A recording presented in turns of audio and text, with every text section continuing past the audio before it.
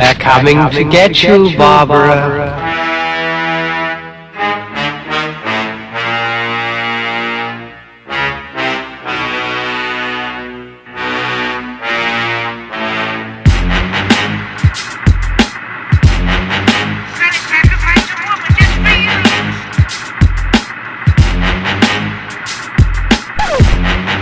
Now here's a guy with an unusual hobby.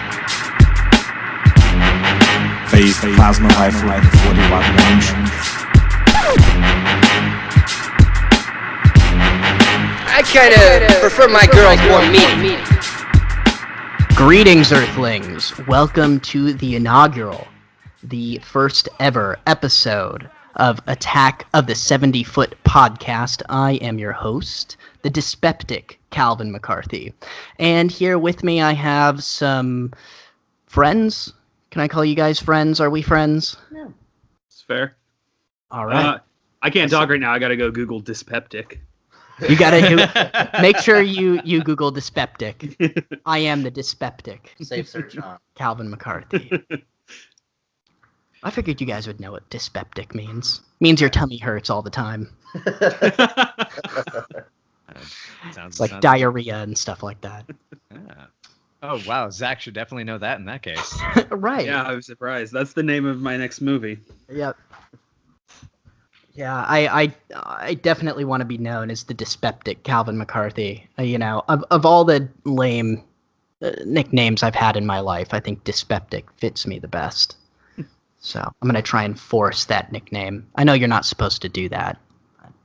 But, I was just going to say, if you have to force it, then it's probably shit. So I guess that works. All right. Well, I'm going to let some of you ding-dongs introduce yourselves real quick here.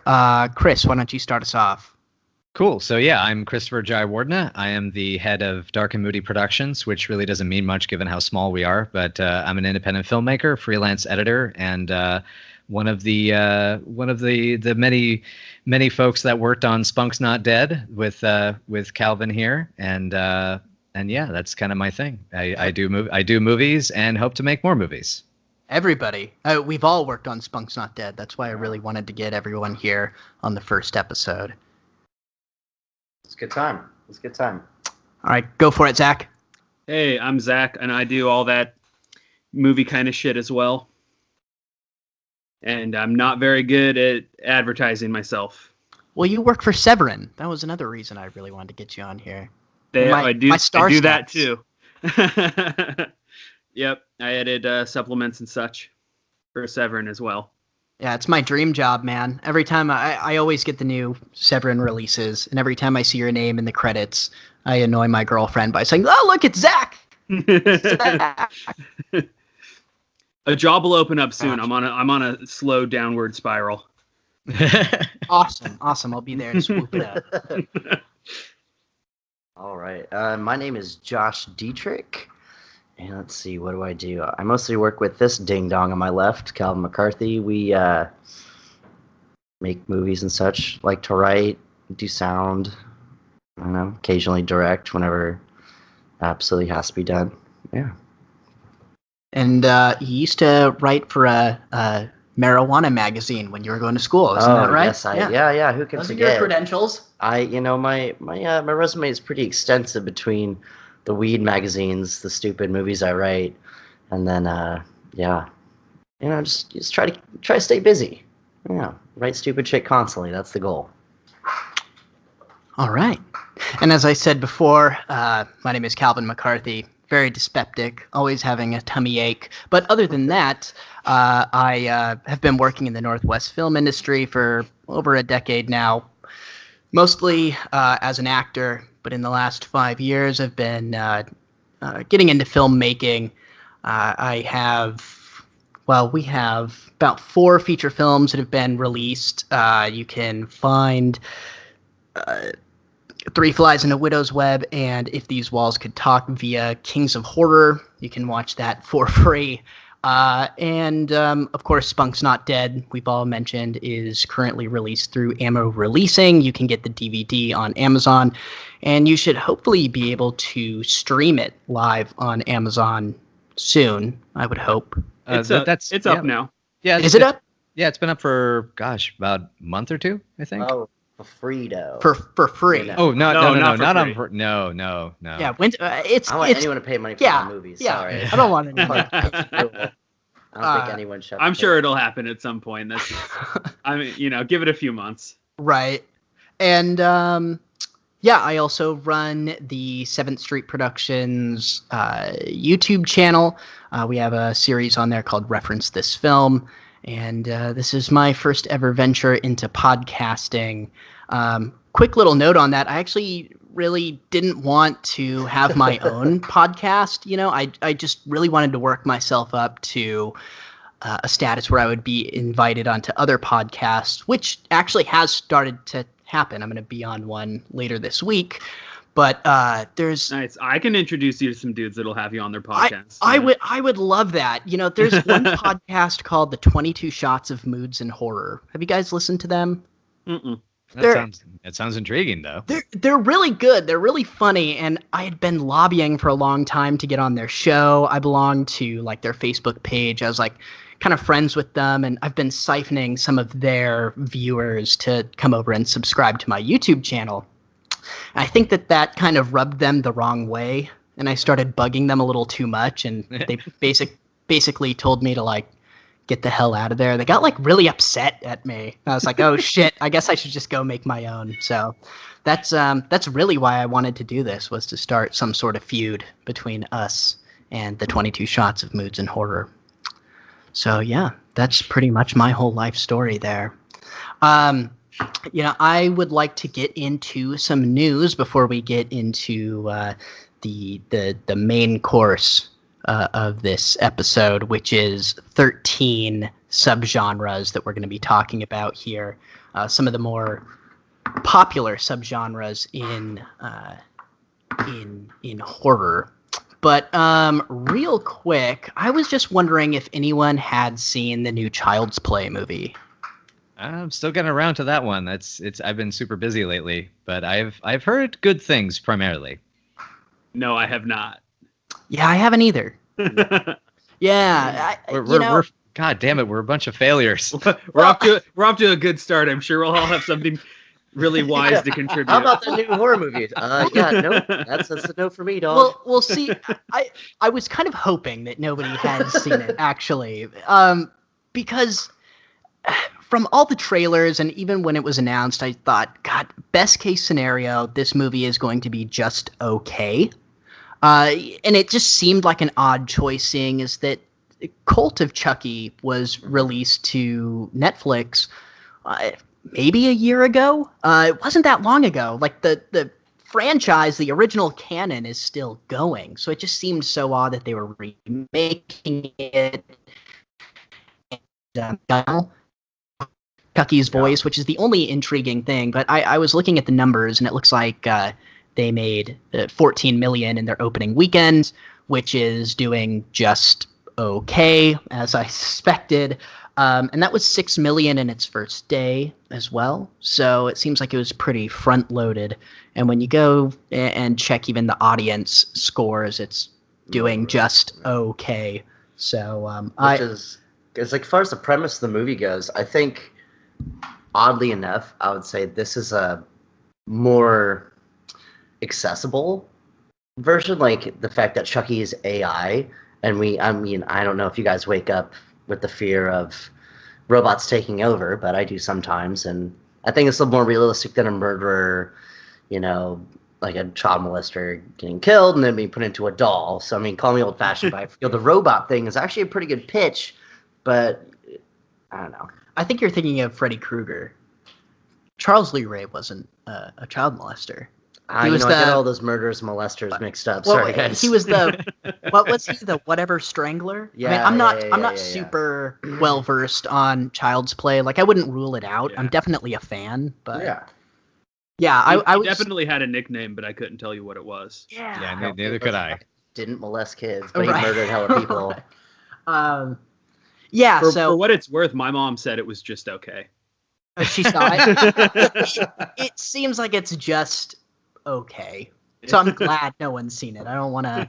I would rather keep the original canon going. I mean, Cult of Chucky wasn't that good. I don't know if you guys saw that. I own all of them. I also own Curse of Chucky, which was relatively new, I think, in the last 3 years. And I thought that one was really good. And they still have Brad Dourif, and it seems like he's willing to keep doing them. It just baffles me. I really didn't want to support this new Chucky movie. I want to keep the original series going. So I'm actually glad that no one's seen it. Yeah, as far as I know, actually, to that point, I believe part of the situation that actually ended up happening with this was that I'm looking up the Wikipedia page as I'm discussing this, because I remember scuttle about it about a year ago. This is off the Wikipedia page. It was announced that a television series is in development with involvement from franchise creator Don Mancini, and the show will share continuity with the original film series and be a continuation of that story. And so that is still apparently going, because in January of 2019, Sci-Fi Wire announced that the series will air on Sci-Fi with Mancini writing and exec producing. And in February, it was announced that the current working title of the series is just simply Chucky. So basically, they were doing like, the series is going to continue the thread, but the movie rights or the movie franchise is going to then be rebooted. And it's kind of a strange, like, tearing us apart. But, and I agree with what you're saying, is like, the mythology of the way the film's developed. I've only seen Bride of Chucky myself, but there was a. Really? Yeah. That's the only one? That's the only one. When it comes to the traditional 80s kind of slasher horror flicks that everybody grew up on, I either was scared to death of them because, kids terrified me with them when I was 5 years old, or, because of bullies, or it was a case of just like what I got into in terms of horror was completely different. But but we'll discuss that in a little later probably. But the thing regarding Child's Play, though, is that it has its, it has this particular character, and rebooting it with this AI and with this kind of more science fiction angle, or to kind of modernize it, is kind of I have very mixed feelings about it, because I think it's kind of a cool new angle, but at the same time, it's also like, but the thing's already still going. Like, we don't need to. It's like the Spider-Man reboot thing. Like, why are we continuing to reboot fucking Spider-Man when it's like the last one was fine, Right. I kind of feel like this is going to end up being like the Shin Godzilla of its series, right? I mean, like, even if it's good, right? And the jury's still out for me on Shin Godzilla, but they decided to not continue that story. So I kind of feel like this Child's Play is just going to be the weird anomaly that has nothing to do with any of the other movies. But yeah, you got to check out the original Child's Play. The first one is genius. It definitely degrades as it goes on, like most slasher series. But the first one, I think, is absolute genius. That's just my opinion. It's good, honestly. I like all. I think they're all fine. I agree. Yeah, I'll watch them. Good popcorn movies. Yeah. When they send that kid to a military camp. Right. Yeah, and the third one. I'm fine with it. Cool, I got to get in on that then. You really do. I think the only selling point for the new Chucky for me would be Audrey Plaza. She could stay in front of a green screen for 2.5 hours and I'd watch it. Don't tempt them, dude. Don't give them ideas. It's out there. What are you doing? Audrey, if you're listening, hit me up. In other news as well, just segueing on from I felt like that was a good stopping point. Yeah. Audrey Plaza. Have you guys seen the trailer for that Itsy Bitsy movie? I did see that. Yeah, that's going to be coming to Netflix soon. It's going to get a limited release. I think it looks really good, but I'm a really big fan of creature features. So, I mean, you mentioned this to me, and I thought it was just like the title of my autobiography by all my ex-girlfriends. I'm like, what do you mean Itsy Bitsy? Like, what is this about? So it's a creature feature. That's good. Yeah, man, it's giant spiders. Wow. Living in I house. should have assumed, but like I said, I felt personally attacked. The poster for it, I think the original poster, before it got distribution, because it's an indie film, is like very like mid 80s. It looks like it was like airbrush painted. It looks great. I'm really excited to see it. Yeah, I mean, I'm looking up the trailer now, and I mean, this has got, this is 80s throwback, a palooza here, and this looks like a blast. Yeah, man, I'm really excited. Man, I can't believe you guys haven't really seen. Zach, you said you saw the trailer? I did see the trailer. Yeah, I go in for spiders. Yeah, me too. Word, So, word, dog. I fucking hate spiders. Yeah. I guess I'm in the old- movies, not in real life. In real life, fuck There you go. spiders. Yeah, seriously. Main problem I have with spiders is that we get a lot of bugs. I live near some wetlands, and so there's a lot of like bugs flying around the place, around the front door, and it's like, God damn it, spiders! Do your fucking job, man. Seriously. Now, I always like to quote the rapper Lil B as far as he's like, you know how there's aliens? Y'all ever seen spiders? Ugh. All the explanation. And at the same time, you're like, yeah, that kind of makes sense. Makes sense, yeah. There must be Thanks, Lil aliens B. then. You guys are, Zach, you must be a media collector, right? You work for Severett. All right, good. I've actually been actively not buying for the past few years, just because I've moved so many times in the last few years. I'm trying not to amass more shit. It's the worst. But yeah, I have an obscene closet. Yeah, I literally have a room in my house that's just wall-to-wall movies. I can't stop. It's like a compulsion at this point. But there are some really cool new releases coming out that I saw. First up from Scream Factory, the remake of The Blob just got a new Blu-ray release, which I'm really excited for. So in typical Scream Factory fashion, it looks like it's got some really god-awful cover artwork, but luckily it'll have the reversible sleeve. I can't stand their newly commissioned artwork. It's awful. There was a pretty tight release of that from Umbrella, right? An Australian company that came out not that long ago. I shot the interview with Chuck Russell for it. It's a pretty good disc. Oh, Nice. really? Very nice. Yeah, it's isn't it out of print? It's pretty Oh, expensive. I don't know. I just didn't want to blow the money on it. I still have like The Blob on DVD, and it looked good enough. I was waiting for more of an accessible release, and it looks like Scream Factory is going to do that, which is great. I love that movie. Kevin Dillon is super underrated. Both the Dillon brothers, they're like in some of my favorite movies ever. Mm-hmm. It looks like they're also releasing the Omen box set, which I can't wait to get. The Omen series is one of those series that I totally forget about, and then I go back and visit them. It's so good. It's so. Yeah. Yeah, the first Omen is like, it's the kind of movie that I still get taken off guard by it. Like I love coming back to that every like 4 or 5 years, and then realizing this is a really good, like it's that great place where it's not as classy as like something like The Exorcist, which is practically an art film by comparison, but it still has this great melding of technique and skill and just outright pulpy it actually reminds me of almost like one of the Dennis Wheatley adaptations with its satanic flair and pulp nature. Right. That too.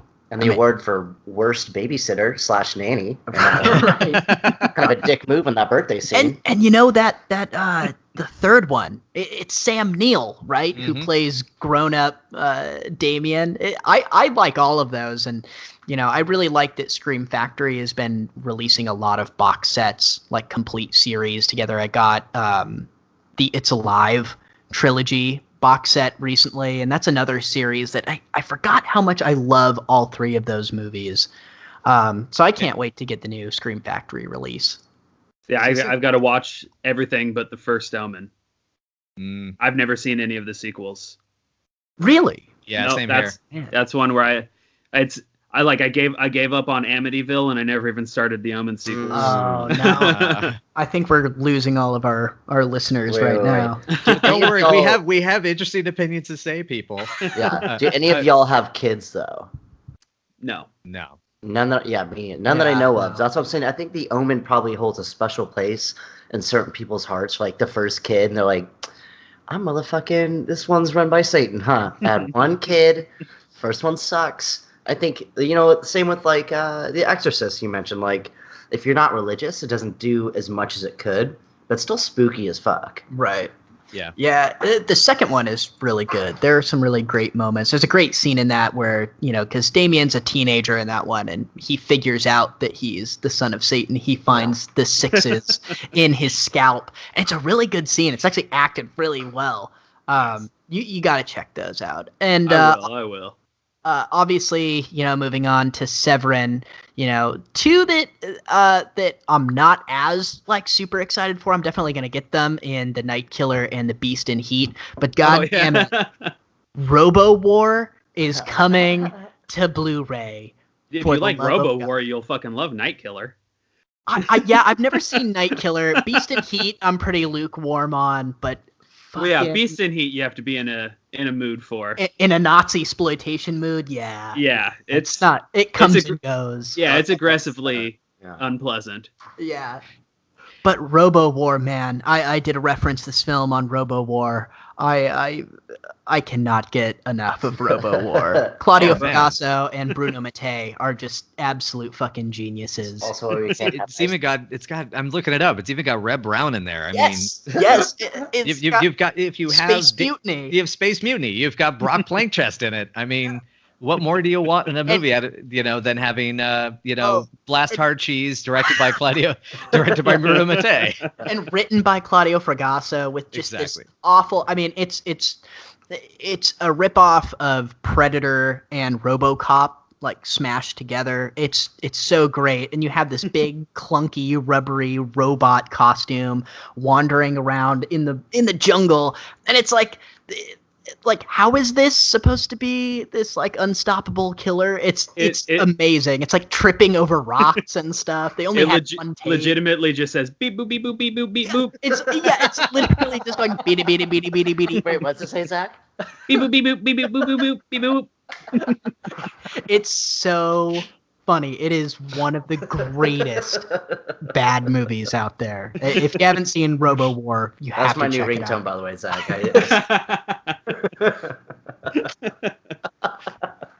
And then finally, I swear to God, I'm gonna wrap up here with the new releases. But from Arrow, another really, really great company. I guess it's not brand new. I haven't had the funds to get it. I just wanted to mention it. The American Horror Volume 2, that box set. Really the only movie in that I want is The Child. I cannot wait to see a cleaned up version of The Child. Have you guys seen that movie? I have not. But I know that those box sets, they're curated by Stephen Thrower, right? I'm not sure. I don't even have the first box set. Those are really expensive. I think they are, and I would trust that. I would trust that dude's opinion to the end of the earth. That movie, so I used to go to Movie Madness. I still go to Movie Madness, but I used to go there and I would pick up all of their VHS tapes, and I have a VHS to DVD burner, so I used to steal all their movies. Yeah. And I had a really bad flu one time, and I had a copy of The Child, and I hadn't watched it, and I decided to, record it onto a DVD, and I was just kind of drifting out of all cold medicine and everything, and I was just sort of half watching this movie, and it actually scared me, and the next day I couldn't really remember if that was an actual movie or just a fever dream. The movie is so bizarre and so indie, and it's it starts out kind of like this cross between Amityville Horror and Rosemary's Baby-ish, maybe a little bit of The Bad Seed is in there, and it's super low budget. But then the movie ends, literally the last 20 minutes of this movie, turns into Night of the Living Dead with these, really weird zombies running around. And it's sort of confusing, and the VHS transfer is really bad. And in some points, it's really kind of hard to make out what's going on. I can't wait to see it on Blu-ray. Real quick, do you mind if I mix things up? Because I know that was the very end of your list. But how do you guys feel about Terrifier 2 in production right now? I guess, how do you feel about the first Terrifier? Haven't seen it. I'm the worst guest ever, man. Yeah, I still haven't. You're the only one. This is off to a wonderful start. Wonderful start here. It suck. But no, but word, it's I don't know. I was captivated. It was like that classic 80s lighting, like one of the best slashers I've seen coming from probably the past like 5 years. But now they're working on the second one. We met the dude that plays the Terrifier. I was just about to say the only He was thing that I trying to, know. like, smash our one friend. The only thing I know about the Terrifier is we were screening our film Jesus I Was Evil up at Crypticon a few months ago, and we were there with a bunch of people from the Friday the 13th fan film that I was in. And the Terrifier kept trying to drunkenly hook up with one of the actresses from that. So that's all. Which made me like the movie more. You're like, oh, I'm going to go out and like promote my movie. Just try to have sex with my new friends, and I'll probably go home and watch your movie. And I did. If only his acting was better that night. I think he could have pulled it off. So marketing students out there, take note. This is the new alternative marketing plans to get people to watch a movie. Right. Go full pickle. That's the key. Yeah, I mean, I've heard good things about them. It's simple. Kudos to them for the Kickstarter. At least I think it pretty much made its money in a day or something like that, right? Well, think about like if you're like someone whose crew. This movie is a guy who does like makeup. He made this character. The short did well. Received very well on the festival circuit. Got money. Made the movie. Huge success on Netflix. So I mean, as far as like even if you don't like the movie, you gotta admire the steps that filmmaker took to get it there. And now they're making a second one. That's pretty cool. Right. Yeah. That's kind of, I mean, I imagine we all kind of aspire to get to that point, Absolutely. Yeah. And then you just try to have sex with people at film festivals. It's pretty cool. I was just going to quickly say, I mean, that's a great point to bring up is that, one of the amazing things about being into horror as a genre, and that, I know I don't watch anywhere near as many horror films as I used to, and especially not as much as you guys do, but the amount of respect I have for, the people that just go out there and do it and get to, you own that you are the redheaded stepchild, that the bastard kid that nobody gives a fuck about, and you just do it. And you get support of it, and, you make it happen. You're your own person, basically. You're your own artist. It's the coolest thing. I mean, my dad and I went and saw Joe Sherlock's new anthology the other day. And that was kind of the feeling of like, that is backyard DIY indie type stuff. And, and he, admits it, like he says like, yeah, we shot this segment in 2 days, this segment in a day and a half. And it's like, but it's so earnest and so much fun. And that's why we love it. Well, that's why I love Joe Sherlock. That guy he's the best. Yeah. I think he's great. I mean, that's kind of that's what I try to do, is just keep busy and keep trucking along. I mean, one of my favorite quotes is from Bad Santa, right? Where Thurman, he's like complaining about the prize that's inside his advent calendar, and Billy Bob Thornton says, well, they can't all be winners, can they? That's kind of the attitude I try to have with filmmaking, right? Just keep hammering away at your craft. They can't all be winners. It bothers me when, you hear people in the industry say, I'm just waiting to make the perfect movie. I tend to have this opinion. Like an ass. I just have an opinion that I don't think that's ever going to happen. I mean, if you wait around.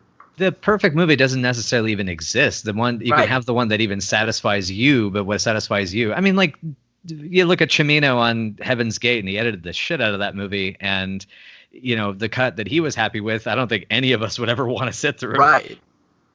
Well, and really quick before we move on here, my dad's an artist as well. He's a better artist at his craft than I could ever, hope to be. And he's always told me that, when he was in college, he had this friend, this really eccentric artist friend who rented this studio, didn't have any furniture in there, and it was just a bunch of canvases, and he was just like feverishly, painting all the goddamn time. And he told my dad that he had heard that, you have to make 100 shitty paintings before you'll make anything that's even worth anyone's time. And even then, it might not amount to anything. And he said, I'm just going to, if that's true, I'm gonna paint through these 100 paintings as fast as I can, So I think there's something to be said about people who just stay busy, and I really respect Joe Sherlock because of that. I love his stuff. I love what he's doing. Chris, as far as Perfect Movie goes, just check out anything that 7th Street does. It's on YouTube. You can find it on and YouTube. then everyone's supposed to break into laughter because that's not the case. But it's all the eye of the beholder. Right. Exactly. Zach's laughing too hard. Yeah. He's like, I've seen your shitty movies. What are you talking about? I mean, I'm just trying to figure out a response that's polite. No, 96 left. 96 movies left. 96 more to go. There you go. As quickly as we can. Yeah, if you guys want to check out a nice polished turd, you can find a couple of them. Just find us on IMDb. Hey, I've seen all of you guys' movies. Oh, that's a waste of time. I don't know if you've seen. I don't know if you've seen Jesus, I Was Evil. No, I haven't seen that one. Yeah. Oh, it's the worst one thus far. Oh yeah. Yeah. I love the title though. Yeah, the title was great. The trailer was really good too. Not to give anything away, but we're getting really good at chopping dicks off in our movies. Nice. We actually recycled that prop. Yeah. I was about to say, did you give Zach enough time to actually Zach Smith, that is, enough time to actually do it proper? Because he was telling me about that for Spunky Shines, that it's because of the schedule he wasn't able to actually do the close up actual cutting. No, that's actually, it was that segment was actually written that way. He woke up with it already pickled in a jar. Not to downplay Zach's Weeder magic. Yeah, that's amazing. No, he can absolutely pull it off. No, that's how it was. That's how it was. I think originally it was something else. That was my one contribution to that short script that Josh wrote. Calvin's actual penis. Yeah, where I said, gosh, we should have him do something a little more of a gut punch, right? And just have him wake up with his wiener removed, and she's got a pickled surprise for him. Mm-hmm. So no, that's how that went. I mean, every screenplay that Calvin and I write, usually it's separate. We've tried to do the whole group thing. Yeah, never. But what happens is we'll write a script and then we'll both just attack it at different angles in the editing process. And I think we all know writing is tough, but then editing is where everything really gets done. So, as far as our process in chopping dicks off in movies goes, that's that. You just know it's there. You have to find the place to put it. Right. Exactly. Right. Exactly. Where's the dong go in this feature film? Careful there. That gets you into a different line of sleazoid filmmaking. Yeah. Oh yeah. Johnny and I are gonna have 10 dicks in our next movie. Damn. Oh, that's so special. The 10 dicks. Why don't you just go to 15 and just go overboard, Mr. David Lean? 10 is the most we can fit on one man's head. Now start 7 like samurai, and then you go up to 28 dicks of night, right? I mean, 30 dicks of night. Well, you obviously saw, because I posted on your page. Speaking of your next film and your films, previous films, whatever. You saw that Boner Juice was at buybacks. Yes. Yeah, nice. That's fucking awesome, man. I lost my shit when I saw that. You made it. Yeah, I can't believe more people haven't been able to pick it up at Goodwill. Go to your local Goodwill or places where there's sales on garages, and that's where you can pick up my latest feature. Yeah, I thought it was funny. They were selling it for $21.99. Damn! I was like, whoa. Yeah, you can get it for $9.99 from us at the unquenchablethirstmovie.com. Who bought the URL for the Unquenchable Thirst and Boners? Boner Johnny. Juice.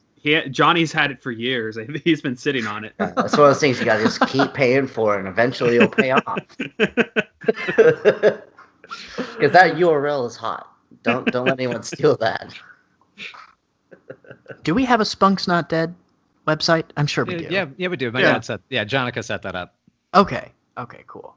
Yeah. Any Spunk news anyone wants to throw out there? There's going to be 10 reviews coming up pretty soon. Shit. Yeah. Anyone good? Mondo Digital, Rock Shock Pop is going to do it. Handfuls, and 8 other people. Nice. Cool. Good shout out. And then fuck the 8 other people. Yeah. You guys are cool too. All right. I mean, I just had to ship so many of those things out. It was like, it's like as long as the address is correct on the list, that's all I care about. I still don't have a DVD copy. Oh, dude, Josh send has me it. one. Oh, dude. Okay, I signed a copy for my grandma, and I gotta mail it to her. It was my one copy. So give me my other copy. No, what I really need to do is order it on Amazon. I've been meaning to do that for sure. That's what I want to do. I'll tell my grandma to fucking suck it up and just buy a DVD Yeah, on just Amazon. buy a DVD. All right, shall we move on to the meat and potatoes of our episode here? I mean, we ate up about 35 minutes, so we're right on schedule.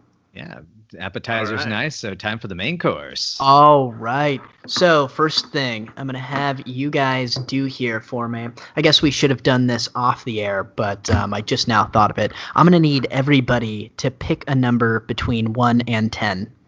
7. 6. Fuck. You can't pick 7, Zach. We're sound super rich. That's what I'm squatting on 7 to see how much you guys want to pay for it. Josh, choose a number. 3. Calvin, pick a number. Let's see here. You know what? I'm gonna go with 1. Wieners. Oh. And the number is 3. So Josh will be first. I guess that makes me second. Chris is third, and Zach, you go last. Fair enough. All right, sounds good. Damn. All right, Josh. Our first category here, our first subgenre is slasher films. And here's a little pretext. Calvin and I, very good friends, best friends till the end.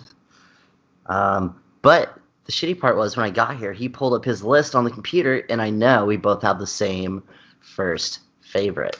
Because Calvin's the one, I have to admit, showed me this film. We like to hang out and watch it. We do not like to scalp prostitutes, which is one thing we don't have in common. So I did in my free time. But no, the first movie for me for slasher was Maniac. Yes. It's a banger. You know, I don't know. I don't get all hot and bothered by like some other classic slashers. Like, what really gets me going with this film is what's going through his noodle. You know, we work these 9 to 5s, we do these regular jobs, but what's going on after work for the people that are murdering people? That and Tom Savini with the makeup is just dumb. This movie's fucking dope. Joe Spinell, also very long, very interesting story in Hollywood. And again, this is all credit to Calvin, because after doing this list, y'all were like, oh, top 13 movies. And they're like, oh, let's do subgenres. I'm like, oh, fuck these guys. This makes my job way harder. But no, actually, it was super dope going through these subcategories in Maniac. Like I said, what is he doing on his off time? Cutting off scalps, hanging out with, like, these... I can't articulate it. I feel for Joe Spinell, and he helped write it, which is another cool part. But I'm gonna pass the torch off to Calvin because I know that. Don't have any. Thanks for giving away. Yeah, I kind of figured It's not. We're like 2 feet apart. The screen's up. Like, Right. I saw it. I was like, fuck. You guys have seen Maniac, right? Oh yeah. Yes. Yeah. Fantastic.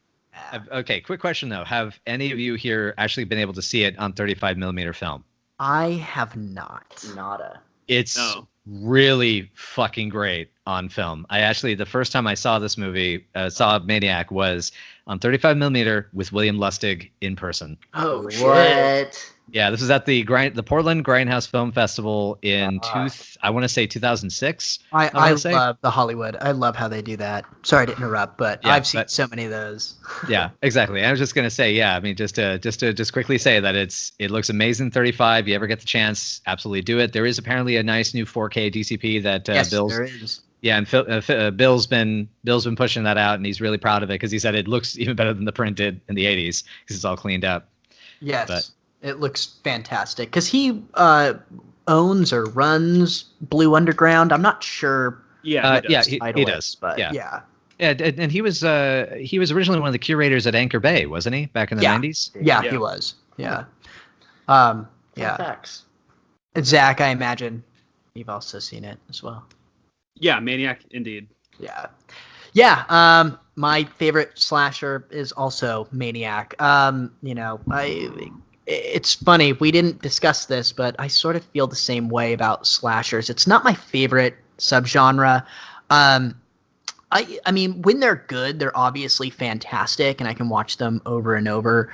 But there's just the American slasher, man. There's just so many of them, and I feel like the vast majority are pretty mediocre. And even when I think about some that I rather like, something like Slaughter High, which I am a fan of. It's still pretty mediocre at the end of the day.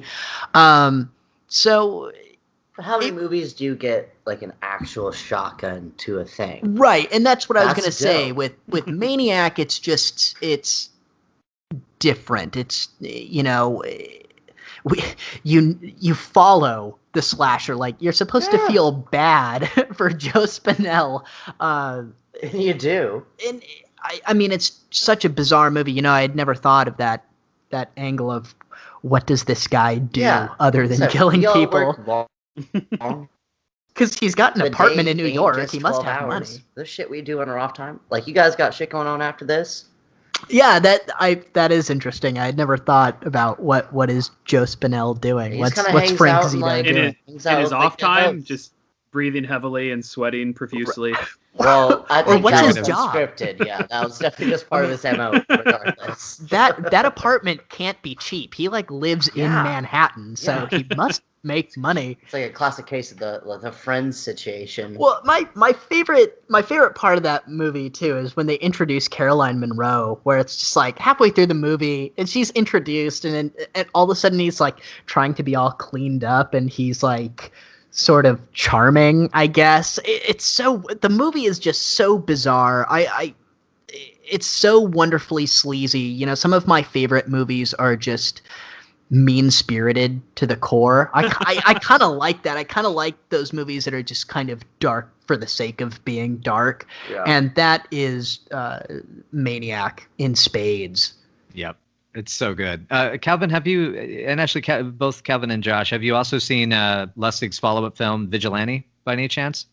Yeah, I have. I thought you were It's gonna not ringing the say bell. The Last Horror Show, but I guess that's not Lustig. That's just the unofficial.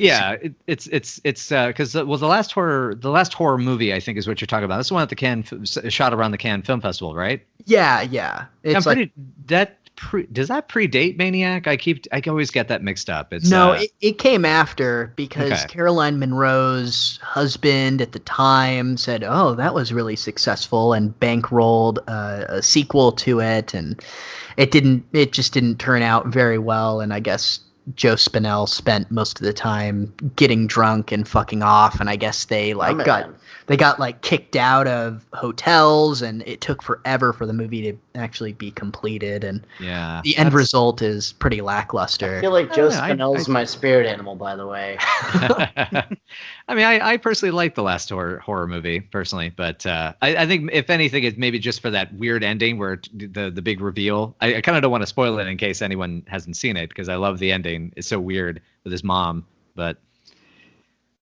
Right, yeah. I mean,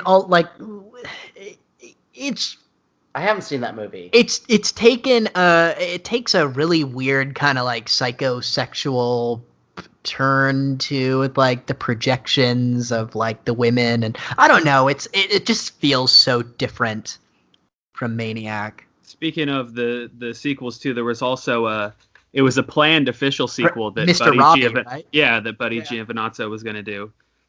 That's pretty good. Yeah, It's- I like that short. He Goes in and kills the cook, right? Yeah, boils he's the cook. clown. Yeah. And he's responding to, right, he's some clown on a TV show, and Yeah, little kids, yeah, they write in, and he boils the cook, very similar to Sleepaway Camp. right. I always get mixed up. The hot dog water. Fucking what movie's the hot dog water? The hot dog water. Oh, you're thinking of that Limp Bizkit album. No, well, I mean that's like, you know, A classic as well. well. What's the movie with the hot dog water? Sorry, I'm on a tangent right now. Movie with the hot dog water. I don't even know Who what you're dies talking about. via hot dog water? Well, do you guys have an email address that that people could send in their comments and say this is a movie with a hot dog water? Oh shit. Oh, we'll yeah. definitely comment on the YouTube page, or I guess I don't know how I else also people hope are there's listening not more to than this. just one movie where someone dies by hot dog water. I don't know what you're talking about. It's a movie. Are you I've talking about seen it. Sleepaway Camp? Is that But hot that's dog not water? hot. I mean, it's water. I don't know. Well, I mean, it's hot dog water officially when there's hot dogs in it. I don't know what you're You talking get, like about. regular water. A lot of people die by regular water, but when there's hot dog water, it's a whole other level of like not ways I want to die. Like on my obituary or like my All right, let's tombstone, look this up. died by hot dog water. Death by hot dog water. I'm seeing. All right, we're going down. I'm sorry, I didn't even Uh, start this whole juncture. This is It looks like there's some anime stuff. How did Scooby Doo die? I'm not seeing. It sounds like. Sorry, I didn't mean to go down this tangent. It's a legit movie. I promise. There's a movie where someone dies by hot dog water. How by It might being be trauma. dipped in it, or It might be a weird trauma movie. is it trauma? Yeah, that sounds so trauma. Yeah. I thought I was like, oh, you know, Stanley Kubrick had that scene where there's hot dog water. Right. Yeah. It was Citizen In The Kane, Shining, right? yeah. It says, no, yeah, it's Orson Welles. My bad. Sorry, guys. Anyway, stupid tangent. Yeah, so we talked about Maniac for a bunch. Oh yeah. All right. Transition into. Yeah. Why don't you go for it, Chris? So for favorite slasher, I'm a little pissed at myself for not thinking of a Maniac, but because it just didn't. I've never. It's a case of Maniac is a film that I don't always necessarily look at as a slasher, just because it's a little. It's at that because it's at that the turning point basically, and it reminds me more of like giallo movies, and because that was more of I've heard from Lustig, that's kind of its inspiration. So For sure.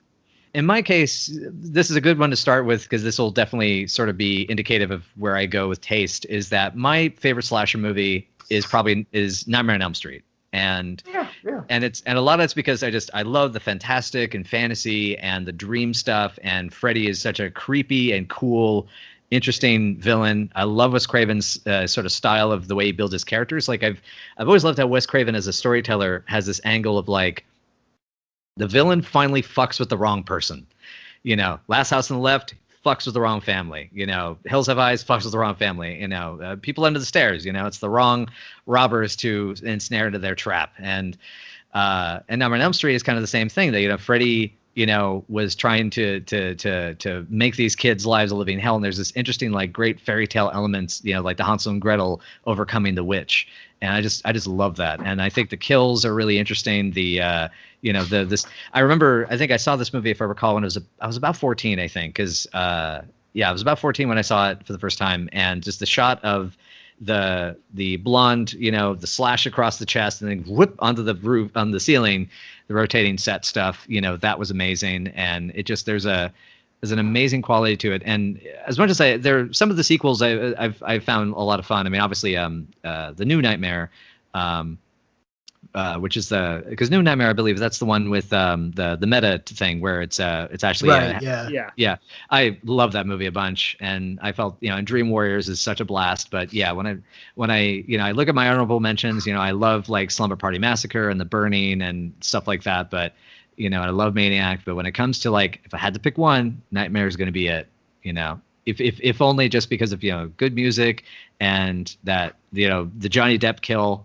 And then at the end is you get that just amazing like layers of what the fuck ending, you know, with the claw grabbing the mom through the door is just like the most great final, you know, like exclamation point to cap a movie. I can't think of any other way to end a horror flick.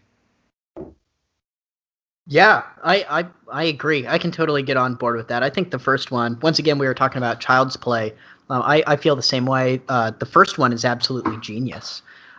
We actually just worked with Amanda Weiss on a project. She's the blonde girl who gets the slash. Yeah, she's super cool. She's also in that really shitty movie called Shockma, which is really what I wanted to talk to her about. But no, I completely agree. I like that for when animals attack. Right. No, I love all of those movies. I really like the second one as well. I think that kind of the undertones of homosexuality in the second one is really, really interesting and really it's a lot more different. enjoyable with that context. Right, yeah. When you go in with that context, it becomes a very different movie that's a lot of fun. It's just very different, and even when I saw the second one as a kid, I knew that was just a really different entry into that series. But I've always been a fan of all of those. I can't think of one that I really dislike. Obviously, you like some more if I could talk, some more than others. But yeah, the first one is genius movie. Yeah. And as well, I had to make sure there was one Wes Craven movie on the list. Yeah, absolutely. Well, yeah, if we would have done our top 13 favorite movies, period, I think I had one Wes Craven film in my top 13. Debbie Does Dallas first. After that, Music of the Heart. Music of the Heart. There you go. There you go. Yeah. So we all have our weird way we organize them. Which I've actually never seen. But it's supposed I've never seen it either. My friend and I went to the theater when that was out, and we bought tickets to it, and then we snuck in to see Bringing Out the Dead. Well, I cannot blame you there. Bringing Out the Dead is good shit. It's pretty good, yeah. And the thing also about Wes that just Oh, Jesus, sorry, the computer exploded. It's all that porn you download on your desktop. Yep. Can't make things nice. One of the things also about Wes that I love his work overall. I mean, I think he got out the gate with something really powerful with Last House, and I think that one of the interesting things I heard from him in an interview, I think it was the Mick Garris postmortem video that you can find on YouTube, and it was really interesting to hear from Wes that he wanted to do more variety as a filmmaker, and obviously getting pigeonholed in horror, was a plus and a minus, because I think obviously he was really good at it. He had a lot of fun with it, but I think it was like hearing like he wanted to do a period piece, he wanted to do a Western. It just is like one of those things that makes you think of like, what if, being able to see, and especially because he's such a good, character storyteller. His characters really connect in his films. Like I remember his movies because of the characters, not always necessarily because of like the scenarios of the stories. I remember them because of watching those like transformations or the turning points or the elements of like, I mean, it's hard to like think of People Under the Stairs without thinking of, the dude running, the kind of the psycho couple, and just this, and the expression on their faces, just sticks with you. Right. And things like that. And like, even, I mean, that's why we love the opening of Scream so much, even though the rest of the movie is pretty good, but mileage may vary, but it's really hard to deny the strength of that opening scene because of the characterization of Drew Barrymore and that opening. So, but yeah. So anyway, that's why Wes Craven ran. No, he was inspiration for that. Like that he read the story about the guy that died from nightmares. Like, I think that's genius. That's like pure horror. You take just like a very simple concept that you're like, oh shit, that's gnarly. You make a movie around that. Right, yeah. Literally the guy who died from being scared from his nightmares. And you're like, all right. Right, which is it's a real thing. It's a real condition, right? It happens to refugees when they come here. I forget what it's called, but there was like this rash of, I think they may have been Filipino, but they were dying, like something like that. I swear to God. Yeah, he saw that in a news article and just that's all it takes. Yeah, it planted a seed of what was it, right? What was it that was killing them? So here's the real disease is called sudden unexpected nocturnal death syndrome, or SUNS. Sounds terrifying. I'm a hypochondriac, so I don't need to hear about it. You like go to your doctor, like, I got SUNS, like, you're already dead. Like, it's kind of a shitty acronym. Like, oh, can you fix this? Like, oh, nope. You stop having nightmares, bud.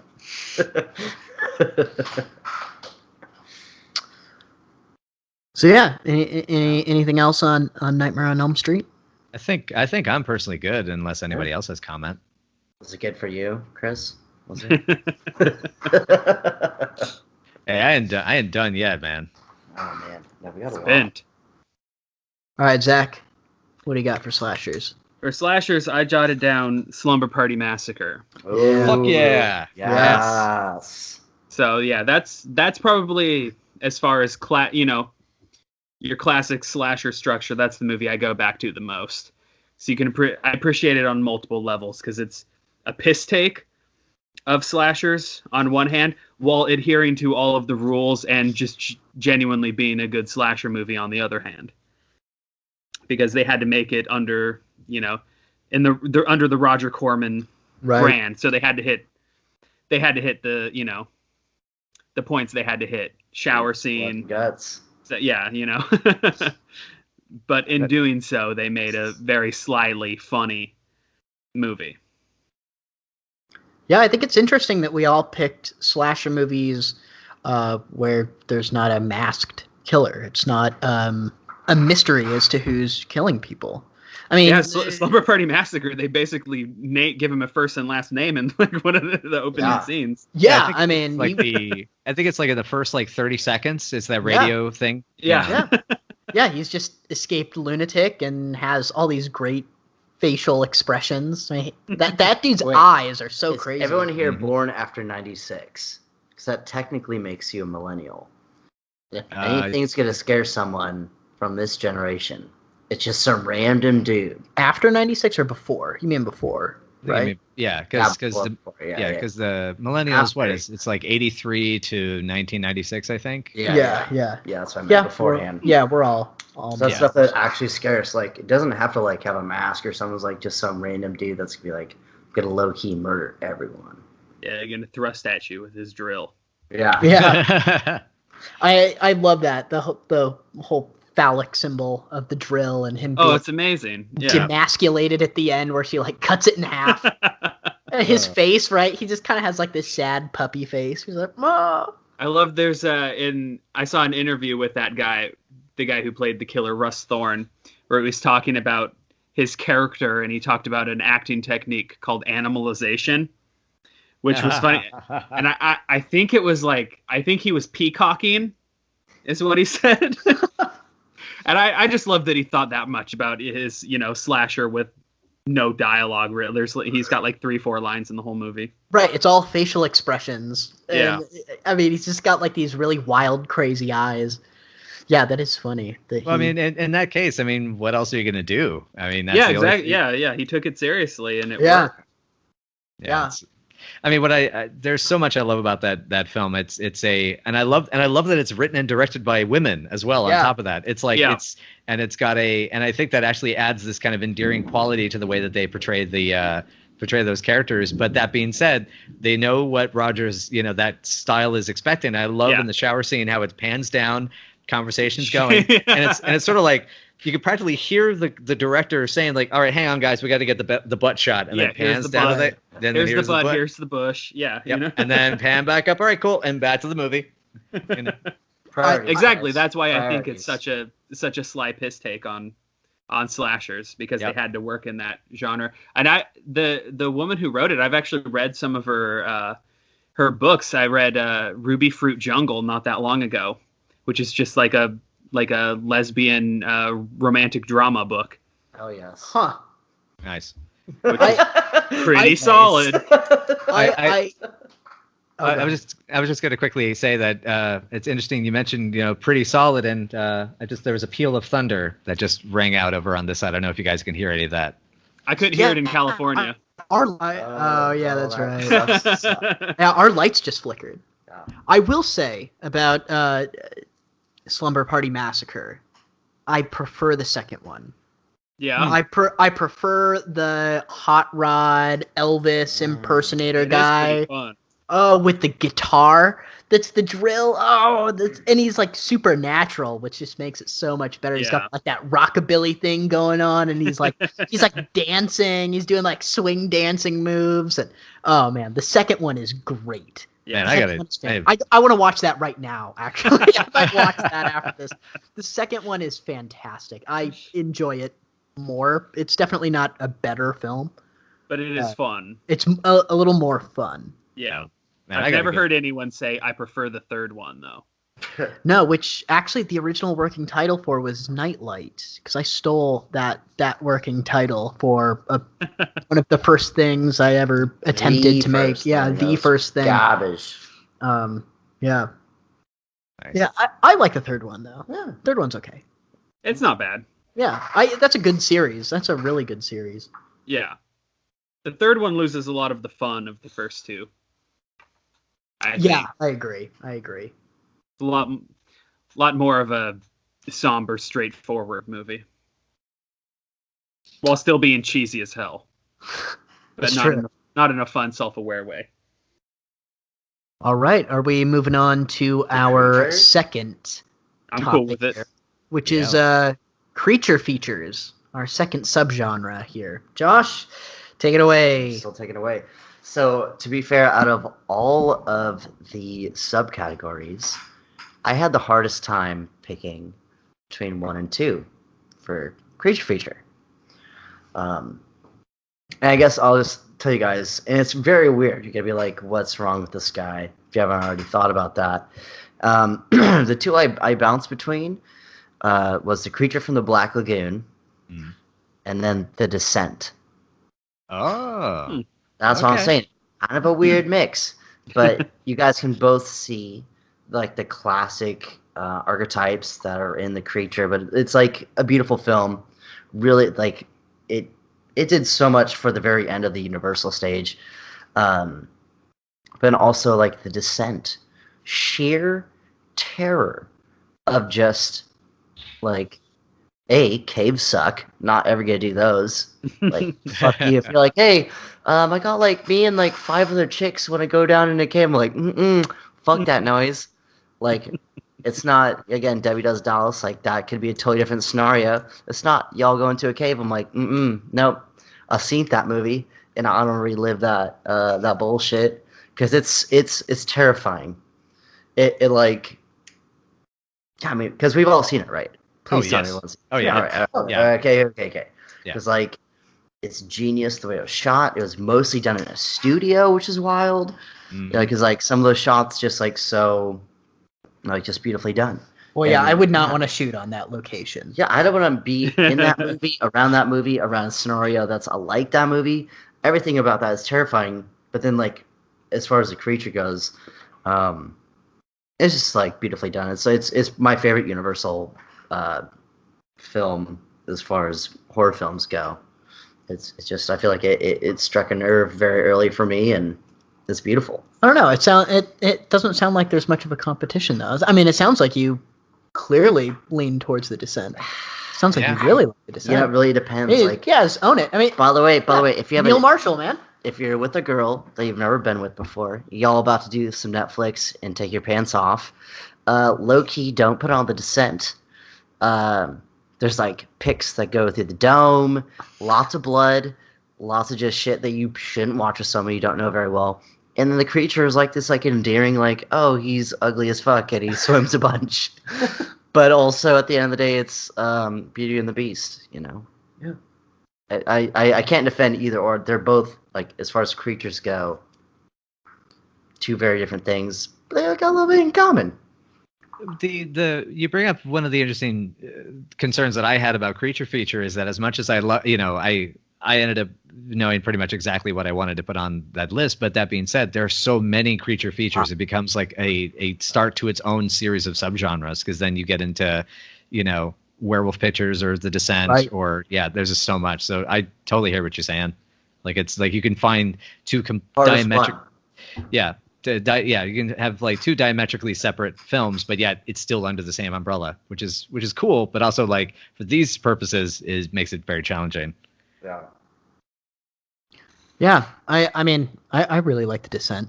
I thought it was pretty creepy when I first saw it. It's on my top 5. Yeah, it's a good movie. I like Neil Marshall too. So, yeah, I mean, Doomsday is good. Yeah, Doomsday is fun. Super effective theatrically to The Descent. For sure, yeah. Really packs a punch.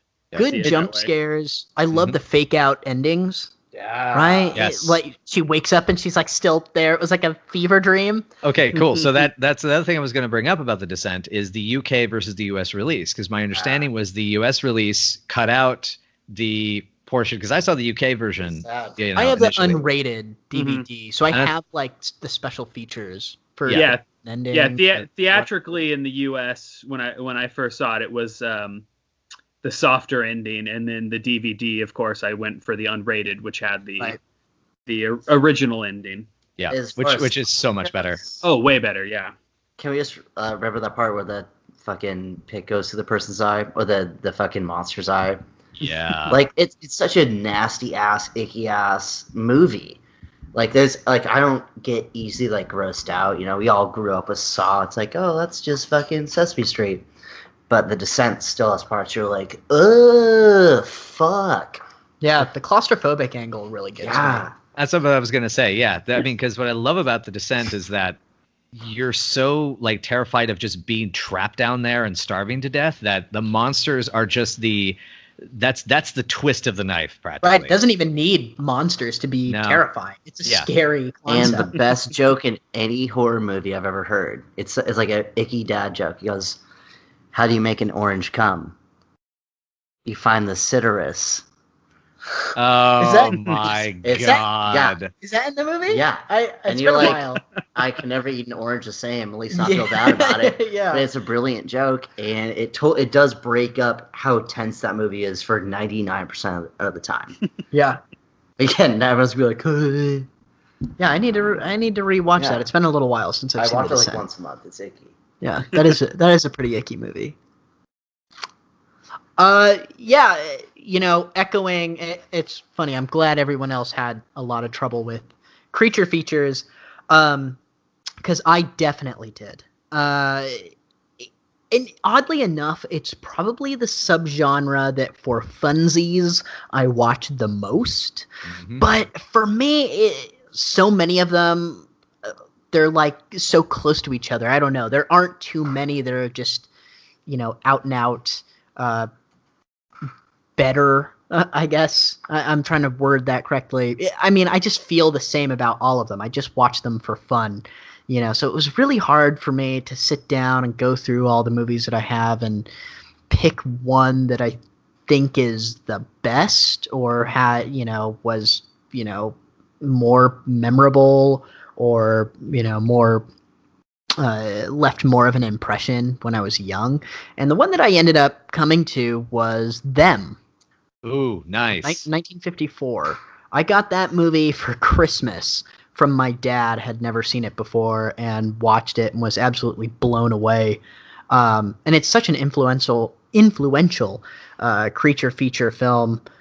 When you watch that and then you watch Aliens back to back, you realize how similarly those movies are. You know that you know they were taking a lot of cues from them. Well, he even James even had the kind of the dust storm on the planet, kind of similar to the sandstorm as well. Yeah, nice. Right. Yeah, I mean, you know, I'm pretty sure. I'd have to look up the IMDb page, but I swear to God that it was nominated for an Oscar for Best Special Effects in 1954. Looking it up now. I swear.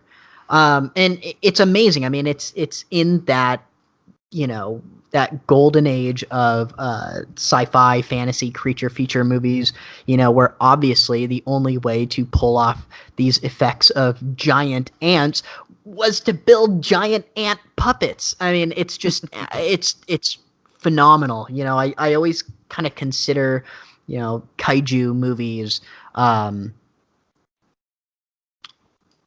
to, you know, you could only dream to be that skilled to pull something off that looks like that, you know. And even though it's dated, obviously, by today's standards, it's still, you know, an amazing feat to have, you know. It's, you know, maybe Jaws was the last time you can think of, you know, with a creature feature and having to solely rely on this big mechanical monstrosity that somebody just built in a warehouse, you know.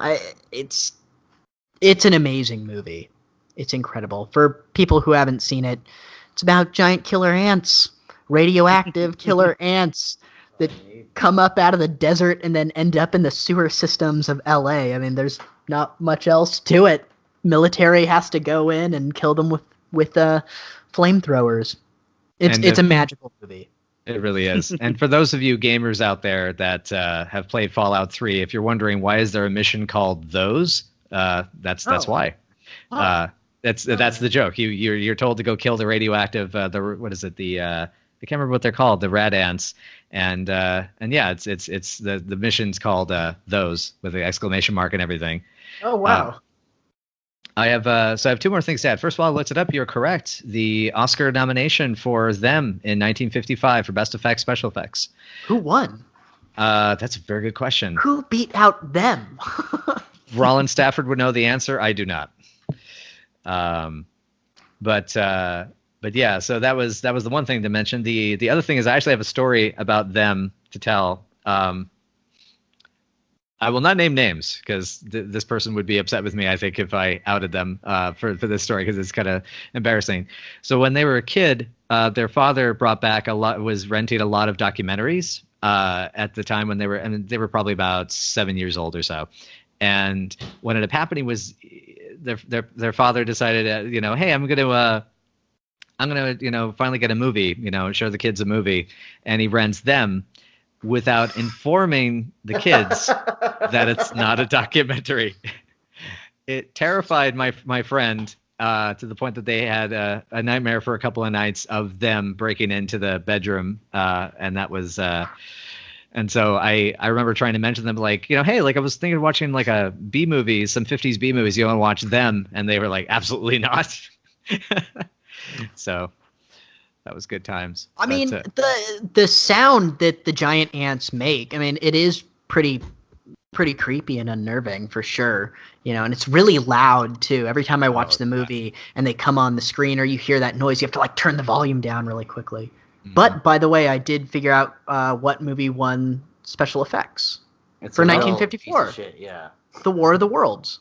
Oh, okay. That makes sense. Yeah, that makes sense. Yeah. Interesting. Cool. Yeah. All right. Yeah. So that's my pick for creature features. I mean, there were a bunch. I mean, there were some really good movies, I think, in the late 90s that were on the Sci-Fi Channel even. I mean, I kind of bounce around with movies, honestly, like Arachnid and stuff like that. Arachnophobia is a great one. Yeah. I mean, there are great creature features out there. Was Arachnid the one by Jack Shoulder? No, that one's Brian Usna. Am I saying his name right? Oh yeah, Usna. Yeah. Okay. Yeah. All right. I think that one's great. That one's got another big mechanical puppet spider that's great. Like every great movie. Yeah. Well, I guess now everyone knows what your fetish is. Yes. Yep. Well, it's feet and spiders, but there's not a name for both of them, so. Trying to find a way to combine the two. Yeah. Very progressive here on 7th Street. So, all right, Chris. Creature feature. So, I'm curious if you're going to think that this is a cheat, but it is a film that I consider very terrifying because it even though it creeped me out as a kid when I saw the original Japanese version, and that should be a clue, when I was an adult, I definitely considered it very much a horrific film, and that was very terrifying. I'm going to go with Godzilla, 1954, original Gojira. Yeah, I wondered the same, if that would count. I almost put it on here, too. Yeah, and I mean, I've got my honorable mentions of, like, Alien, Tremors, King Kong. And King Kong, I would say, is definitely... The original 33 King Kong, I think, is definitely scarier. But for me, what I just, when I come back to creature features, Godzilla is always going to be... He's my main G, And it's... And there is definitely a sense of terror, and I think when you're able to watch the original Japanese version, and that's not to say necessarily that it's all that darkness is taken out of the American version. I think it definitely is present because I was introduced to Godzilla very young. My father had a book of it was one of those books about fantasy and horror movie type stuff. It had Frankenstein on the cover. It was one of those. It's green. Actually, you can see the book. A copy of that book is in Hausu. It's what someone on the train is reading it in Hausu when they're on their way to the house, and and that was my first introduction. I was flipping through it when I think I had like the flu or something because I was sick a lot as a kid, and I saw this image of Godzilla there, and that's what got me interested into it. This is the beginning of me as a filmmaker. But anyway, with Godzilla, when I saw it, I think I saw it for the first time I was about 5, and it was my first Godzilla movie. My first one was Ghidorah, the three-headed monster. But with what I love about that film's kind of sense of ominous terror is just the way it's lit. There's a sense of like the night and the shapes, and there is something just so dreadfully haunting throughout. And then as an adult to come back to it and examine like its reflections of the atomic bomb and the reflections of the war, and how that's something that, you know, there's a lot of folks that try to say like it's interesting how we as Americans, we've sort of reformed, reshaped, and, you know, rearranged our understanding of it. But at the same time, there still is this, you know, it's the reminder that with cinema and with fantasy and with myth that there's something that becomes sort of transcendently universal, because there is that sense of like apocalypse that happens, you know, with natural disasters, with fires and with floods, and, you know, this force of nature. And, you know, I mean, of course, figures that Godzilla would get me waxing philosophical, right? But that's the thing that really, you know, gets me about it, is that, you know, those elements are present, you know, and the mournful singing, you know, at the end, or the moments of the mother holding her child, you know, as Godzilla's about to basically burn them down, and, you know, saying that, and the dialogue is her saying that, you know, soon that the idea is the husband had died either in the bombings or in the war, right, and that they're going to join father, you know, we'll be joining daddy soon. And like that just, right, that hits. And so, yeah, I love my fun creature features. Like I said, one of my, you know, honorable mentions is like Tremors, you know, absolutely freaking love that movie. And I love how consistent that franchise has stayed for years.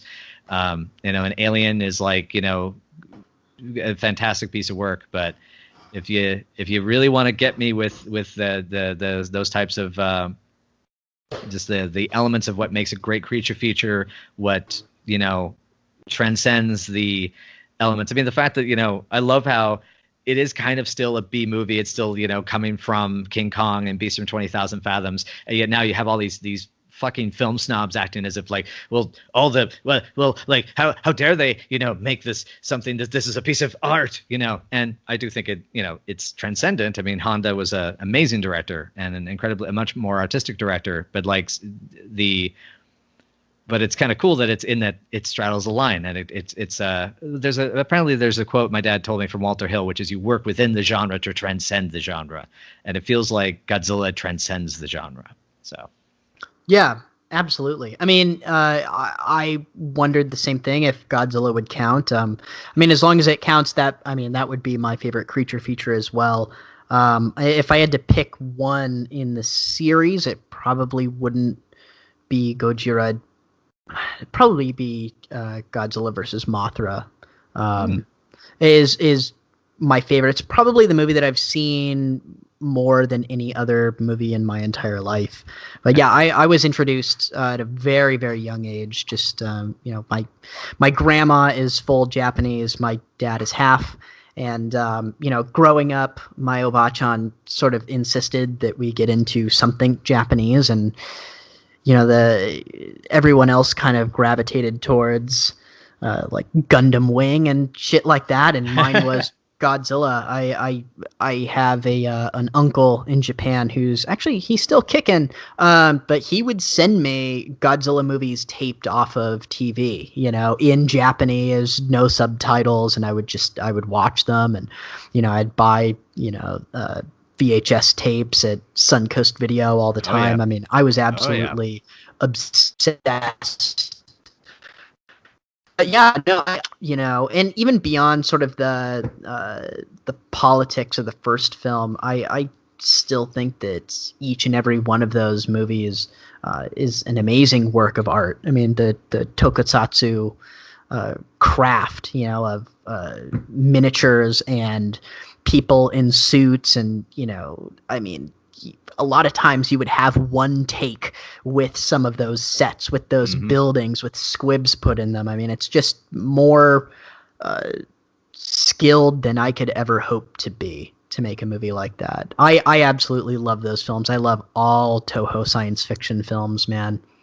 Nice. So I hear you. And I don't know about the Raymond Burr adaptation, I guess. I mean, it's not a remake. It's I don't know. There's not very many other times in history that's been done. I kind of think of like the movie What's Up, Tiger Lily and stuff like that. But with inserting Raymond Burr into the story, and some people say that they sort of whitewashed the themes of the bomb. But to be fair, Americans at that time in 1954, I mean, how could you connect to it anyway? I don't even know if it was necessarily Terry Morris and all those cats, if they were purposefully doing it, or if they, because the scene with the mom crying with her children is still there. They just don't dub it. Mm-hmm. And I don't know. I wonder if they even thought twice about any of that. But I mean, the dubbing does mention that he is revived by the H-bomb. So, I mean, it's still there, and all the imagery of the people with all these burns dying in a hospital. I mean, I still think that Americans got the picture. I mean, this was the 50s. Everyone was really concerned with being nuked. So, yeah. And I guess to add on to what you're saying, I also wonder if there is a element of that film is so predicated on that terror and on that event, you can't take it. There's no way to take it out. Yeah, that's what I'm saying. The imagery, I mean, you know exactly what this is. Right. Yeah. No, it's a good pick. That would be my pick as well. Absolutely. I wasn't sure if it counted. I did have one question to ask you about Godzilla related stuff and getting like the Japanese ones taped off of television stuff. Did you get to see the Heisei period films before they were released by TriStar in the States? I did. Yeah, and I was always really like confused as well, because the Bandai toys would come out and they would have some of the Heisei characters, but the movies weren't released on VHS here. And I remember specifically having Space Godzilla. Yep, I have a Space Godzilla above my bed still to this day. Yeah, and I had the Japanese movie, right? The Japanese version, and I had the toy, but no one could ever find the TriStar VHS tape. It has a really interesting release history with all the Godzilla films. Yep. So, yeah. All right, Zach. All right. Mine is just another fun one. I just wrote down Critters. Well, at least our buddy Jeremy Garner will thank you. Yeah. Well, I wrote a script for Jeremy a while ago. I hope it someday gets made, but he told me make it Critters and Dick nibblers, the hidden right? Nibblers. Yeah. Yeah. But they do nibble dicks. You're right. Yeah. But yeah, Critters is just fun through and through. Like, I don't even know what to say about it except that it's a ton of fun. And when I think creature feature, I tend to think towards those movies that create their creature. So, like a wholly original new creation to murder and attack Dee Wallace. Yeah, fuck yeah, the Kyotos. Yeah. Love the Kyoto brothers. Dee Wallace couldn't really catch a break for a while. Yeah. Yeah, seriously. In Cujo, right? Like that. No, yeah, she's in Cujo. Yeah. Mm-hmm. Yeah, she's in Cujo. She's in The Howling, right? Yep, she's in The Howling. E.T. Mm-hmm. I don't know if that counts, but Kind of a little bit. it's still She's at there. Crypticon this year. Yeah, she was at Crypticon this year. Nice. That's right. Oh, nice. Yeah, I love Critters. Have you seen the new Binge? No, I haven't seen the new one that they did. Amazon Prime. Is it on Prime? I'll watch it then. It is on Prime. That's where I go to watch all my garbage. They're 10-minute episodes. It's a little mini. Yeah, and I think it adds up to being about 45 minutes or something like that. Okay. It's got Gilbert Gottfried in it. So you know That's a it's good. plus for me. That is always a plus. It's bizarre. It's bizarre. Yeah. You might like it though. I had fun with it. Yeah, I'm easy to please, and if it's on Amazon, I will watch it because I love how uncurated Amazon Prime is, and you never know what kind of I agree. piece of total Oh, garbage you will find and watch. It's magical. But I've also gotten to watch some films that I never really had a big interest in seeing. I've seen on Amazon Prime. Actually, recently, and I'm sort of embarrassed that it's taken me this long to watch this movie, but I think it was about 2 weeks ago, I finally got around to watching Jacob's Ladder on Amazon yeah. Prime. That was fucking amazing. Oh, it's great. Yeah. Macaulay Culkin's first role, too. Yep. He's so cute in that movie. Shout out to Bunny Ears, yeah. Yeah, that was terrible when they sent Macaulay Culkin to Vietnam in that movie. I guess it was better than Neverland Ranch, but Right, yeah. I know, sorry. That was a little deep cut for y'all. Yeah, Critters is a good one. Critters Yeah. is a good one. I don't have anything deep to say about it. It's just fun. And Billy Zane. Billy Zane's in that movie. Yeah, dude, I anything- love Yeah. Billy Zane. If I ever win the lottery, the first movie that I make is going to star Billy Zane. I he love likes it or Billy not. Zane. He's my man crush for sure. Just get in touch with the agent, find out the rate, man. I know. He Yeah, you comes might up, be surprised. No, I know. I guess he's pretty cheap. He actually does owes you indie money stuff. now. Right. But yeah, we make movies for like a couple $1,000. So Yeah. Yeah. pretty sure Billy Zane's wanting at least a couple he's- grand. Yeah, if he's the only person in the movie. Yeah, If that's it's true. a one-man There you show. go. Do a remake of Locke with Billy Zane. There you go. Have you have you seen I Woke Up Early the Day I Died No. with Billy I have Zane? not. I have Oh not. my god. It's it's an Ed Wood script that Ed Wood died before he could actually make, and Billy Zane got a hold of it and produced it, and there's no dialogue in the movie. It's great. I need this. It's great. I didn't know I needed it, but now I do. I need it. You need it. You need it. All right. Paranormal is our Paranormal. third subgenre. Take it away, Josh. I guess I'll be real quick with this one. I haven't had a movie that's like so modern, kind of like fuck me up like this, but I really enjoyed The Babadook. That's good. Yeah. I was just in the right place, right time. I remember watching it with my girlfriend at the time in her bed on a laptop and just got super spooked. And I just think it's simple, right to the point. You know, it's a great allegory for loss. And I think the ending is a beautiful way to deal with said tragedy. You know, you lose a loved one and you don't ever really get over it. And that's, and we all write here. So we all get like, how the fuck am I going to end this movie with a ghost? Does it just go away? What happens? Does it die from hot dog water? I mean, again, Hot dog water's too played out. Don't do that. yeah, no, Yeah. word. Sorry, Can't go to the well. Yeah, can't go right to the hot dog water. And Every movie kills their But characters any with good hot dog water. ghost will die by hot dog water. But no. Or you deal with it like Jennifer Kent did in The Babadook, and we just continue to live with these demons. Demons. Yeah. That's I mean, that's The Babadook. That's a great choice. I mean, that's what I love about that movie is because for me, I've had family members, and friends in therapy, and there's grief, and processing grief is always such an interesting concept to me, and I think being able to treat it symbolically in fiction, I think, is great because it's almost like dream psychology. It's like you get to play with symbols and things like that, and it was really interesting because Brian Hiltner, who was another one of our spunk directing crew, he did not like The Babadook, and he really, his take on it was like, well, it's just, what was it? He said it's just about postpartum depression, and it's like, the kid's 12. What the fuck are you talking? Or no, sorry, he's 6. He's 6 or 7. But I was like, what the fuck are you talking about? And anyway, but it's like, years had passed. But yeah, that's what I love though, is that there is layers of being able to examine it. It's a great choice. I didn't actually think of that as a paranormal one, just I think because there's again just so many.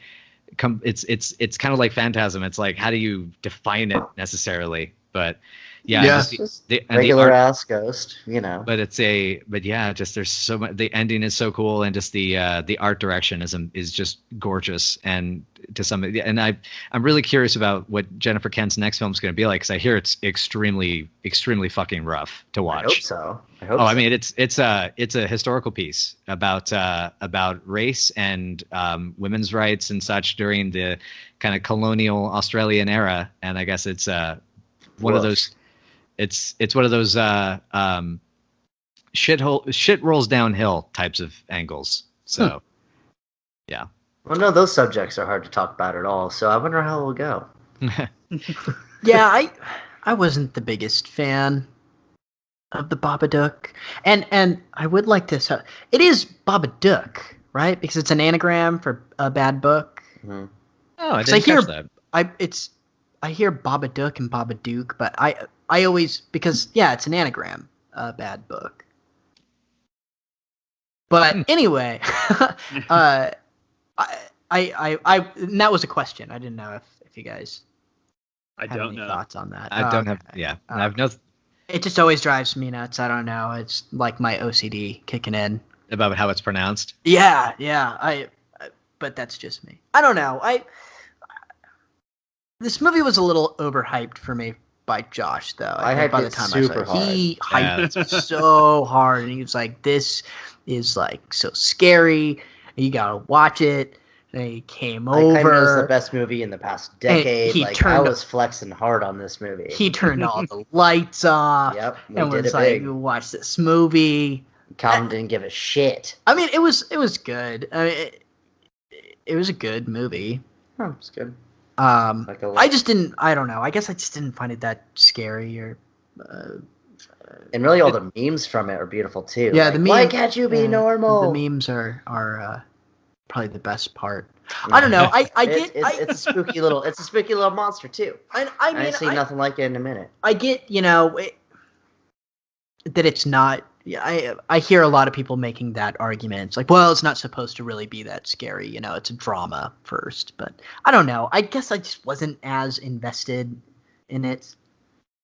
We I don't both know. enjoy different kind of slow burns though, like Yeah. the tone and the pacing of films that Calvin likes. Yeah. Like I feel like I'm super duper patient, but then there'll be a movie that Calvin shows me and I'm like 10 minutes and I'm like, bro, what the But then I'll be like an hour into this other movie, I'm like, oh, you get it yet? And he's like, what the fuck are we watching? Yeah, I to be fair, I owe the Babadook a second watch.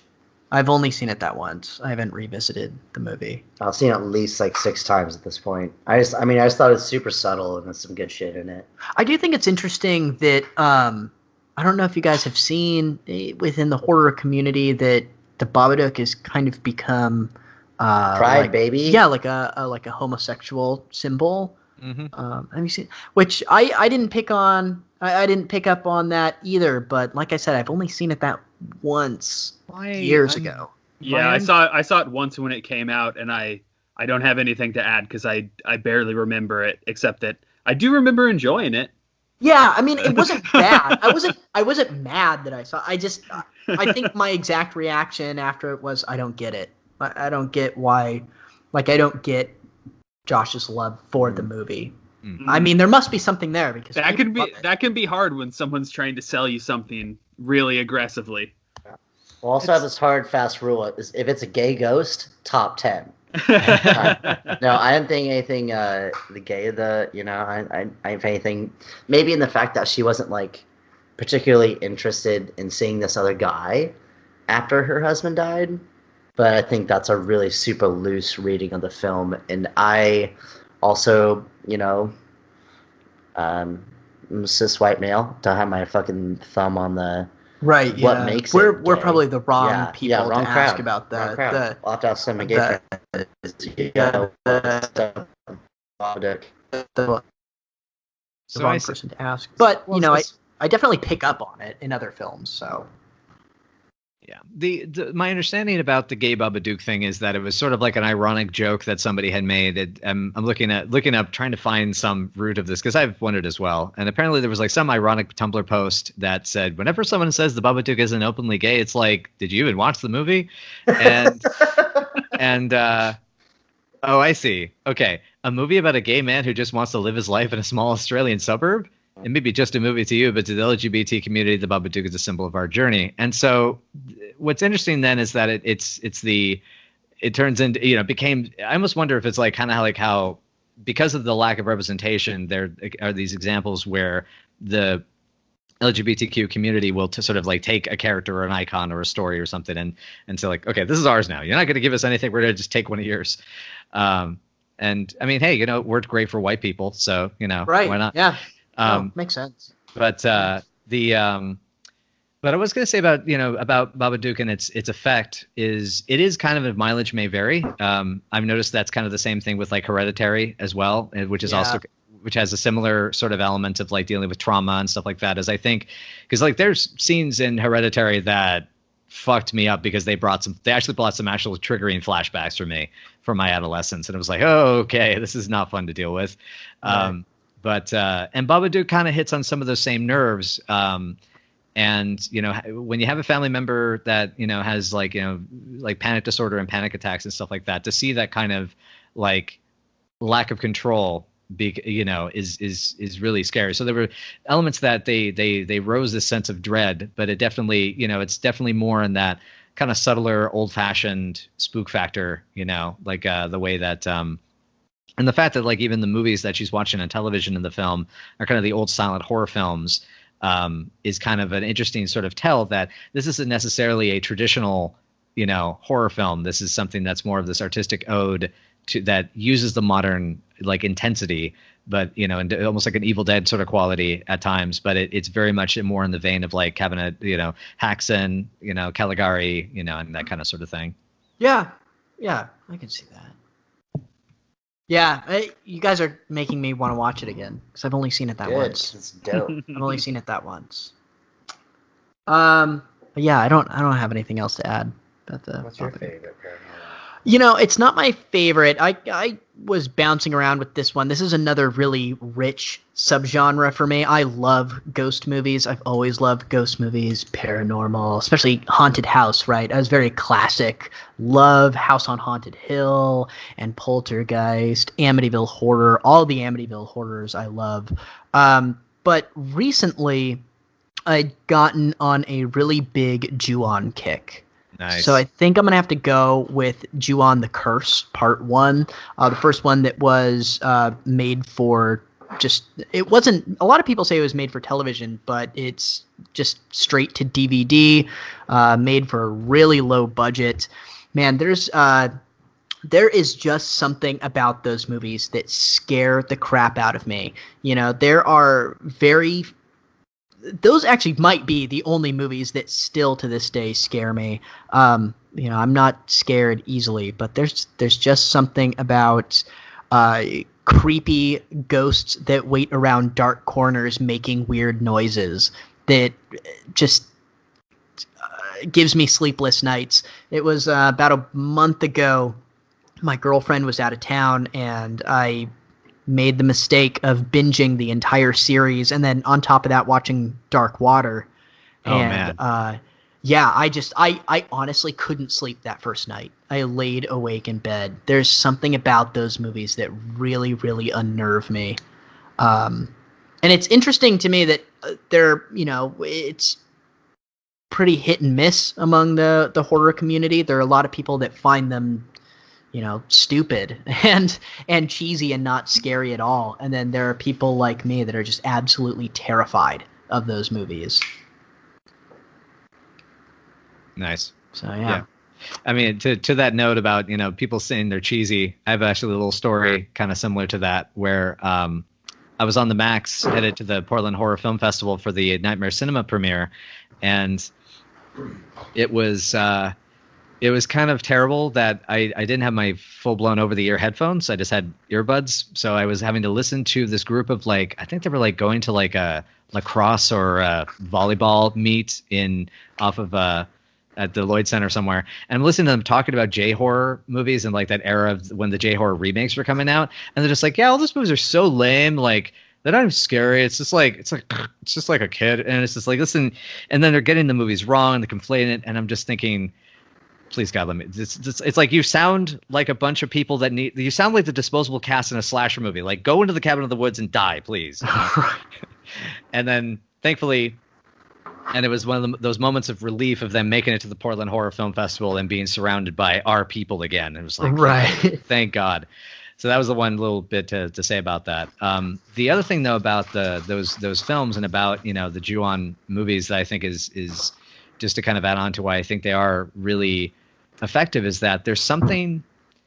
Because I'm assuming you've lived in a creepy house in your life. Like when you were a kid, like there was that house that was like really old, that kind of thing. Sort of. Yeah, I've always lived in the suburbs. So yeah, well, not a lot of old houses around here in Vancouver, Washington. Yeah, well, I mean, I guess even by that definition, though, like in '99, my parents and I, when I was about 12, we moved into a house that was from like the late '70s, and that place was creepy. Like just the sound, the texture of it, like it was a 20-year-old house. That's what I mean is like it had great nooks and crannies. I mean, I shot my first horror movie there, you know, when I was 19, and it was it's like that's the thing that's great about it. It's like there's some really subtle and kind of beautiful about those layers of you know, the environment. You know, it's kind of an old place, it creaks, and then like the sounds of creatures and, you know, the sound of like the spirit and the breath and right. Yeah, that presence, you know, but yeah, it's a good choice. Yeah, just that concept, man. The fact that you can't beat it, first of all, right? Exactly. I mean, once you're cursed, the movies basically go in that pattern. You get cursed, you get tormented for weeks and weeks until it just finally decides to kill you, to take you. I find that terrifying. There's nothing to protect yourself against. You watch a slasher movie or a zombie movie, and you can at least fool yourself into thinking that you might be able to be okay, right? I can figure out a way to get away from this danger. But with the Ju-on films, I mean, there's nothing you can do. They've even tried burning down the house, right? As soon as you're cursed, that's it. It's over. And just the J-horror is very interesting, you know. I remember when my Obachan was still alive, kind of talking to her about J-horror films and, you know, oh, these are really popular, but they get remade here. And she said, yeah, because, you know, Japanese art and Japanese movies are just simply too Japanese for Western audiences.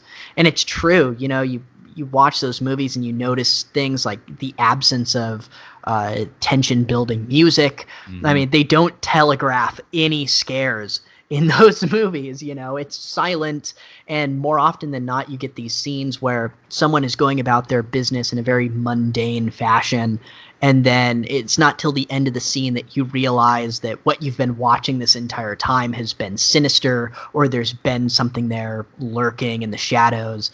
There's just something about that, you know, especially when I'm alone, makes me look over my shoulder, you know. Those movies really, really creep me out. So kind of out of the corner of your eye, something's there, and then, you know, it's a little twist in perspective. Yeah. Oh yeah, that, and just, I don't know, creepy noises, everything. Those movies, man. Those movies. Cool. All right, Chris. I guess I'm up now. Okay. After I already talked a whole bunch. Well, shit. That's the point of this. True. Get everyone to talk.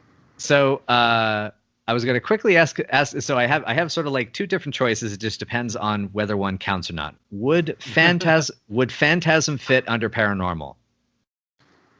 I guess it's not normal. Yeah. It's paranormal for sure. Because that's the thing. Because in the more strictly paranormal, ghostly sort of thing, it's Devil's Backbone. Like. That's the one for me. I've actually never seen Devil's Backbone. Oh man, I mean it's I think good.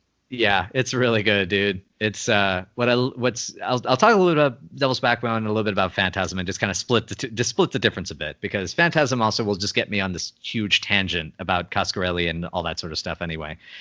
But like what I love about paranormal films, when I think of paranormal films, like I'm not as much of a ghost movie fan. Like even though my honorable mentions include like The Changeling, the original Dark Water, Suspiria,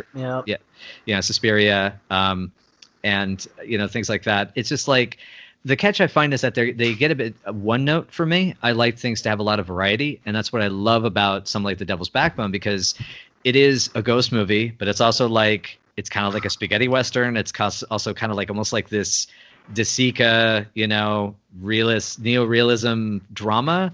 It's got this like Lord of the Flies angle towards the end. It's got like it's got all this like a typical, like a great Del Toro movie. It's just got all this layers of stuff that you get to go into, get to luxuriate in. And there's a particular and since you haven't seen it, I don't want to spoil, but there's a particular event that happens right around towards the end of the second act that completely changes the dynamic of the whole rest of the movie. And it's like one of those amazing shocks. And it's not like, oh, we're changing genres. It's like it's a horrific thing that takes place. And it's great. And there's just this wonderful atmosphere and dread that permeates throughout. And then regarding Phantasm, I mean, it is a paranormal thing. But I was thinking about these 13 genres, and this is the reason why I asked, is because I thought to myself, like, that you mean. Goddamn. Who's making a protein shake? No, that's the rain around here. It's storming. Oh, shit. Storming Norman out here. Yeah, we were getting hit by that just about like half an hour ago. We were getting thunder and stuff. You'll catch that in my audio at some point. Yeah, I heard it. Nice. So but with Phantasm is like, that's like, it's undefinable necessarily in the sense that like you can't pare it down to one word as a genre, because it's got action, it's got paranormal, it's got science fiction, it's got fantasy. You got the Dune reference in there with the box. It's like, it's just, I mean, Coscarelli did something just so magically different and unique, and it's just so fucking good. I love that movie. Yeah. So, yeah, anyway, those are kind of like, I mean, I feel like it's a cheat to kind of give two options, but like just in case anybody wants to split hairs about where to choose a paranormal movie, it's like Devil's Backbone. There, you want traditional? There's a traditional. Right. Boom. There you go. Yeah, I need to see that. I can't believe I haven't seen this. I'm looking up some stuff on it now. Phantasm? No, Devil's Backbone. Oh, okay. No. Yeah, We Phantasm is interesting in that you're right. I have no idea what subgenre that is. I guess it is wild. paranormal. It's such a wild movie. Yeah, if the other option is normal, right? it's certainly paranormal. Right. There Yeah, are otherworldly things going on. Yeah. I guess it is a paranormal movie. Like, I mean, sort of. I mean, it is ghostly shit going on. So, yeah. I mean, why can't you have? We'll take that. Yeah, because you're gonna have ghostly shit and Jawas and fly monsters and dimensional travel and silver spheres. Yeah. Yeah, I think if I looked it up on Wikipedia, let me just double check this. The Wikipedia, I think, mentions it as a science fantasy horror adventure or something like that. Yeah, it definitely has that adventure element to it too. Yeah, right? science fantasy horror, yeah, which is about as close as you can get. But it still has that element to the paranormal because there is astral like stuff that doesn't fully fit. So right. Yeah, I guess you could also consider that an action horror, I guess. Yeah. Yeah, it kind of fits anywhere you need it to, right? You can kind of justify Phantasm fitting in any subgenre. Yeah. Except I was gonna for zombies, I guess. Yeah. Well, okay, but the Jawas are reanimated corpses that have been shrunk. Yeah. Oh, that's true. It's got a little bit of something for everyone. All right, well, I guess it's my turn then. And, yes, sir. I tried not to put down too many Severn titles, so I don't sound like a shill. But I did put The Changeling down for paranormal, just because I spent a lot of time looking over the supplemental material, and it gave me a better appreciation of the movie, which I already appreciated. But watching it again in the new remaster, it looks and sounds and is just a very classic ghost movie that I thoroughly enjoyed. And then as a secondary one, I jotted down Lake Mungo as well, just as maybe a lesser seen movie. If anybody looks up Lake Mungo. I'm looking It's at not. it now. It's nice because it gives I'm you not familiar. It's a faux documentary. They came out maybe around 2010 maybe-ish. I'm not sure. It looks like 2008 is the credit. Okay, Huh. nice. But that's a nice one because it gives you the question of whether it's paranormal and lets you sort of make your own decisions.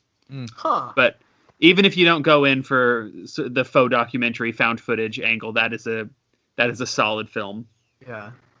The Changeling is a great choice. Yeah. Yeah, I that was love on the my Changeling. short list. I do Yeah. love it. Yeah. It was definitely on my short list. My for sure. second favorite, George C. Scott. Oh yeah. First being hardcore. I had a feeling you were going to say hardcore. I had a feeling. Turn it off. The one thing I was going to say about the Changeling, just a real quick little aside, is our buddy Roland Stafford. You know, he's been seeing a lot of these new horror films coming out. You know, the Insidious films, the Conjuring, etc. And he hadn't seen the Changeling like since he was like a teenager. And he goes and he went and saw a print of it when it played here in town. Mhm. And when he comes back after that, he's like, it's like, wow, you know, I saw the Changeling. It's like, good Lord, James Wan knows his entire career to that movie now. Yes, he does. Yeah. So any of you out there who haven't seen the Changeling yet, but you like all this modern stuff, like go watch the Changeling, see where it all yeah. comes from. And that twist at the end. Mm-hmm. I remember the first time I saw that, going into it cold, not knowing the twist. I remember really unnerving me. Mm. Yeah, that's definitely one you don't want to spoil for people. Mm-hmm. Yeah, it's effective. Yeah, it's a really effective twist ending for sure. Really creepy movie. Yeah, I don't have anything else to say about Paranormal. All right. I could say for Paranormal is that I did get to meet Hideo Nakata a couple of years ago, and did you? yeah, oh dude, yeah, there's a picture of that on my Facebook page. Oh. But In he Portland? yeah, he came for like a quick screening of they were like doing some Japanese films we're playing, and Donnie Persons from Spunk's Not Dead, from Spunk of the Reaper, he let me know. It's like, hey, you've mentioned you like Japanese films, Nakata's going to be here. And I was like, what? Shit. So, but yeah, one of the things that was really cool was to hear him talk about how, because what I mentioned from the two films of his that I had watched, and I hadn't watched his films in a while, was the sense of timing, and how, like he said, like there's sort of like an element of like, if I recall, it was like the elements of like breath and about being aware of the when to cut and when to move and when to reveal something. And I think that's what makes Paranormal such a really powerful and also very difficult genre, is it's all in the timing. Oh, for sure. For sure. I'm going to take a leak really quick, but Josh, I'm going to have you take it away with body horror, our fourth subgenre here. And, fuck, I don't even need to look at your list. I already know what your body horror movie is. I know you too well, because I showed you this movie, goddammit. I know. He did show me this movie, and it is The Stuff by Larry Cohen. Yay! And I don't know. Larry. I know, right? And that's always a bummer, but I couldn't decide if it was like a creature. Oh shit, their cat is attacking the headphones. I couldn't tell if it was like a creature feature, but at the end of the day, with like all the effects, it's definitely a body horror film. That's good. Yeah. No, it's a banger too. Like you think about the movie and you're watching it and you just kind of realize how much of a fucking pimp Michael Moriarty is. I mean, never forget how much of a pimp he is, but he's definitely like out there doing his thing. Yeah, it's just a great movie. I have no, like, everyone's gonna say like, oh, I love The Thing or The Fly remake. I'm like, well, this one's pretty fucked up. Dude, And like Garrett Morris as Chocolate Chip Charlie Yep. coming in and then get like his face gets all fucked up and then you're like, damn. This movie's, it's fun. It's so 80s. And it like has a little bit of They Live in it too. Like, you know, we see one person who's just like, this shit is not cool. Yeah. Also, props to Calvin, already back in a flash like a piss ninja. Oh yeah, I just cranked that out, man. That was a lot. That was a lot. I was sitting on that one for a while. That's why I was like, all right, let's wrap up Paranormal. Let me get the fuck out of here. But yeah, I love The Stuff as well. My dad showed me that movie when I was a really little a little kid for Larry Cohen, like almost everything that he's ever done. If anyone has Amazon Prime, check out his documentary King Cohen, which is great. But all three of the movies that he did with Michael Moriarty are fantastic. I think Michael Moriarty is one of the most underrated actors. I mean, even his time on Law and Order, he's great. He's eccentric. I did not know he was on that. Yeah, he was the lawyer in the original Law and Order. Well, that explains why it got off to a good strong start. You have Michael Moriarty. You can't go wrong. Yeah, he was the prosecutor. He's so eccentric and crazy. He's great in Q, the Winged Serpent as well. Yeah, I was about to say. I mean, that's an Oscar-worthy turn in Q. I said that completely with not a drip of irony. He's so good in that movie. And just in the stuff, he's kind of in his element, just playing this sort of snarky asshole, conceited jerk who ends up saving the world. It's great. And that's such a Larry touch too. That's what makes that movie so good. Is that the person that saves the world is a very imperfect, very human person, and that's what Larry seemed to really go for. And I gotta say, my favorite scene in that movie is the little kid eating shaving cream to get away from his parents. That is the best. And then he's in the car, right? And he's throwing up, and Michael Moriarty's like, "What's your deal?" He's like, "Oh, sorry, I just ate a bunch of shaving cream." And Moriarty's response is just something like, "Oh yeah, I've been there." Like, it's just so dry and perfect. Yeah, Larry Cohen's a fucking genius. Yeah, he was so good. That's why I'm always kind of bummed about Maniac Cop, having been such a rushed, production, because like you combine Bill Lustig of Maniac and you combine Larry Cohen of many classics, It's Alive and Q and the stuff, and then it's like it doesn't quite gel as much as I wish it did. But then when I found out how freaking fast they put that movie together, it's like, oh wow, okay, right, like yeah, and had a very troubled production. Yeah. But yeah, it's so good. Even Larry's later stuff, I loved his script for Phone Booth. I thought was great, and yeah, that's right.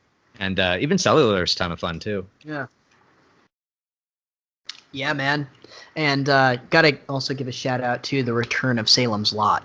I think that's an underrated Michael Moriarty and Larry Cohen movie. I think it's a good one. A lot of people I've been hearing about it because, like, my dad mentioned that, because my dad's a big Salem's Lot fan of the original, but he hadn't seen the sequel, and we've now that since he passed away and people have been talking about it, it's like, gotta go check that out now. Yeah, definitely. I mean, you have like one of the best vampire movies ever made for TV, and of course, like to follow it up, you get Larry Cohen and Michael Moriarty. It's just so bizarre. It's like it shouldn't work, and it doesn't really work as a sequel. And doesn't but it's an amazing movie.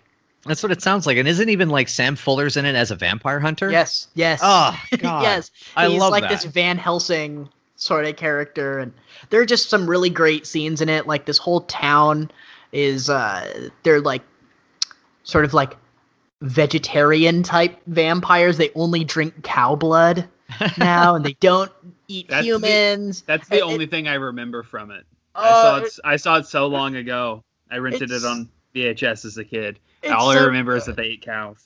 Well, and the first one, like I said, is made for TV, so it's like it's not very graphic, and like Return to Salem's Lot opens with this very busty topless woman. It's like, okay, this is very different. It's great. It's great. I think Warner has that available on their print on demand DVD service. Yeah, they do. Yeah, they do. All right. Body horror. Mine is Brain Damage. Yes, sir.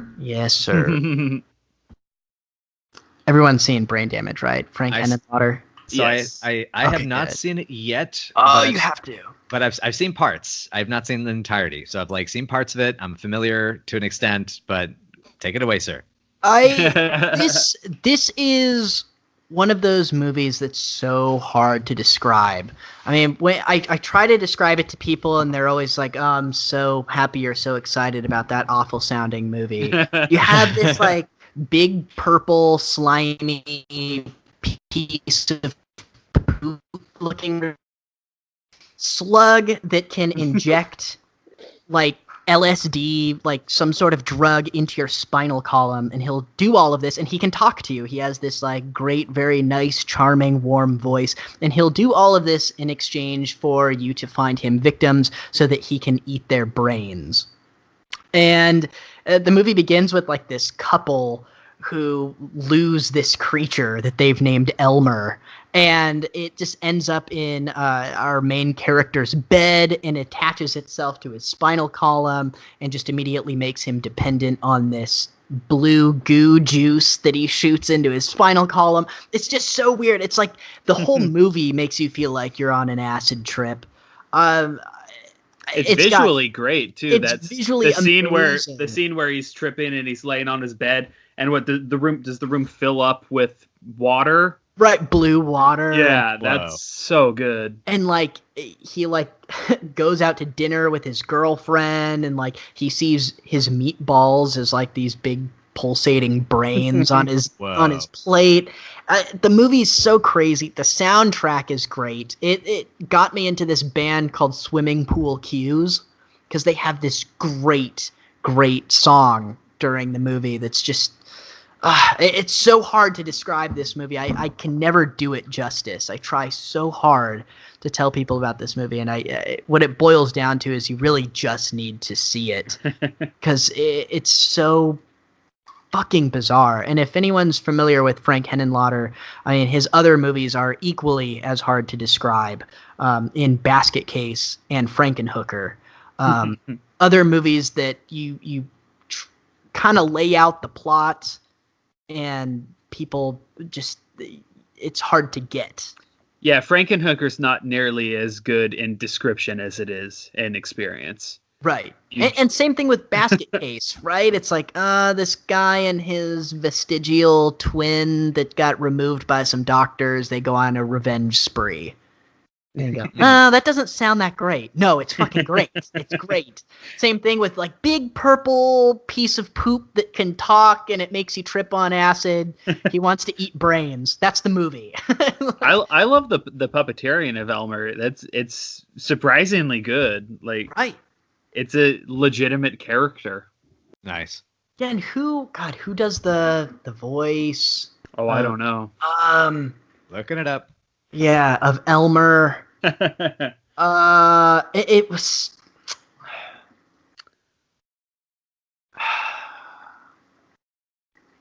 That's funny. Johnny and I did a podcast a while back called Grindhouse something or other, and now I feel like a dick because I don't remember.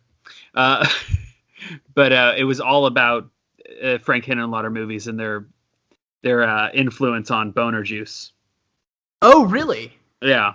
Yeah, I can see that. I can definitely see that. And it's and the last thing I'll say about it is just that I also love a touch that nobody really points out very much, but about the fact that it's a Red Scare kind of movie, is that you notice the difference that McCready is always drinking like Jim Beam and American whiskey, bourbon, alcohol, and Blair has a bottle of vodka in his desk. I've actually never noticed that. And I noticed that about 10 years ago, and it's something that always kind of sticks with me. It's also a great movie to just watch when like you watch like I have a tendency of watching it when guests are visiting. Like we'll just watch it in the morning, like on the last day they're hanging out, like they've stayed the night for whatever reason. I've had friends from out of town stay over, or I've had like one of my actors had to stay over the night once, and like that's been the one that kind of keeps coming back to. It's really cool in that regard. But yeah, it's just again, there's not much more I could say that nobody else has said far better. So that's why like my honorable mentions, like if it wasn't the Thing, it'd be Tetsuo. That would be the Iron Man. Yeah. That'd be the one. Because yeah. I love Tsukamoto. I love and I love also the person who was one of its inspirations, Sogo Ishii, a big fan of his as well. And like that's like when you get into like the realms of body horror, like in surrealism and the kind of Lynchian, again, kind of this kind of Jungian Freudian psychology. And you start to really fuck with people's heads. And then the other two honorable mentions are Society, which will be playing at the Northwest Film Center in August. at the Witzel, and which is a shock. Another Brian Usna shout out. Yep. Yeah. So kudos to Usna for being one of those just completely bold, crazy as hell filmmakers. I don't know how he got his budgets, especially for something like that. And then and the other is From Beyond from Stuart Gordon, which that's also great, good stuff. And then also Usna produced. Yeah. But yeah, I mean, body horror is it's a genre I notice that I like to play in as a creative more than I've seen a ton of movies within the genre though. So yeah. Right. Yeah. All of those are great choices. Tetsuo the Iron Man is a little I like that movie, but boy is that an out there film. That's like a little too Lynchian sometimes. It's not really like a fun watch movie. It's not really one you just like pop on to watch. The rest of them are. I mean, Society I watch once every couple of months, honestly. Yeah. It's such a good movie. It's so much fun. I mean, it's like, you're right. I am a butthead. Yeah. I mean, it's so much fucking fun. Yep. Tetsuo was actually my pick. Really? Oh, hey. Mm-hmm. I don't like good time. I don't like to have a good time. Yeah, clearly not. No, I like it. I like it, obviously. Yeah, I hadn't watched. I watched it again recently. But I hadn't watched it since like I was in high school. But I fucking cycled through that thing when I was in high school. Yeah, that could easily also be someone's pick for art film.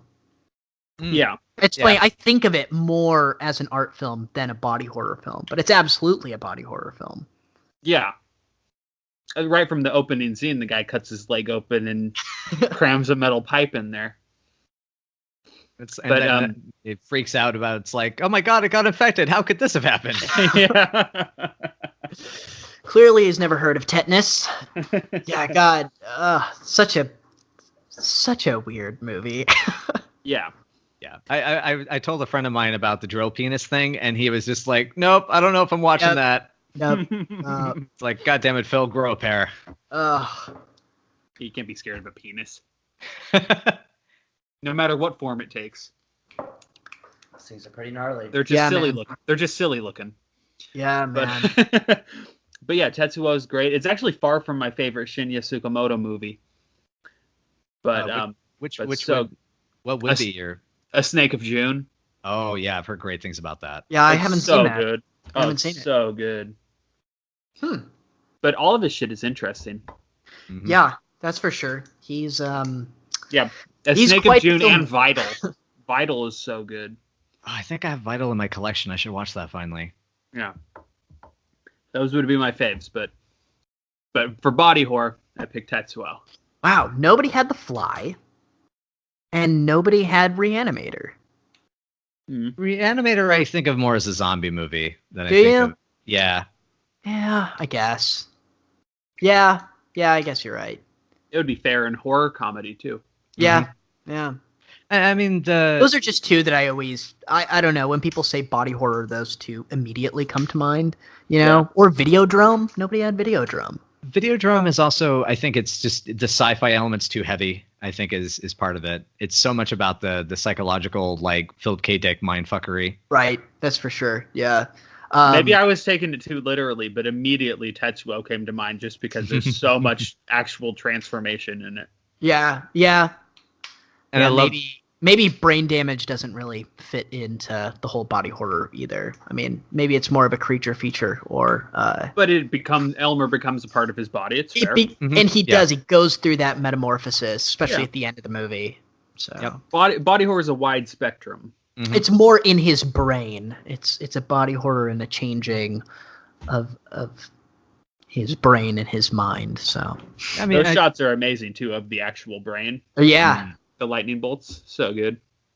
I say if From Beyond counts as body horror, then I think Brain Damage counts too. Yeah, for sure. The one thing also I wanted to add about Tetsuo that I thought is so cool is I love how it goes to this whole body horror Lynchian thing with the husband and wife, and then it turns into a fucking tokusatsu movie with like a superhero mythos at the end. Right. It's so very weird. David Lynch. It's very David Lynch. And then it has to have like a Kamen Rider battle at the end. Yeah. That's interesting that both of you guys had Tetsuo. Oddly enough, I've never seen either of the sequels. Neither have I. Neither I've have I. Yeah, I've watched parts of the Bullet Man. Bullet Man's got a fantastic Nine Inch Nails track on the soundtrack, though.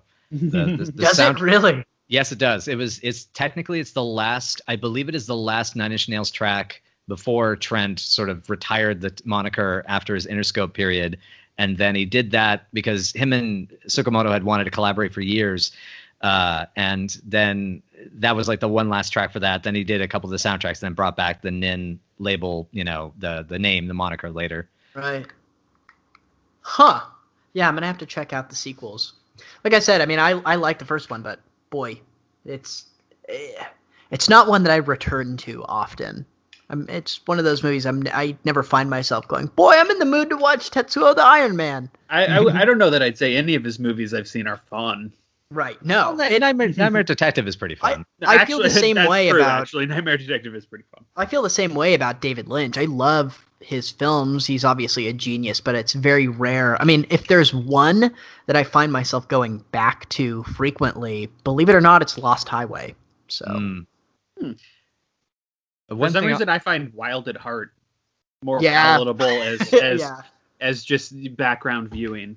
Yeah. Oh God, I need to catch up on my Lynch. There's so much. I mean, I've seen some, but just not enough. That's the thing. I haven't seen Lost Highway or Wild at Heart or Blue Velvet. So like the big ones I haven't seen yet. Right. Mm. Yeah. I love the Straight Story though. Yeah. Yeah. Check out Lost Highway. It's definitely underrated. It's probably my favorite, honestly. Yeah. And that's the heavy film noir element. I mean, I guess the Yeah. heaviest of the film noir elements from him. For sure. And it's like, So much aggressive saxophone playing. It's almost too much. and Rammstein. The Rammstein scene cracked me up the first time I saw it. And yeah, I mean, it's like it's two movies. It's like almost got this anthology kind of vibe to it, but it's like the same story again with different actors, just kind of told from a different point of view, sort of. It's very weird. Obviously it's David Lynch. It's very weird, but Bill Pullman is great. I love Bill Pullman in that movie. Oh, Lost Highway is fantastic for sure. Yeah, for sure. All right, shit. We are really taking a lot of This time. might be a two-parter, dude. Yeah, man. Let's see if we can crank through some of let's this. crank through those Number 5 on our subgenre list is anthology. Take it, Josh. I'll be quick. The Willies. Brian, Oh, I love the Willies. Sean Austin coming in the clutch. Samwise knows some shit in this, and he's just alluding to the Goonies. It's beautiful. I mean, anthologies for children, hard to come by, but also a good horror anthology. There's been a lot made. This is just the one that's like super fun to watch. It's fun to like show people this movie. Calvin again showed me this film, and I was just like in love with it. What a simple concept. Yeah, man. Have you guys seen The Willies? Oh yeah. I have not, sadly. Oh, you got. that was I did a reference this film on it. It's kind of like a Return of the Living Dead cast reunion. You've got James Karen in there, Clu Gulager is in there, and it's Nice. directed by Brian Peck, who plays Scuzz in Return of the Living Dead. Damn. It's a wild film. Yeah, you've got Sean Astin, right? He's right. That's who. Yeah. Sean Astin is. He's like got all these moments where he's like referencing the Goonies, which is really funny. He's like, oh, let me tell you about something crazy that happened, and his friends are like, this isn't about the time you guys found that pirate ship in a cave, is it? Yeah. It's really funny. And yeah, it's like this weird movie, I guess maybe a little bit like Gremlins is the only thing I can think of that's kind of teeters on this line between for children and then you have moments that are clearly not for children. It's like a gross out movie. It's sort of like Goosebumps on acid. It's got one of the best boom in shots I've ever seen too, and the segment with Michael Bowers where he plays the fly kid. There's this wide shot of the house. They pull back like on this crane, and the boom operator is in the shot entirely. Oh, I've never noticed it. Oh, for like half of it, and then clearly someone told him that he was in shot. He takes a step back, but he's still in, and he just stands there for the rest of the shot. It's fantastic. Yeah, man, the Gordy Belcher segment is great. So good, yeah. The kid with the flies, and also Dana Ashbrook has a small part in that movie too. He's in the frickin' chicken segment where he's there with his biker girlfriend.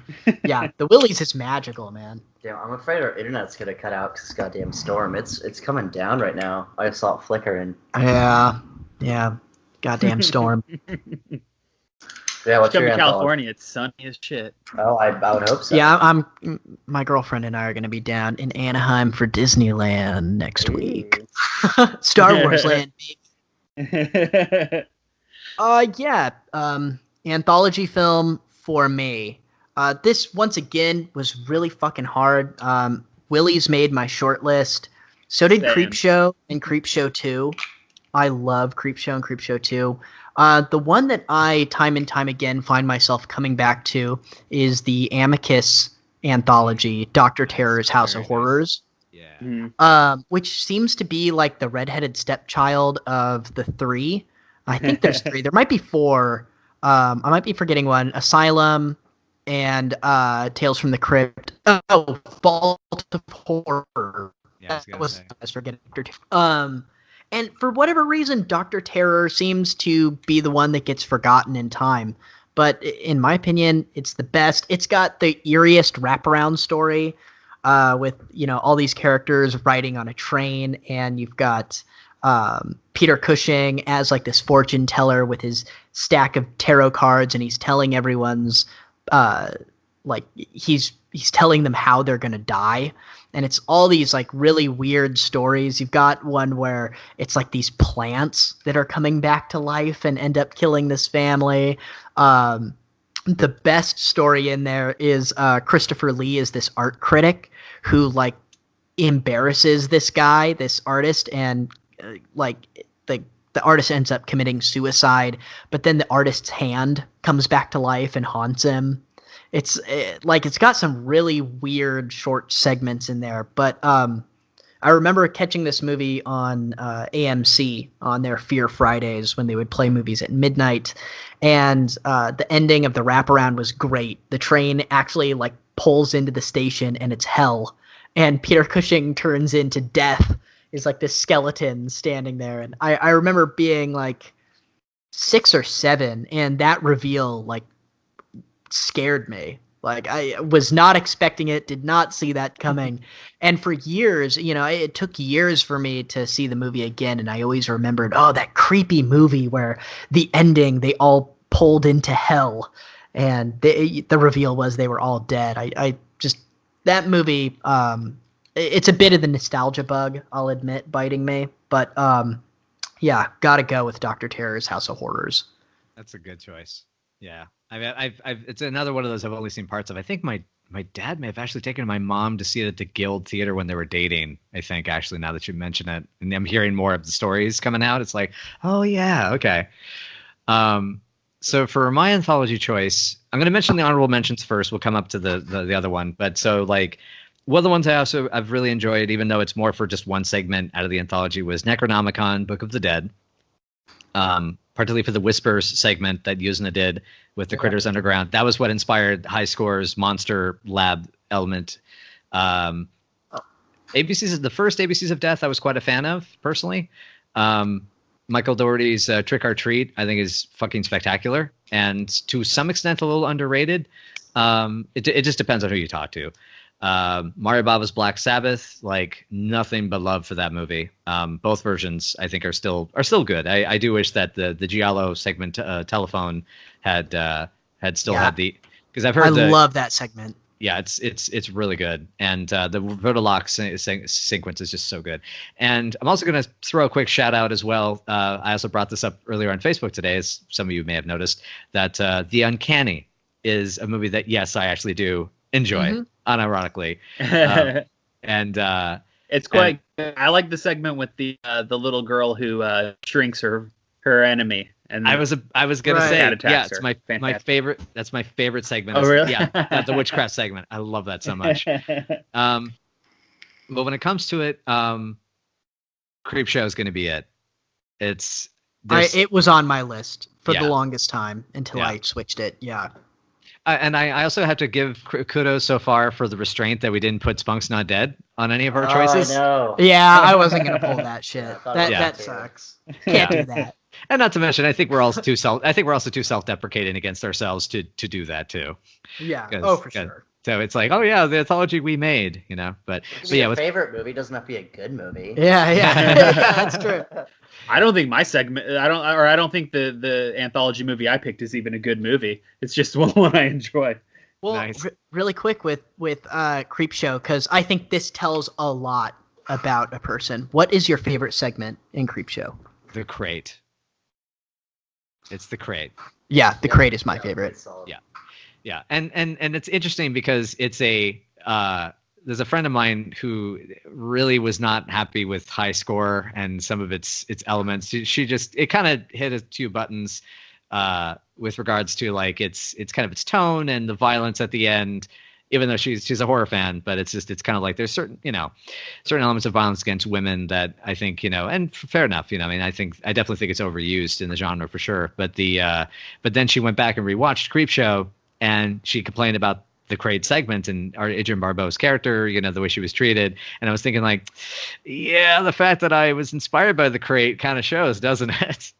So, but yeah, no, I love the Crate. I love all of them, to be honest. But I think if I had to choose one, the Crate is the one that I could take out and say like, just make a whole feature based out of that, that and They're Creeping Up on You as well. I think it would also.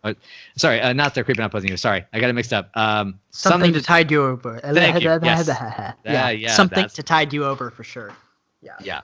Yeah. Because Close second. Very close second. Exactly. Yeah. Well, actually, I think for me, my second in that is the Jordy Verrill, the Lonely Death of Jordy Verrill. I'm one of those weirdos that likes Stephen King's performance in it. Yeah, he's fine. It's just, it's not my favorite segment. Anyway, so that's me for anthologies.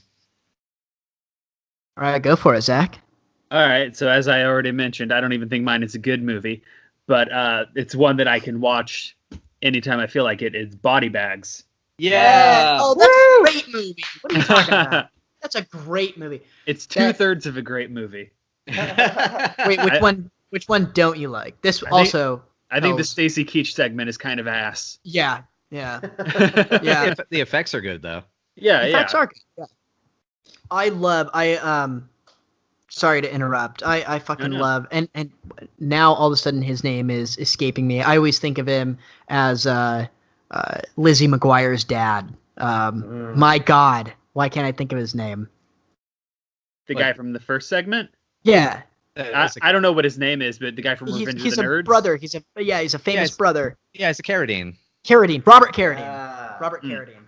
Yeah, dude, he's great in that segment. He's like really subtly scary in like this dad way. And like I said, maybe it's because I like know him mostly, oddly enough, from Lizzie McGuire. I know, My I sister looked is up watching Lizzie that. McGuire first. And he just plays the goofy dad. So I don't know. When I saw that movie and you're watching this person who you think of as like goofy dad, kind of like my goofy dad, going insane with a sledgehammer, I found that terrifying. That segment is great. I saw it at just the right time, I think is why I have a certain nostalgia for it. Okay, so then Zach, what is your favorite cameo from the gas station segment? Who all's in it? Wes Craven's in it, isn't he? Mm-hmm. That'd probably be it then, because that's the only one I can think of. Okay. Mine's Roger Corman. Yeah, because in that segment there is I'm looking at the cameos now. There is Wes Craven, Sam Raimi, David Naughton, and George Flower, and I think that's it. Yeah, I'm Raimi's the stumped. body in the locker. Yep. Yeah. Now I'm gonna have to watch it again. I don't remember Buck Flower in it at all. Dude, Carradine wasn't fucking Django Unchained. What the fuck? Yeah. That's right. Yeah, which I'm trying to remember. Robert Carradine's in everything, Yeah, man. dude, he's out here still pimping pretty Yeah. hard. As a Oh, yeah. tracker. So that means in Django Unchained. So he was the guy with James Remar at the beginning then, wasn't he? Or was he with the I'm trying to remember what character that was of the tracker in Django Unchained. Shit. I just watched it at the gym the other day, but that's not a good time to watch it. Yeah. Dude, you must be getting so pumped if you watch Django Unchained with him. It's like 3.5 hours long. Fuck all these honkies. I'm gonna go out and fucking do it. Ain't no one gonna chain me down. All right, this is moving on to our 6th subgenre here. Keeping it at this pace is probably best, so it's not like a 5-hour podcast. But is vampires. This is another interesting one. 30 Days a Night, easy peasy. Mostly because I was going through all the vampire movies, and I was like, I can remember the time, like, besides this and The Descent, where my heart just, like, races, and you're like, oh, shit. They're changing, like, this genre doesn't have to be, like, old spooky bachelors living in their house. Like, these motherfuckers are thirsty. Like, they got on some, like, shitty-ass boat, found some shitty-ass place, and then just, like, went and fucked shit up. Easy. Boom. 30 Days a Night. Also, Josh Hartnett taking one for the team at the end. Melissa George, gorgeous as always. I think it's horrific. Yeah, I saw this in the theater. Not knowing what it was and going into it completely cold. I remember loving it. Wow. And I own it. I don't revisit it all that often. I can remember specifically the one scene that I really liked was near the end. The one character pushes the vampire into, like, spinning, like, pushes him into the blade, but he gets bit in the process, and they have to cut his head off really quickly, and he's screaming while they're cutting his head off with an axe. I remember, like, I remember that being really intense. I mean, it's a good movie. I need to see it again in that case, because I don't remember some of that stuff. I mean, I remember the sacrifice at the end, but yeah, I was underwhelmed by it. Also, another movie not good for Netflix and chill. A lot of blood everywhere. That scene where it's almost like a drone shot, but you know it's like right before drones were a thing, so it's like definitely a big ass crane. It's just going through the town, and you're seeing like that bloodshed. And this movie doesn't like let up at all. The pacing's great. Like it's another great movie made for comic books that people forget is actually a comic book first. Mm-hmm. Yeah, the great Ben Templesmith artwork. Yeah, beautiful stuff. And like anyone wants to do like a fan film left and right, there have been a million fan films made from this movie that I haven't seen any of. So I might like have to take a night off and kind of like catch a handful of them, because I know it's inspired a bunch of other filmmakers.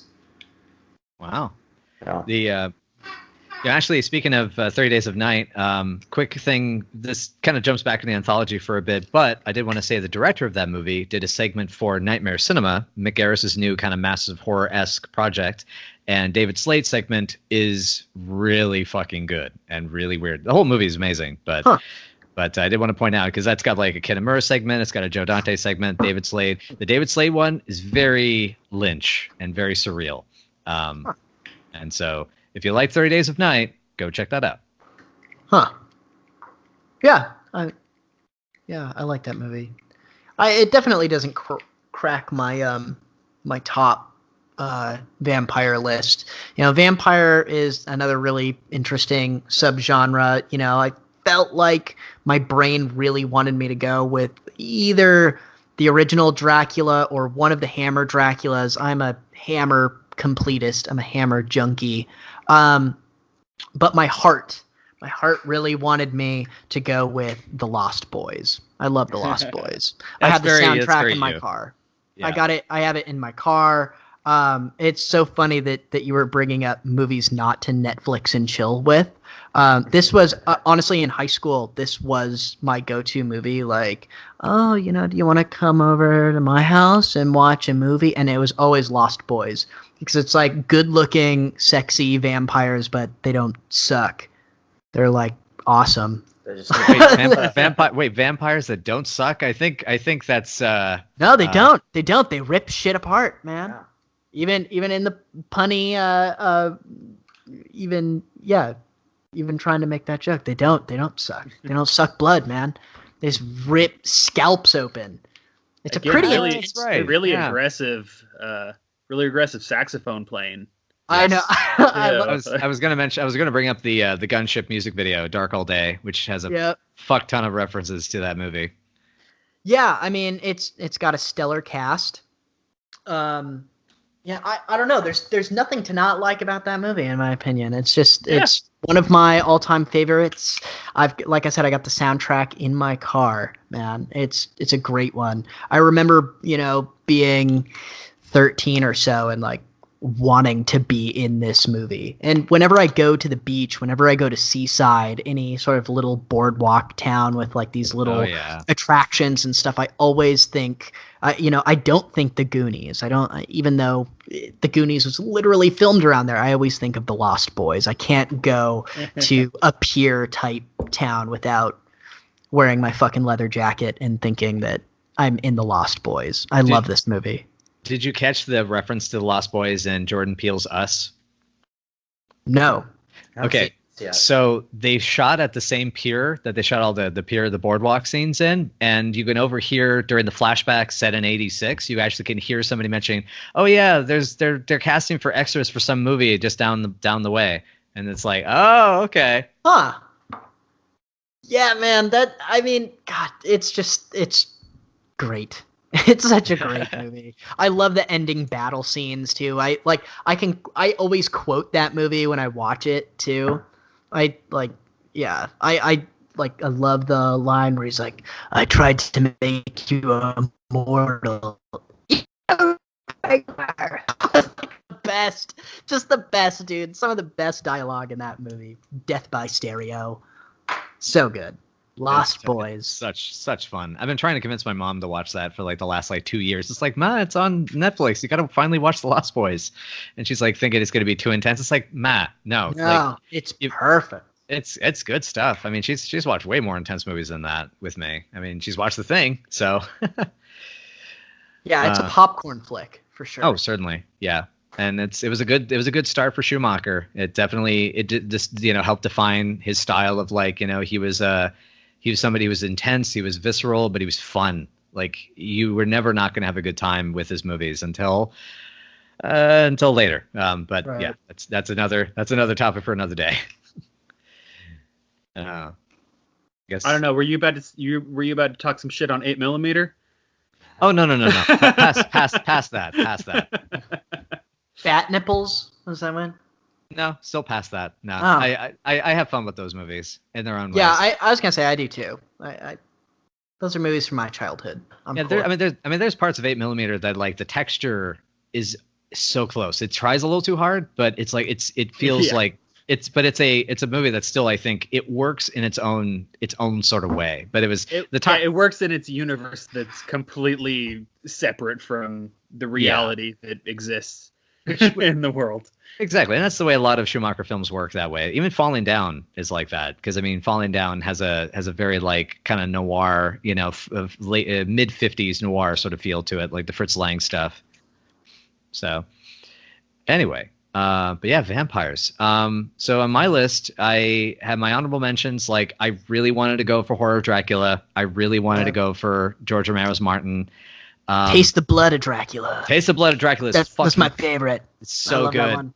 Yes, Ralph Bates is so crazy in that scene where he's like, "Drink it, you fools." Yep, it's so great, and and all that, and oh god, and I love some of the kind of more esoteric ones like Daughters of Darkness. I love that movie, but I gotta go with Near Dark. And it says a lot about me. I mean, I'm an action guy, so it's got the action, but I also just love the textures, the symbolism, the characters. I mean, I literally took character names from that movie for my first short film, which was a vampire movie. So like I had my best friend Phil play a character named Severin after Bill Paxton's character. But yeah, just like what I love about Near Dark is that it's another film that, even though it's very distinctly a vampire movie, it definitely has that defined convention sort of element. I mean, like I love how like Bigelow talks in the commentary of how she always wanted to make a cowboy movie, and as soon as she saw horses in the script, she was like, "Yes, I get to make my cowboy movie." And I get to have horses and do a western and like those sort of elements, but like the elements of like how it talks about like outcast culture and outlaws and like the drug addicts and all that sort of stuff. Like it works on so many different levels, and it combines to create this great emotional arc through the story. And yet at the same time, like, it's still just, it's got, you know, the vampires are creepy, the supernatural element is handled in this great sort of short story sort of way. Like, you meet that mysterious stranger at night, which is, you know, that archetypal, you know, Dracula vampire, you know, the Nosferatu or Karnstein or Carmilla, you know, sort of idea. And it just, yeah. And then the action scenes are fucking great. You have a great, you know, great gun battles. You've got that great chase scene, and you've got the bit with the truck and Severin at the end. I mean, this is, fuck yeah, Near Dark. And I figured. Oh, sorry. I was just going to quickly add, best thing to ever come out of Twilight is that the remake of Near Dark was on the way, and it was apparently super similar to where they went with Twilight. So they canceled the remake immediately. Yep. Thank God. You know, it's funny. I was sure that you were going to pick From Dusk Till Dawn. I don't know why. Just had you pegged for From Dusk Till Dawn. I mean, I definitely have. It was a film that I loved more when I was younger, when I went through my Tarantino Rodriguez phase. But it's a film that definitely is an honorable mention. But it's like, if I had to choose between the two, even though I think From Dusk Till Dawn is more like the movie I make, you know, that I actually would make, Near Dark is a film that I wish I would make, I guess. Yeah, good choice.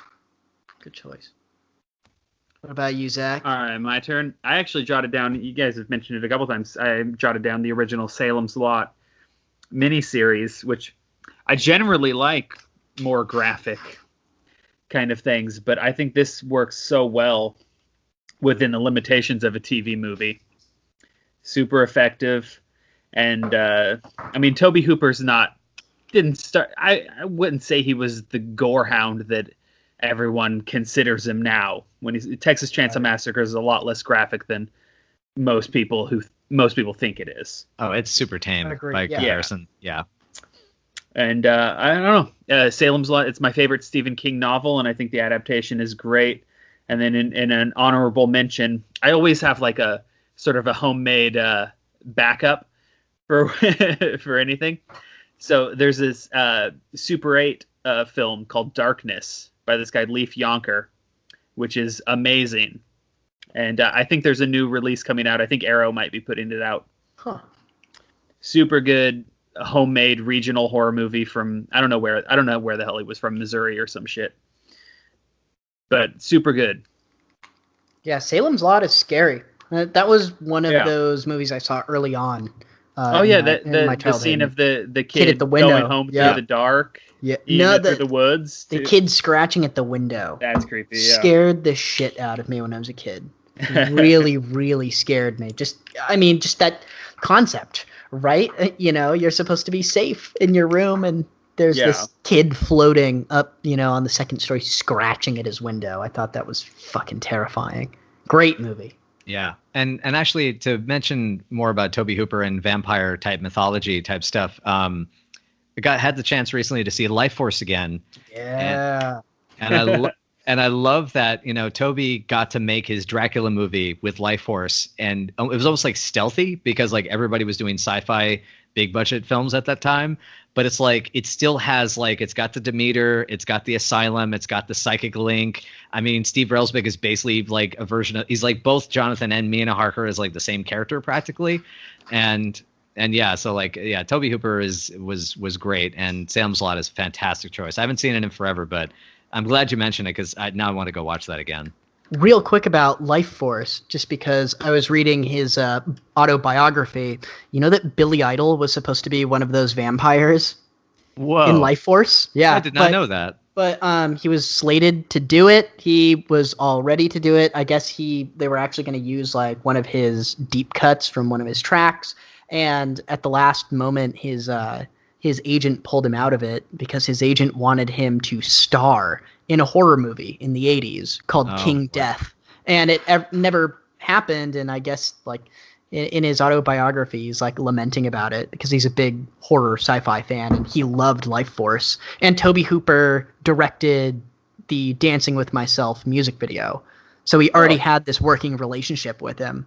And he was like, it's funny. It's like it goes on for pages about how pissed off he was at his old agent for pulling him out of it. Jeez. Yeah. All right. 7. this should be an interesting one. Number 7 on our subgenre Are you list. sure it's just not going to be 4 people saying Dawn of the Dead? I was about to, it's getting it's Awesome. I'm guessing. Yeah. Zombies. Take it away, Josh. 28 weeks later. I only say this because You could make it. I'm sure right now, sorry to interrupt you, but there are a lot of people, if anyone's listening to this, saying that's not a zombie movie. I'm ready to scream. I'm so ready to scream. Those people can politely lick the tip of my penis because I will loudly lick the tip, sir. All right, good. Well, I don't want anyone pussyfooting around. But no, like honestly, tell me the last time you've watched the first 10 minutes to a film and been like that enthralled, like, and then when it all comes full circle at the end, you're like, this motherfucker. Like, it's simple. We've all seen 28 Days, and that was a super sick movie. But 28 Weeks, I mean, is it an entire film? Yeah, it's not. It's still not like my absolute favorite. But as far as like, I'm along for the ride. After that first 10 minutes, you see him ditch his family. You're like, oh fuck this dude, what a piece. And then you just follow this ding dong for the next fucking 80 minutes, and you're just like, dude, this motherfucker. But we all, I mean, I'm an asshole, so I definitely like saw where he was like, didn't like him that much, see ya. And he just like dips it on that boat. And even the other people that are like low key trying to help him, he's like, fuck you guys too, see ya. He just ditched everything, and then we see like that kind of gray area where like the world's kind of recuperating. Because I also really like what was that one? It's like that 50s nostalgic. It's escaping me right now. That 50s nostalgic zombie movie where Night of the Creeps? No, where he's like friends with the one zombie. Fido. Oh, Fido. Yeah. I really like Fido as well, and it's kind of in that same area where like zombies have existed, and now it's like part of vernacular. You're like, oh, this is just fucking something we do now. There's fucking zombies. But 28 Weeks Later, like, kind of dealt with that. We have it under control. Oh shit, JK. No, we don't. Shit goes down again. And with the whole opening, I just think it's like super captivating. And of course, like, I think every like Romero movie like transcends the genre. Like it. Of course, they're all fucking dope. You gotta pick between dawn, day, and fucking night. And like, well, yeah, those are all super sick. But as far as like me wanting to come to this conversation today with another movie that like we probably haven't all thought about lately, that I really, really, really do enjoy, 28 Weeks Later. Yeah, real quick, because I'm sure there'll be some division here with the whether or not those are zombie movies. I consider them zombie movies. I mean, if it looks like a duck and quacks like a duck, then it's probably a duck. I also consider Umberto Lenzi's Nightmare City to be a zombie movie. I know, you know what I mean? It's got all the elements are there, but I know people are pretty divided on whether or not those are considered zombie movies. I consider them zombie movies. I mean, that's even, Lenzi himself is reportedly quoted as saying, they're infected of people, Right. The famous bit. But still, I mean, it's got mutated. I mean, it's just all the closest comparison. It is close. Yeah, it's a case of because the thing is, when we're split, this is the thing. Would we rather split hairs about it, or would we just enjoy talking about the movies? Because the thing is, I do like 28 Weeks Later. I thought it was a fucking great movie. I still like the first one more. Yeah, as well. Being honest, I like the first one more. That opening is what 28. Yeah, 28 Weeks is intense. It's got like intense scenes in that movie. Yeah, and that was I'm trying to remember if that was the guy who did Intacto as well. Juan Carlos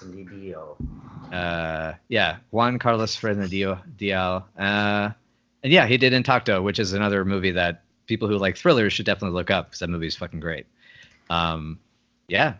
I don't have anything else to add from 28 Weeks. Oh, the one thing I did want to mention about 28 Weeks Later was that, Calvin, you brought up Nightmare City, which kudos. That's another great one. My favorite Lenzi movie. Oh, understandably so. Yeah.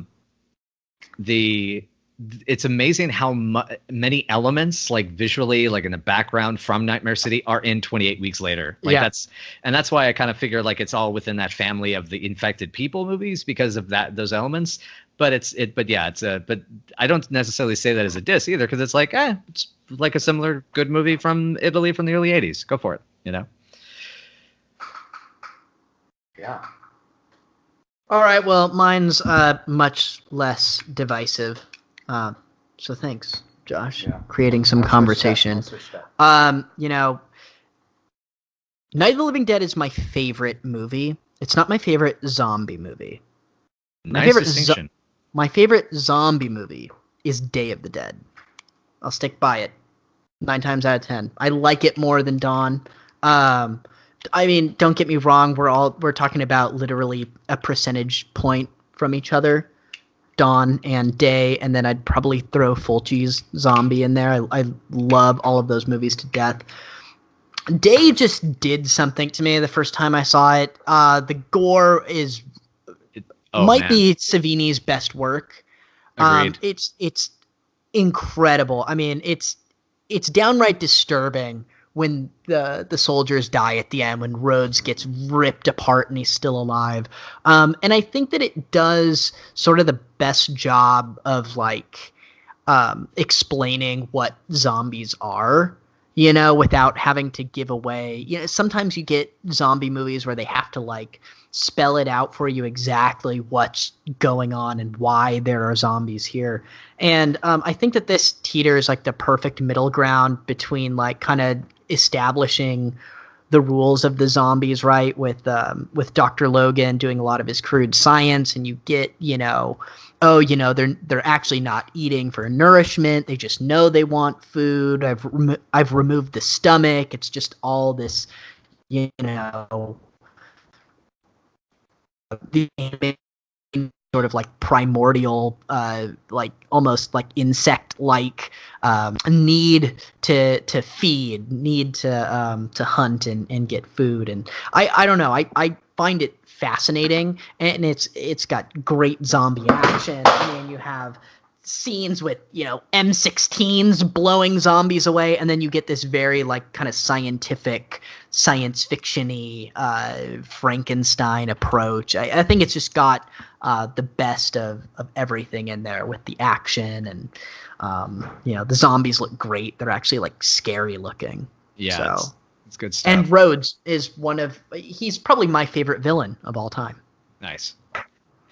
So yeah, I mean, the only thing I have to quickly just add to it is, you know, super shout out to Day of the Dead, whoever came up with the idea of that. There's that bit where the guy's neck gets torn open and you hear his vocal cords start to change, and the way they do the sound, that fucks me up every time. And that's another film I've actually had the chance to see 35 millimeter at the Hollywood. Me too. We probably saw it at the same time. Same time. Yeah, it was that all night. It was that the horror movie marathon, the all night one? No, I actually saw that, I think probably like 7 years ago. Actually, it was just part of the Grindhouse festival going on. Because that was the thing, because I thought that the marathon, I'll try to make this quick, but I thought the marathon did Day of the Dead, The Burning, Boxer's Omen, and Pieces in one night, was what I remember. But I could be wrong. Maybe you're right. I don't know. I swear, though, I thought it was just a standalone. But really quick, has anyone read the original script? I've read parts of it. It's really good.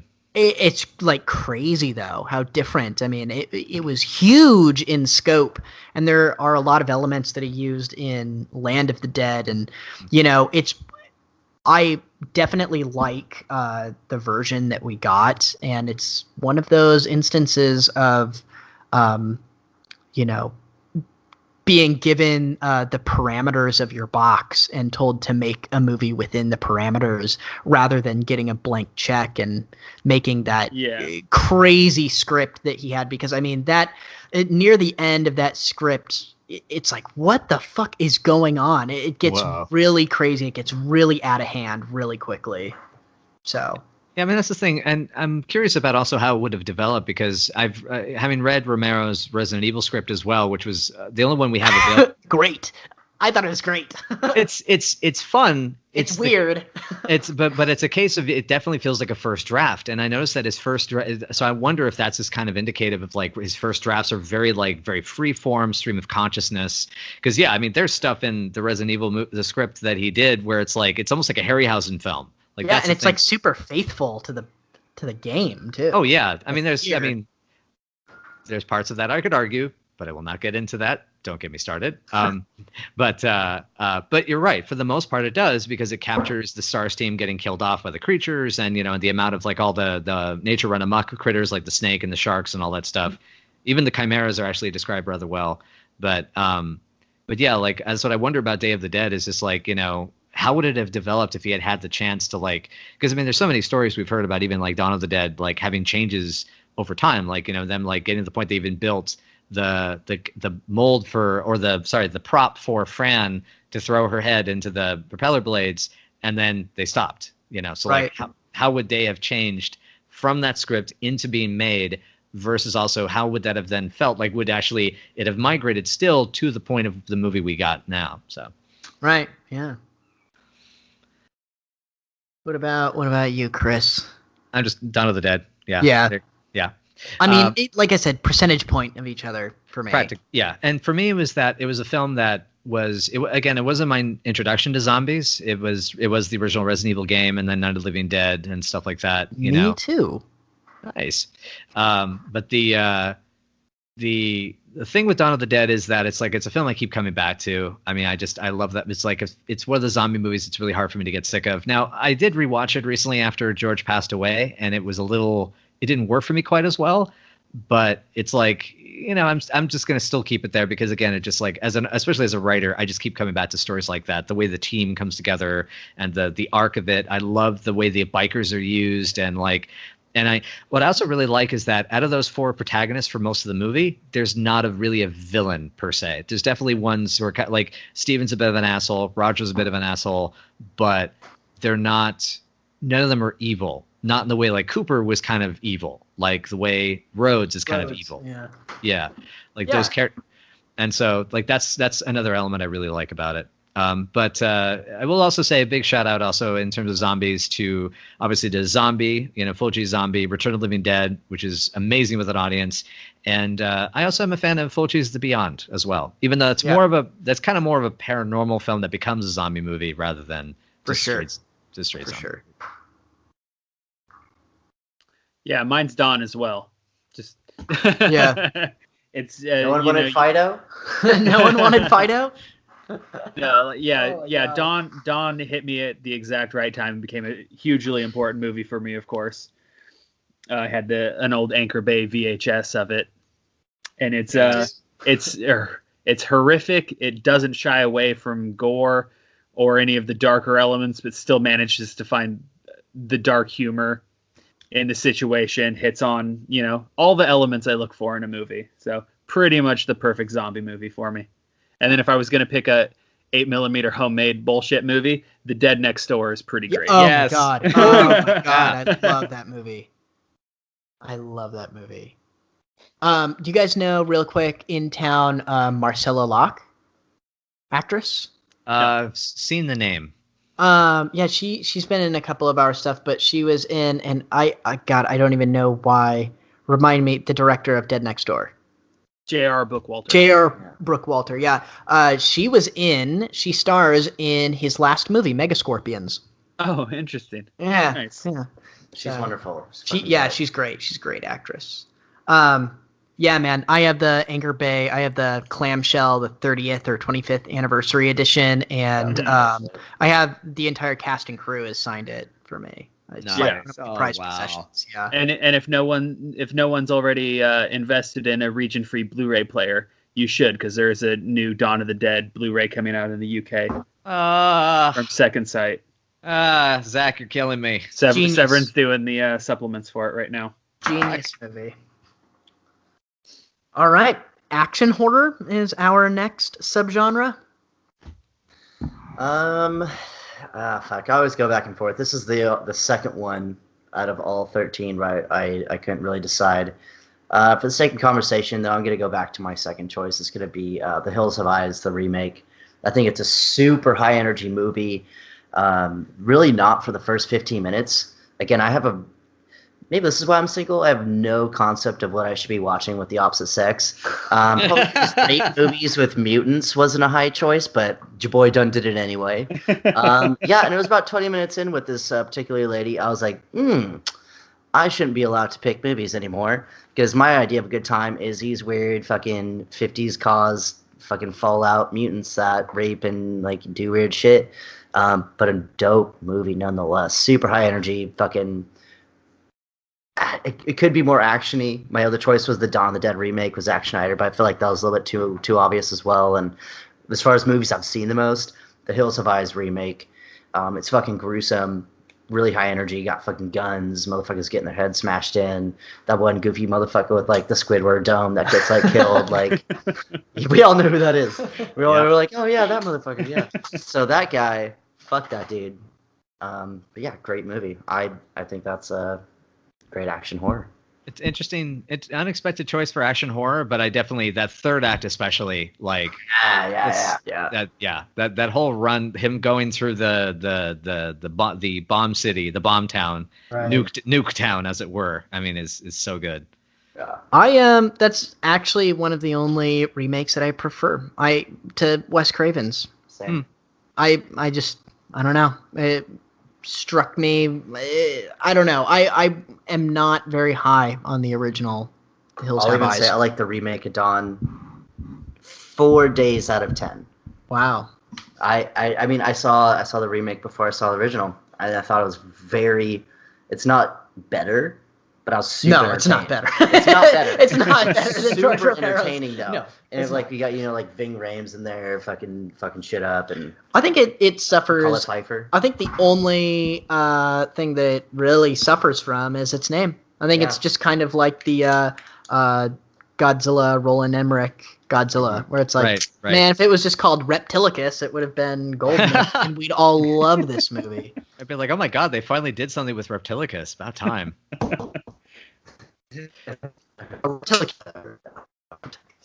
But no, I like the Hills Have Eyes remake for sure. What about you, bud? Mine's The Hitcher.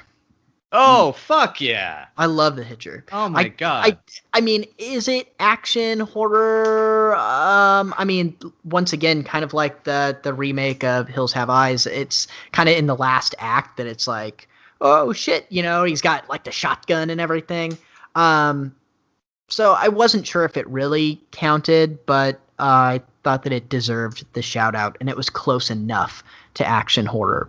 Rutger Hauer is phenomenal in this movie. He's scary. The movie just gets right into it. It's off to the races from the opening scene. It takes no time to get going. It kills the love interest. I mean, the movie is insane. It's mean. It's so mean. Really mean. And like I said, man, I love just mean to the core, mean-spirited movies, and The Hitcher is really mean-spirited and spooky. I love the scene too where they like are in the traffic stop and Rutger Hauer has his switchblade, his flick knife, and he like holds it to the main character's inner thigh, like near his crotch. And it like doesn't say anything, but it's like if he says anything, yeah, the cops might arrest this guy, but he's gonna get stabbed in the dick. It's just, I mean, there's so many tense moments in that movie that I there's just no way it couldn't be on my list. That's a great choice. It's a film that's inspired me in so many ways because I love the weird metaphysical element, that whole like thematic idea of like the young killing the old, or like the sort of interesting like destruction of toxic masculinity with toxic masculinity's own, like he has to, like, I love at the end he realizes I've got to face him, like I can't keep running, I got to kill this fucker. Right. That's what makes that ending so good. Yeah, I love that. That's great choice, man. That's good. So for myself, I'm going to mention the honorable mentions first because it's another case of where my choice is kind of, basic ass sort of thing. Dawn of the Dead 2004 is definitely a great action horror film in my opinion. I also have a lot of love for From Dusk Till Dawn under that category. Dog Soldiers, I think, is a blast and so much fun, and the dialogue is great. And I also want to throw out some love to I Saw the Devil, which I think is basically like a serial killer action movie. I've never seen it. You have not seen I Saw the Devil? Kim Ji-woon's Korean? Okay. From the director of The Good, the Bad, and the Weird, Tale of Two Sisters, and The Last Stand, you have Lee Byung-hun versus Min-sik Choi, and it's not perfect. It's kind of cheesy, and it's got like these amazing coincidental scenes. But yeah, you got to see that fucking movie. That is, and what's cool is we in America got the better version because we got the cannibalism stuff put back in, which they had to cut for the South Korean censors. Oh shit! I'm on board. I am very on board for that. Yeah, and it's visual. And when I say like it's an action movie, like when you have the battle sequences, like this guy, Kim Ji-woon is an action filmmaker. He just recently did that version of Jinro, that's on Netflix, the South Korean live action Jinro, Ilang, the Wolf Brigade. So I mean, like, and The Good, the Bad, and the Weird is like one of the best action westerns of like the last like 30 years practically. But yeah, so anyway, so back on track to action horror. Aliens. It's I mean, it's the no duh, and I just keep coming back to it. Again, it's another one of those I can't quite like really say much more than anyone else has put better than me. Like I know what's his name, Rossitron, I think has had some good videos about it. But there's the melding of everything together. It's just this amazing kismet of factors coming together in the same place. And yeah, so I think but I love how it's able to seamlessly blend between the two, and it keeps it. I notice also what I love in horror movies is survival horror, where there's an element of trying to overcome an obstacle. That's why I think paranormal horror doesn't kind of get me as much, is because I like being able to have something that's physical that I can overcome, because it's part of my own. I don't know. I grew up with asthma, so I mean, having something that which is an abstract, concept that you're trying to defeat. So you never can beat it as a chronic illness, but like if it's something that's external, then I can I can shoot it with a gun or smack it with a hammer or something. And so that's what I love about Aliens, is that there is this sense of the ebb and flow, and that even when Ripley is the badass at the end, she's still vulnerable. She still can lose. And that's something I think a lot of the Alien ripoffs and a lot of the action horror, or I guess I should say like the way that Ripley style characters have been done in like the last like 20 years, they don't kind of quite get that. Like Alice in the Resident Evil movies is way too powerful. Kate Beckinsale in the Underworld movies is typically too powerful, and that's kind of what they lose in that action horror element, is that I think by making it a little more horror means that you're going to have that element of vulnerability, because you're trying to make sure that the character's jeopardy is more believable. And that's what Cameron, I felt, did so well. Yeah. And it came out the year I was born. So, a little bit of solidarity there. More Bill Paxton. Yes. It was so sad. The day Bill Paxton died we were filming High Score. I found that out. We had this really good shoot day for the scene in the garage at the end, and then the shoot's done, and realizing, oh shit, Bill Paxton died. That was a downer. I watched Frailty, and then I watched my favorite episode of Tales from the Crypt, People Who Live in Brass Hearses, which I think is his funniest role. I really do. Love Bill Paxton. All right, Zach, what's your action horror? Fine. So yeah, action horror was actually a hard one for me, because I don't know. I'm not a big action movie guy. Like gunfights and such don't do much for me. But I picked a movie called Race with the Devil. Yes. Woo! And that could have been a cult. Yeah. Oh yeah. It was on my short list for a cult. Oh, nice. Yeah. Yeah. So yeah, me, I'd much rather watch like Warren Oates and Peter Fonda drive a fucking RV, and get chased by Satanists. That movie's so good.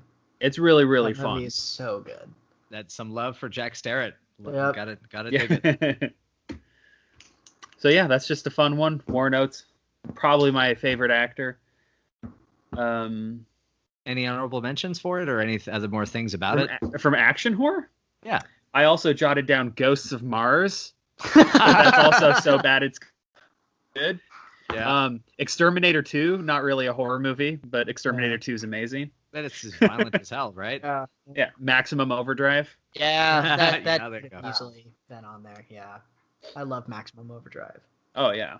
Any movie where the guy who directed it said he doesn't remember because he was so fucking high. He's so coked I had out. so much cocaine, I forgot. Cars bound were to be murdering good. people. But yeah, anyone who hasn't seen Race with the Devil should give that shit a watch. Oh So man, shout out to cocaine and I- Stephen King. dude, Race with the Devil. I've been waiting so long for them to play at the Hollywood. Oh, that'd be amazing. That would be a great one. That would be a great one. Yeah, because there's that turning point with the rattlesnake scene that the audience is going to go crazy. Yep. All right, let's see. All right, moving on to our 9th subgenre category, and that would be comedy horror. I'll make it quick. By far, top 3 favorite movies of all time is going to be Shaun of the Dead. So I naturally had to say that. But if we weren't going to talk about that one, it would have been Mars Attacks. Oh, yeah. Yeah, I don't know if that's. I think it's pretty spooky. Jack yeah. Nicholson playing 2 different characters, hella aliens. But yeah, nothing I can't beat over the head with Shaun of the Dead. That's already been said. It's said top 3 for me. I just don't want to go on and on. So I'm gonna pass the torch. Yeah. Yeah. I mean, I just want to squarely say, though, about Mars Attacks, I mean, that movie scared me. As a Yeah, kid. yeah, So yeah. That's an intense movie. That was a little much for me when that came out. So Yeah. I I know. rewatch it and you're like, oh, this is fucking genius. Yeah, I watched that with my parents when I was probably a little too young. They rented it because my mom really likes Jack Nicholson. And, comedy movie came out and he plays 2 characters. He plays the president of the United States. You can't handle the zombies. The aliens. That's what I meant. So, I love Mars Attacks. Criminally underrated film. yeah, I saw that in theaters when I was a kid, which probably led to part of why that fucked me up a bit. Yeah, that was good stuff. Mine is also one of my top 3 favorite movies of all time, Killer Clowns from Outer Space. I'm glad somebody else picked Critters. The Kyoto brothers are geniuses. Their effects are so well done. This is another probably case of the nostalgia bug here. But I caught this on AMC once again when I was really young, up late one night, and absolutely fell in love with the movie. I made my dad track down a VHS copy, and then when it finally came out, these Midnight Videos, their whole line. Of course, I bought that, and it started my whole MGM collection. I have my copy signed by Suzanne Snyder. She was like my crush as a little kid. Killer Clowns from Outer Space for me is just an absolutely brilliant movie. I know every time I bring it up, especially with my dad, he says, I don't get it. I don't get why someone could enjoy that movie so much. I'm like, well, they're goofing on 50s. They're goofing on the Blob. And he goes, no, I get that. I just don't get why it's so funny, why you like it so much. Right. But I think it's absolutely phenomenal. My dream would be to win the lottery, get like hundreds of millions of dollars, and I'd buy the rights and I'd do the sequel. The Return of the Killer Clowns from Outer Space. And then I'd make a third one called The Revenge of the Killer Clowns from Outer Space. I already have the outlines, man. And would you do number 4, The Killer Clowns Have Risen from Their Grave? Well, now that you mention it. Of course I would. Yeah, I love those movies. I mean, it's just, I don't know, all the cartoony aspects to them. I would love to see a big budget one get done, like a faithful big budget sequel, and expand upon like those Warner Brothers gags that you could do now with more money and CGI and stuff. It's one movie that I think CGI would actually like enhance a movie. All the different quirky things you could do, dropping anvils on people and hitting a clown with a frying pan, and then the birds chirp around his head and then turn evil and attack someone. I mean, the possibilities are endless. I don't know. I love Killer. If I could talk, man. Killer Clowns from Outer Space. We're going on our 4th hour here. All right, I'm starting to. I'm getting a little woozy. It's all good, man. So yeah, for comedy horror, honorable mentions: Shaun of the Dead, Evil Dead 2, Houseu. Got to go with Dead Alive, Peter Jackson. Or from now on, I'll call it Brain Dead, which was its original title, but there was another movie called Brain Dead at the time. This movie killed me with laughter. Just the scene of the baby zombie in the park. I mean, that's just gold. I mean, my dad and I still once in a while, like if like we have like a scratch or something, we'll like point at each other, go Singaya, Singaya. And the whole like kick ass for the Lord, and the guy who looks like Frank Conniff as one of the greasers in the cemetery. And I mean, it's just And the scope of that movie for that budget is insane. I mean, Meet the Feebles was already big enough for what they did on that budget, and then Brain Dead just like it's incredible. I mean, there was even I remember this gag in Fangoria where they had it was when The Lord of the Rings was being made and just been greenlit for like $397 million for the whole trilogy, which all things considered for those films is actually kind of low budget. Because that's like less than 100 mil per picture. Or roughly 100 something mil. And they said, gosh, we would love to see Peter Jackson get $300 million to make a Dead Alive trilogy. Right. Or a Meet the Feebles trilogy, man. Oh, dude, a whole TV show based on that would be amazing. I'd watch that. Yeah, man. Dead Alive. Yeah, that one probably. I didn't even think of that. That should have been on my short list for sure. The line that gets me every fucking time is when they're at the zoo and the guy's like, then the rats came out and raped all the little tree monkeys. I die, dude. I die every time he says that. That movie is so icky with the pus in the pudding. The custard, yeah. And gluing mom's face back on after it's peeling. Ugh, that fucking movie, man. Yeah, great choice. All right, well, mine would be the Monster Squad. Ooh. So yeah, obviously something I've been watching since I was a kid, but I won't even say it's nostalgia because no matter how many times I watch it, it's still just amazing. I just think it's flat out fantastic. I mean, you got a Shane Black, Fred Dekker script. I mean, come on. Yeah. Yeah, it perfectly captures being a kid to me. I don't know. All the monsters are fun. There's testicle humor. Can you give us that? Can you give us that line there, Zach? What, Wolfman's got nards? There you go. Kick him in the nards, fat kid. Also, I just love that whole character is amazing too. And you obviously you couldn't call a kid that in a movie. There's a lot of things you couldn't do in Monster Squad if you made it today. Yeah, Dracula calls a little girl a bitch. Yeah. They drop a couple F words. Mm-hmm. Yeah, it was the 90s, simpler time. And like that whole and like even the whole thing of like you're not a virgin, like that whole gag, like yes. Yeah, you never get away with that today. Maybe with a PG-13 movie, but like a film that was like, because that was all these considered as like a kind of modest PG-13. It was in a but yeah. God, who was president at that time? I'm surprised it even got made at the time. Oh, looks like there's a knock at the door. Oh shit. 1 second. Oh.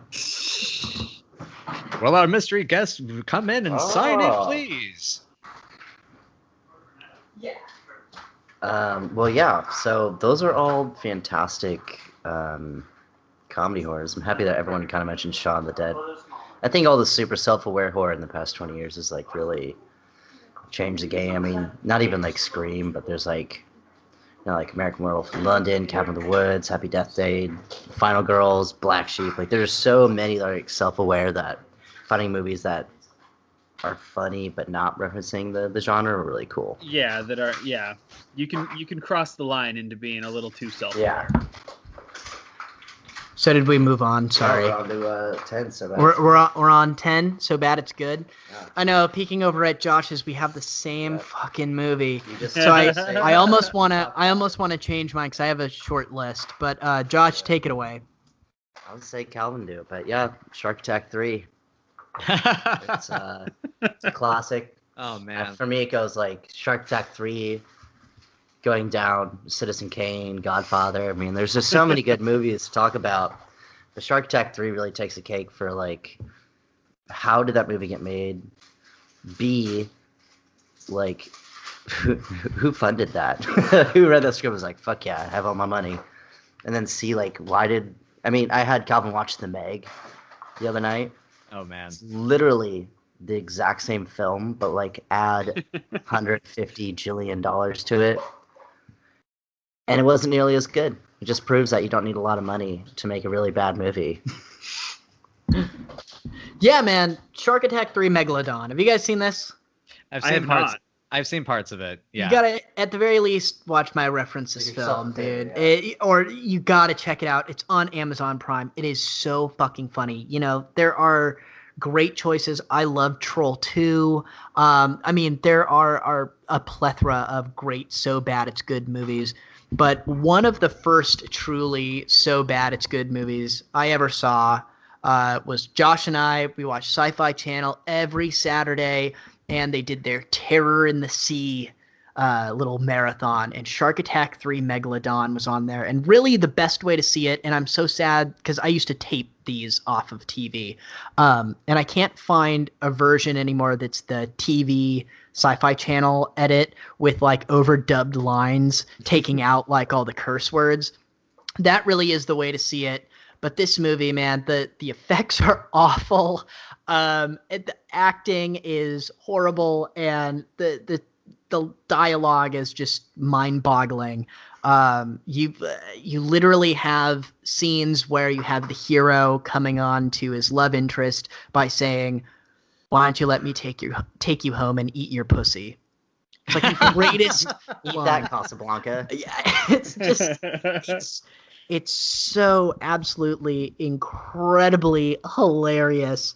You just have all these non-actors in this movie delivering really wonky dialogue that I think was supposed to be like witty banter, and it just ends up coming off strange and creepy, and it's an amazing movie. It's really worth a watch. You will not be disappointed. Oh my god, she was in an episode of Grimm. Oh yeah. Wow, small world. Yeah, we're just looking at the actors. I know that She's done a movie in the past. the main character in that is from Doctor Who. God, I can't remember his name. Barrowman, right? Yeah. Yeah, John Barrowman, Captain Jack Harkness. Yeah, Captain Jack. Yep. Yeah.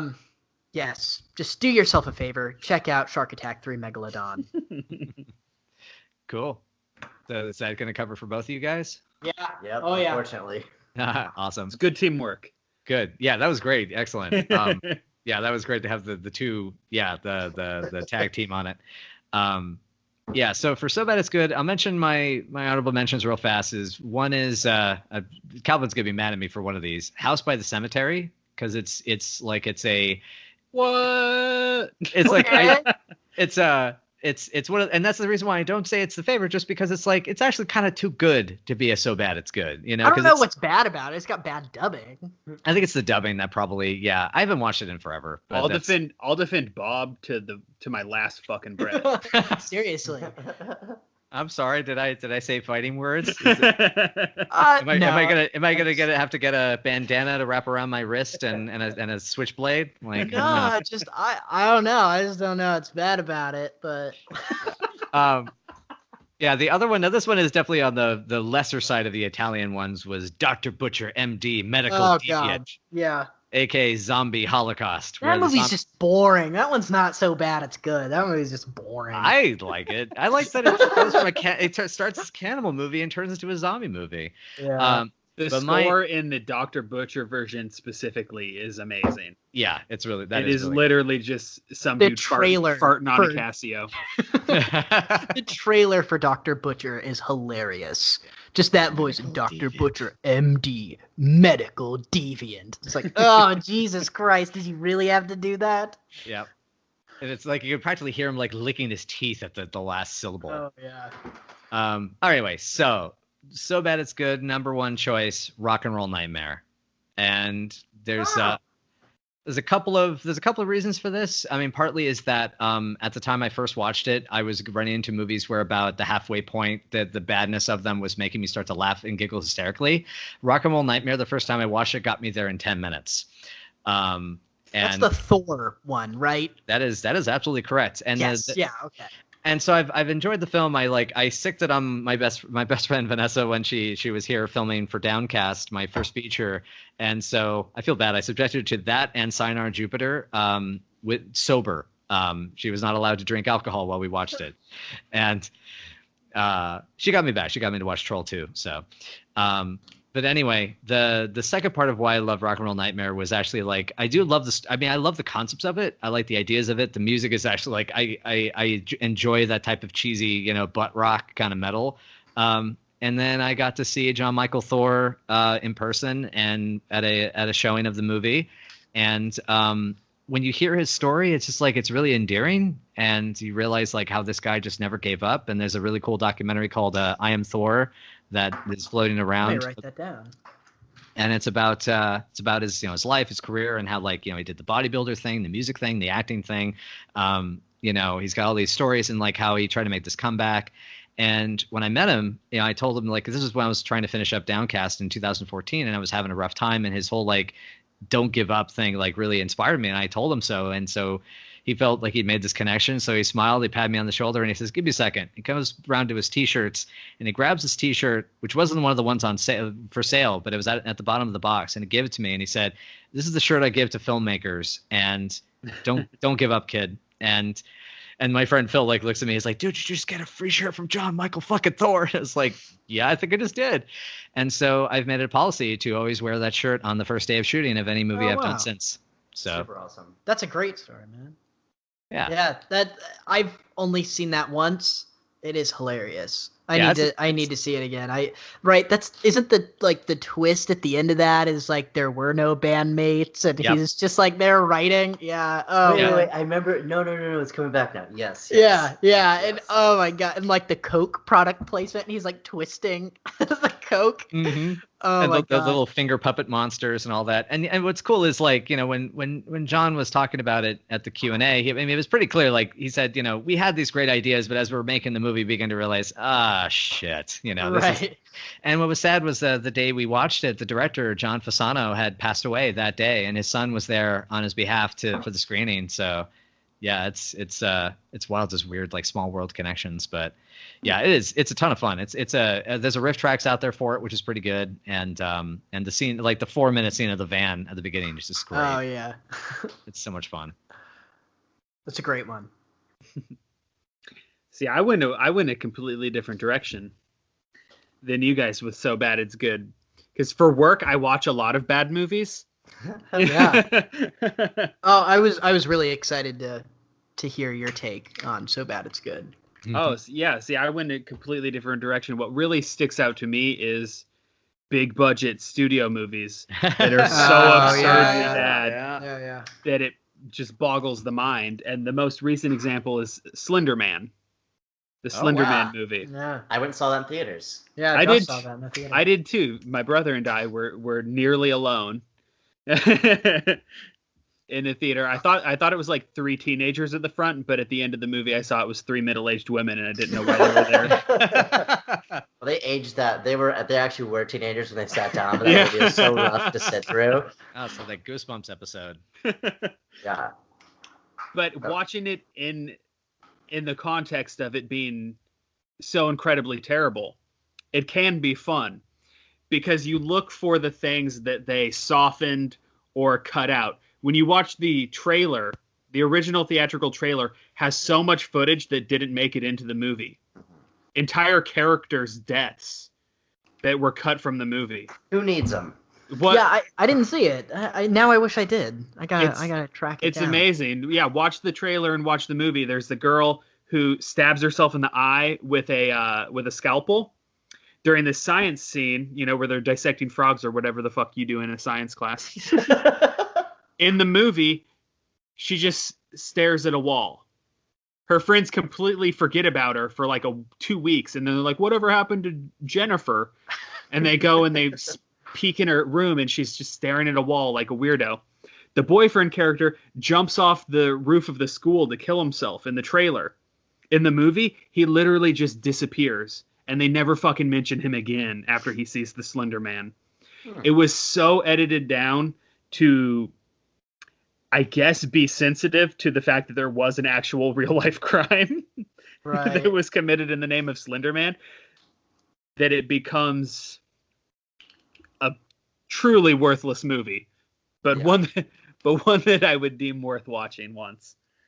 It's also just ugly looking. Just the photography of the movie is It was extremely unpleasant to look at. Can I be honest? I did jump at one part though. I think it was because I was like trying to find like candy in my pocket or something. I like looked up, and then I was like, "Oh fuck!" And I'm not gonna give any credit to the editor, anyone who played part in that film, but It's only because you were mostly- distracted by candy. Yeah, there's probably like M&Ms in my pocket. I looked up, I'm like, "Oh shit, caught me off guard there, bro. Good one." Yeah, now I need to loose see M&Ms in your pocket. Do you guys bring the whole fucking container with you? Like the paper is like a suggestion. Like we're not gonna eat the paper that's coming. Just put them in your pocket, bro. You're good to go. Way more mobile. Oh boy. But I don't know, Slender Man, so fucking terrible in so many ways. Yeah, you Everyone tried to get me to should go see see it. that with you. Yeah, I tried And talking into I it, didn't and do it. We No. used to have a $4 theater in town, Yeah. and I was just always trying to get out of the house. A certain part of like last year, I was like always trying to escape, and so like I'd go treat myself to like a double feature, and then I'd walk across the street. There's a Walmart. I'd fill my pockets full of loose M&Ms, and then I'd go see the second movie. I'd partake in some jazz cabbage, some jazz cigarettes in between. But yeah, that and the loose M&Ms got me through Slender Man. And then in the vein of actual like bad low budget home movies, everyone should see Now Eat, which is from the late Brother 90s. Lynch Hung. Exactly. I love Brother Lynch Hung. I love Brother Lynch too. I love yeah. that music. But yes, that movie is so awful. terrible. Dude, that's another one. If I can just say, yes, I have a lot of fantasies about winning the lottery. That would be another movie that I would take his album Season of the Sickness and I would turn it into a movie. Oh, that would be fantastic. A baby killer movie? Yeah. Yeah. Actually, what I would want to do is like it would be like this like poor single father, right, who has to go and kill people to feed to his children. That's perfect. Some of his newer stuff with the coat hanger strangler is nearly like a concept album. Yeah, dude. Now Eat. Everybody should see Now Eat. That is, it's so weird with the witch and the voodoo and Yeah. so bizarre. Like you can tell they just had a friend who's like, I have a camera. I'm like, all right, let's make a movie. The cringiest like cipher scene too. Oh Like, yeah, that freestyle shit is amazing. yeah, man. Yeah, that's a good pick. That's a really good pick. All right, moving along. Number 11, When Animals Attack. This was a tough one for me, but take it away. In real life, I'm terrified of dogs, but I quickly realized I couldn't tell girls I had a latex and a dog allergy. So from here on out, classic arachnophobia. Hey. John Goodman, we got Jeff Daniels out here fucking. It's a good one. Yeah, scary. It's scary. Yeah, if you don't like spiders, yeah. don't watch it. Oh yeah, I've watched it. I've watched it once. I realized I had arachnophobia about 5 years later and never looked back. Yeah, dude, this is one of those movies that every time I watch it, I revisit this one a lot because this is another one from my childhood. It's a perfect horror movie to show to kids, actually, because it is spooky, but, it's not a rated R movie. It's not gory. But it's one of those movies that, seriously, after you watch it, you, always feel like you see something crawling on the floor or something. You feel like you feel something crawling on you. In your slipper. There is this great story that my dad tells, and I don't even really remember it this way, but clearly he does. The only time my dad has ever broken a bone, he broke his finger.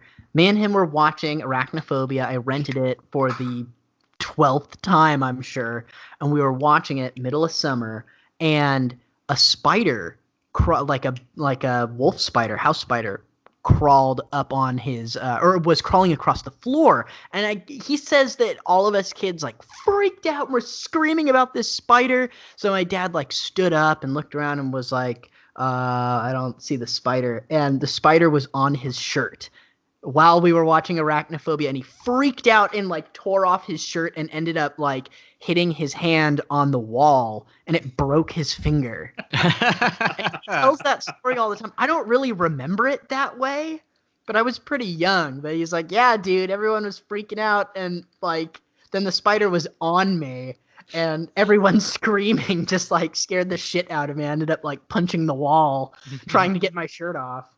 So yeah, arachnophobia is great. Great. My When Animals Attack, I love the movie Claws, and I did a reference this film on it. It's a pretty obscure bear attack movie that was shot in Alaska, very low budget. I love that movie, so much so that I did a reference this film episode on it. But honestly, right now, I gotta go with The Wild Beasts. Oh, I love that movie. Fucking, some people put LSD in the water supply and the zoo animals drink it and go crazy and break out of their cages. This was another one that I saw when I was pretty young. Lightning Video released it on VHS, and I saw it pretty young, and there was something about, like, it captured the imagination in me. I don't know why. Zoo animals breaking out. As a kid, it seems like a concept that could happen. It seems realistic. And you get like all these really insane kills, and you get a lot of scenes because it's an Italian production with people, like little kids in shots with polar bears. Yep. It's you could never make that fucking movie today. Franco Prosperi's a madman. Yeah. Bombay. Yeah. And the thing is, the Wild Beast was just on recently on Shudder, and my dad watched it off there. I didn't watch it myself. It's because I've heard that there's actual like animal violence in there, which is a little bit of a soft. The rats, right? Yeah, rats. Franco Prosperi claims that they're fake rats. The lead actor the lead actor in his interview was like, no, they're fucking real rats. He said that shit's on fire. Really, right. The thing that really gets me that nobody ever seems to talk about, and I don't have the Severin Blu-ray of it yet. I still just have it on VHS, so I don't know if it got cut out. But there's a brief second of like a young teenage girl topless. Really weirds me out. It is. I don't know. It's extremely weird. Yeah. And it's like really weird and out of place. Like the scene cuts and there's like a telephone ringing, and the girl like sits up and she's buttoning her shirt, but she's like 13. It's like really weird. Unknown fact, Calvin, actually it was R. Kelly who edited that one. Yeah, there's some movies like move in that direction, and you're just like, yeah. It's why like Adio Zio Tom is like one of those films that's like that's really fucking hard to watch because it has shit like that. And it's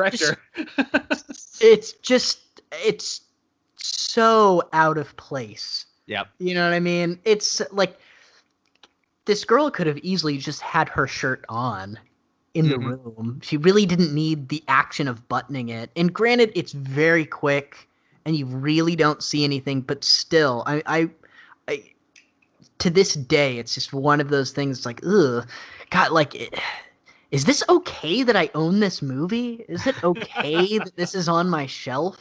It really makes me uncomfortable, man. Because like little kids, aren't like you see like babies naked, because it's a baby. But man, 12 or 13, you're kind of that's a really weird age. Yeah, it's the pretty baby scenario where it's the legality. It's clear because they're in a non-sexual context. But it's still weird. It's really weird. It's really, really weird. So it is still in the Severin release? Yeah, it's uncut, yeah. Oh, weird. Ugh. It's weird, man. That's just, it is what it is, yeah. But that being said, it's still one of my favorite When Animals Attack movies. For the sake of brevity, it was actually my choice as well, because as far as animals attacking, you can't get better than wild beasts. Literally, I agree. And all variety of zoo animals run amok. Yes, and you have a cheetah chasing someone in a little Volkswagen Bug. Yeah. Fucking awesome, dude. And then the movie ends with the little kids drinking the LSD water and then wielding knives. Like, it's great. It's great. It's phenomenal. Now I feel like a wuss for having missed out on this. I should. You gotta watch it. It's so good. Elephants, polar bears. So many Rats. animals. It's The amazing. dog drinks some of the water and then attacks his blind owner. Oh no. The Oh, polar man. bear scene is amazing though, with It's, like, the little scary, what, yeah. gymnastics class or whatever is going Yeah, on. dude, and they're in the same shot. And this Yeah. polar Oh bear's yeah. like Full walking. on a polar bear is running down the hallway after these kids. Yeah, so they're just like, okay, cue the kids, start running. Okay, cue the how do you cue the Cue polar bear? polar bear. Who's holding Don't the stop polar running, bear? children. Keep Like- fucking running. Thank God the polar bear seems pretty friendly. Like he's just Yeah. kind of sauntering along. But I'm Jesus sure he fucking- was sedated at some level. Yeah. That was Oh, before- they have to. Yeah, or they did the Mighty Peking Man thing and they just sewed the mouth shut or something. Oh yeah. Oh, so Well, fucking crazy, That's dude. what polar bears get. We just kill them all by now. Yeah. All right, Chris. So, okay, this one was a little tricky for me because Anaconda, fucking love that movie. Lake Placid, fucking love that movie. Piranha. That made my Piranha's list. on mine That too, made my yeah. list. Yeah, the original Piranha. Oh yeah, Deep Blue Sea, favorite shark movie. But Really? oh yeah, I mean I love Jaws, but Deep Blue Sea, like there's just I love the characters, the sci-fi elements, the pacing is really good, and you ate my bird. I mean, hell yes, Hello, Cool J, bro. Yeah, absolutely, Ladies love Cool J. exactly. Razorback. That's what I landed on. Russell Mulcahy's Razorback. It's got that great surrealness in the second act that just like out of fucking nowhere. The characters are interesting. I love I love the narrative pacing and structure of it. It's and the finale I just feels like really incredibly well staged. Like I love coming back to that movie. Shout out to Ozzysploitation. Yep. Hell yeah. Yeah, And that's good. Zach, you had Wild Beasts. I had Wild Beasts, and then Piranha was my backup. Piranha. Because I do like the idea of the where the attack is completely preventable if you just don't go into the one specific place where the animals are attacking. You know. Fuck that In the noise. second one they fly, but in the first one you have to get in the water. Dude, Fuck yeah. I guess we got two left, guys. all right, Let's- two Yeah, left. We're flying through these. We're flying through 30 it. Jesus times Christ. 4 My bad, you guys. I really movies. didn't think it'd take this long, and I was like, no, we should. I'm not gonna narrow got this enough- down to yeah. 5 because it's gonna be a 30-minute show. Now I'm looking at the runtime. I'm like, oh Jesus Christ. I'm sorry. Calvin, come on. You and me on the same podcast. You knew this was gonna happen. Yeah. You had to know. I know, and even after the first two, I was like, oh, I'm gonna hold back talking a little bit, and still, it's like, oh fuck, this is me holding back. Yeah. Let's jump to it. 12, All right.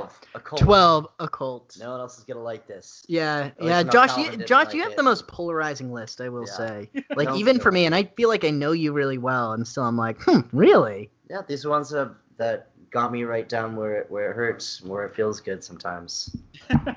The Witch by Robert Stars. And I have a hard time showing this to other people, mostly because it's such like a slow burn. But also when I was about 12, 13, apparently my dad's a psychopath, and he was like, we should go on a vacation somewhere dope. I don't know, Salem, Massachusetts. I'm like, all right, fucking anyone from the craft, that sounds like a dumb idea. But we went to Salem, and we went through like all these places, and I was at the age where I realized like it's super based off fairy tale, but also that was like some real shit, bro. Like hella people got murdered for thinking they're witches. Low-key, not very chill time in history. It went on for like a minute. Hella motherfuckers got killed.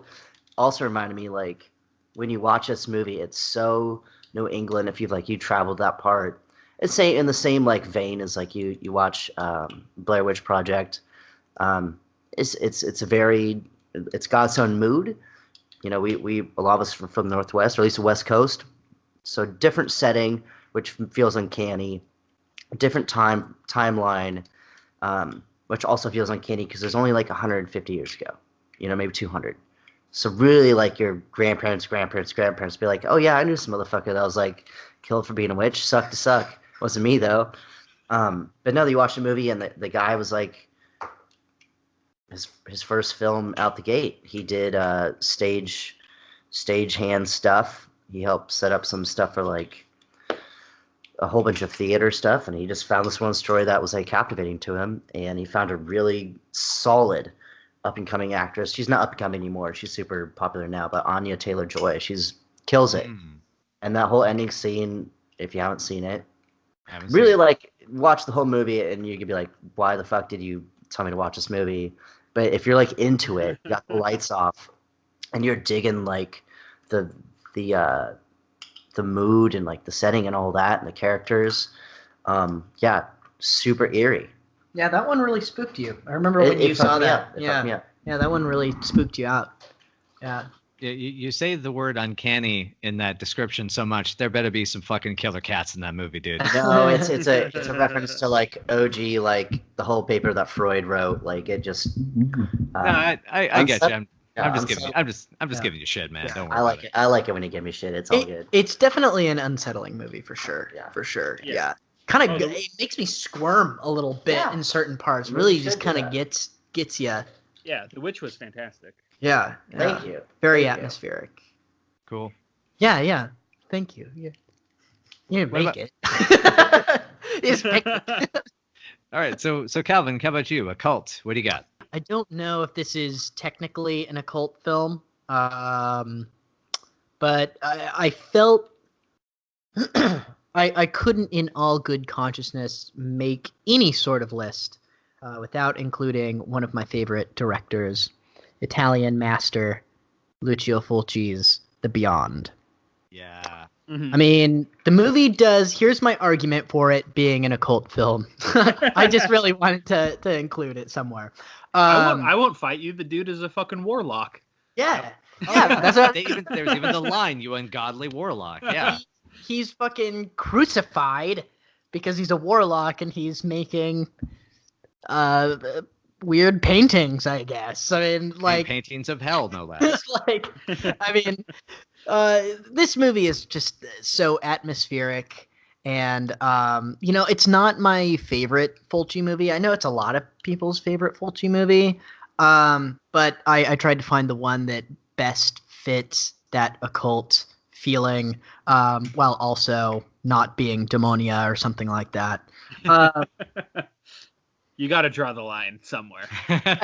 Although I really enjoy that movie and I enjoy all of his movies, I needed to find one that's a little bit more respected by people.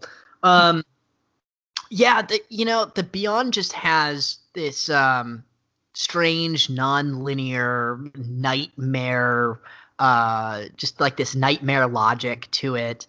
It's a little bit devoid of story at times, and it's more about the ride and creepy imagery. I think the scene at the end of the movie with all the dead returning to life and walking through the morgue is just so creepy. It's like my favorite incarnation of the zombie. These like very slow, hypnotic, mindless walking corpses. I mean, their eyes aren't even open. Sorry, the internet going out kind of fucked me up and ruined. I mean, that's all good, man. I mean, the only thing I have to add is, it's definitely, we'll allow it because, we love some Fulci. But the other thing also I wanted to point out about the zombies is like that I love about the movie as well is that it's the place between the voodoo zombies and the Romero zombies for me, which is right. There's so much I love about that movie. The atmosphere is so good. And as you mentioned, the logic, the kind of like it feels nonlinear because of the pace. The pacing's so weird in that movie. And it feels like this fragmented dreamscape. And, it kind of feels the way I wish more of Argento's dreamlike movies felt like. And definitely. And Catriona MacColl is brilliant in that movie. There are great effects in that movie. I love the mom having her face melted by the acid. It's so good. The tarantula attack scene. There are just so many great moments in that movie. Super gory, super nightmarish. It's one of those movies that on the right night in the right setting can be really eerie and unsettling. Especially the scene that stands out to me is blind Catriona McCall, right? And all the zombies are all the dead are like appearing in her room, but she can't see. And I like how Fulci, he does this a few times with his blind characters, where he'll keep a shot on the blind person because the blind person can't see, so we shouldn't be able to see what's in the room either. And you just get a lot of these like howls and creepy demonic noises, and you don't even really know where all of these monsters are around her. There are just moments like that that stand out to me. I think it's just an incredibly eerie, atmospheric, very gothic feeling movie. It's kind of got a little bit of that Hammer gothic feel to it, sort of, in a way. So yeah, good the stuff. Beyond. The Beyond. And this is great because that helps segue into my occult choice. I will quickly mention the honorables. Race with the Devil was on my short list for it. Mine too. Yep. House of the Devil. Mine too. Yeah. And even though it's not entirely an occult movie, because I know it's more of a psychological horror kind of sort of film, was The Witch Who Came from the Sea. I really dig that movie. Yeah. That movie's amazing. It's so like I started rewatching it recently, and I haven't seen it in like 15 years, but my God, it holds up so good. I love how good the acting and script is in that. But we got to go to occult. This is perhaps more because I love the ideas of the movie, even though it's not a great movie, perhaps. But I want to remake this movie because Christopher Lee himself wished that it would be done well. Oh, yep. I know. The Devil Rides Out. Oh, I thought you were gonna say The Wicker Man. No, it's because he said that The Devil Rides Out is paltry compared to the book. And as what I've read so far of the book has got so much more personality. It's got these recurring characters that look like they're in other Dennis Wheatley stories. And so there's a sense in it that there's something bigger going on. And I would love to be able to see that explored and just the scope of it. I mean, the whole wizard battle at the end is something that is really interesting because, like, for two reasons. The first is that it's about conjuration, which I think is underused as a magical ability in horror and in fantasy films. And then further is that it's fucking Christopher Lee is the good guy. Like, that's so wild, Like another one of, like, it's I love when you see those kind of tropes sort of pushed around. Like another one of my what should have been on my short list for vampires was Twins of Evil, seeing Peter Cushing as just a raging bastard of a man that is the only person capable of winning, even though he's really in many ways the villain of that story.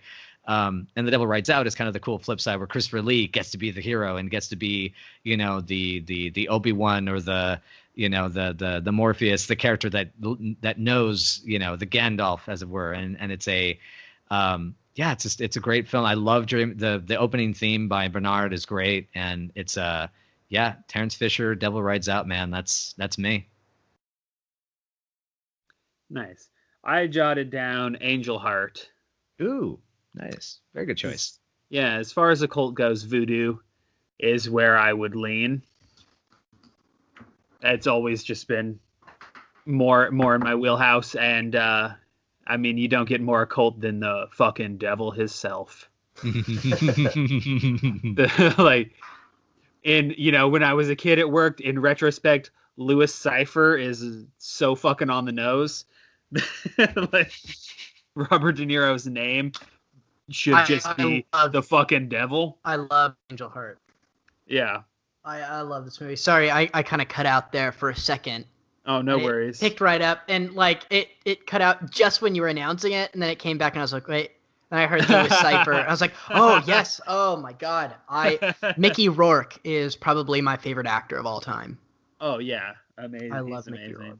Yeah. I could watch The Wrestler every day of my life and be fine. Mm-hmm. So I mean, I'd be depressed, but you're very. It would be a very short rest of your life, probably. Rumblefish is one of my. It's probably like my second favorite movie ever made. I love that movie. Yeah, I think watched, oh, sorry. Yeah, I watched The Outsiders not that long ago, and was amazed at how cheesy it seems now. Mm-hmm. But Rumblefish holds up so well. The exact polar opposite of The Outsiders. It's a fucking work of art, man. It's so beautiful. You could release that film again today, and it would probably be nominated for an Oscar.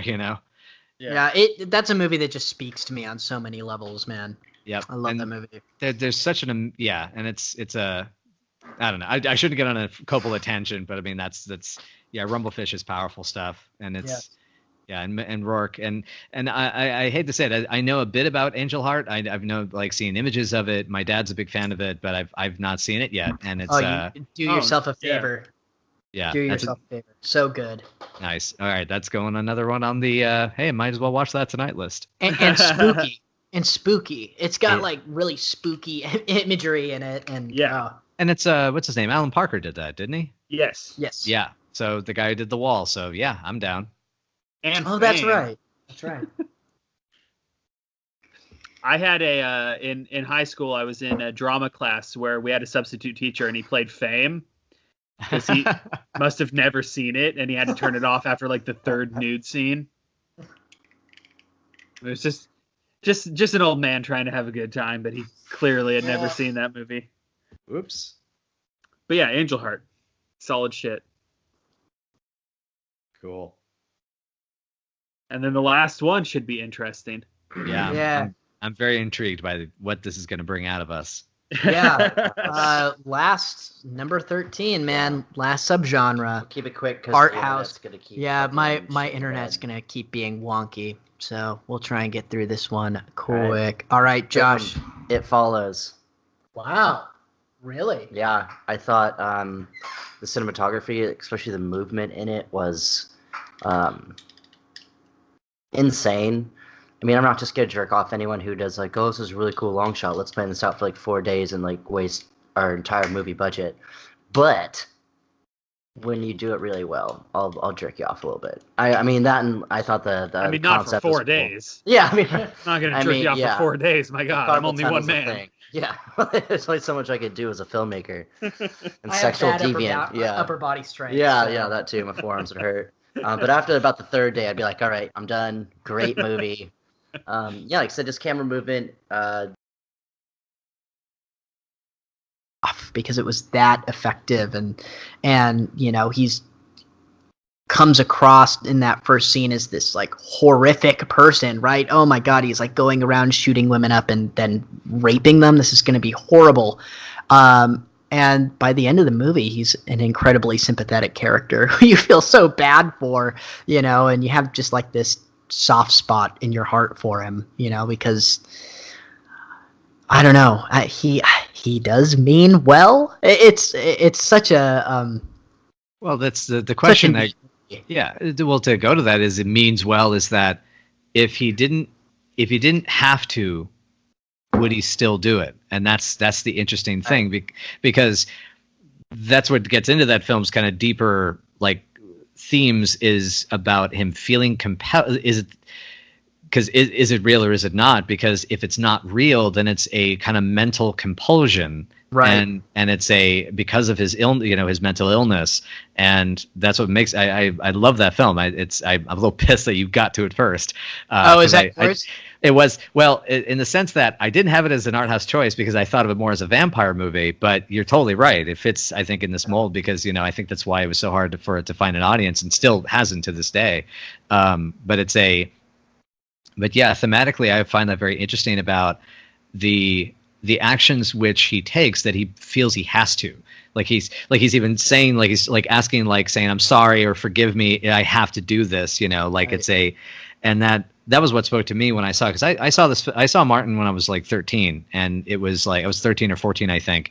And it is an amazingly powerful piece of work because it's horror, it's terror, its texture is something so incredibly real, and it feels incredibly plausible.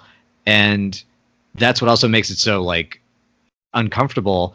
And yet either A, you can't stop watching because you're engaged, or B, you kind of feel like you have to just to understand it. And that's what made Romero's Outsider movie so interesting, is because of the fact that he draws you into this place without too much sense of judgment upon his subjects, to try to understand them and maybe learn something about yourself in the process.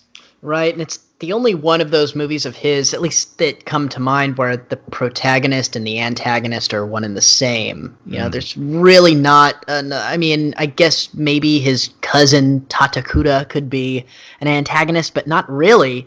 You know, everyone's, and that's just sort of the theme. I mean, it's even the theme of like the setting that they're in, Braddock, right? This like steel mill town where, you know, all the steel mills have closed and everything's sad and everyone's just trying to do what they can to get by, to survive. You know, everybody in this town, you know, Christine Forrest's character with like trying to get married to Tom Savini's character, even though they don't love each other, they're trying to do what they can to like make the best of a bad situation. And that's just what Martin's doing, you know. I mean, he's either been convinced that he needs to drink blood to survive, or he really does. And either way, he's just trying to do what he can.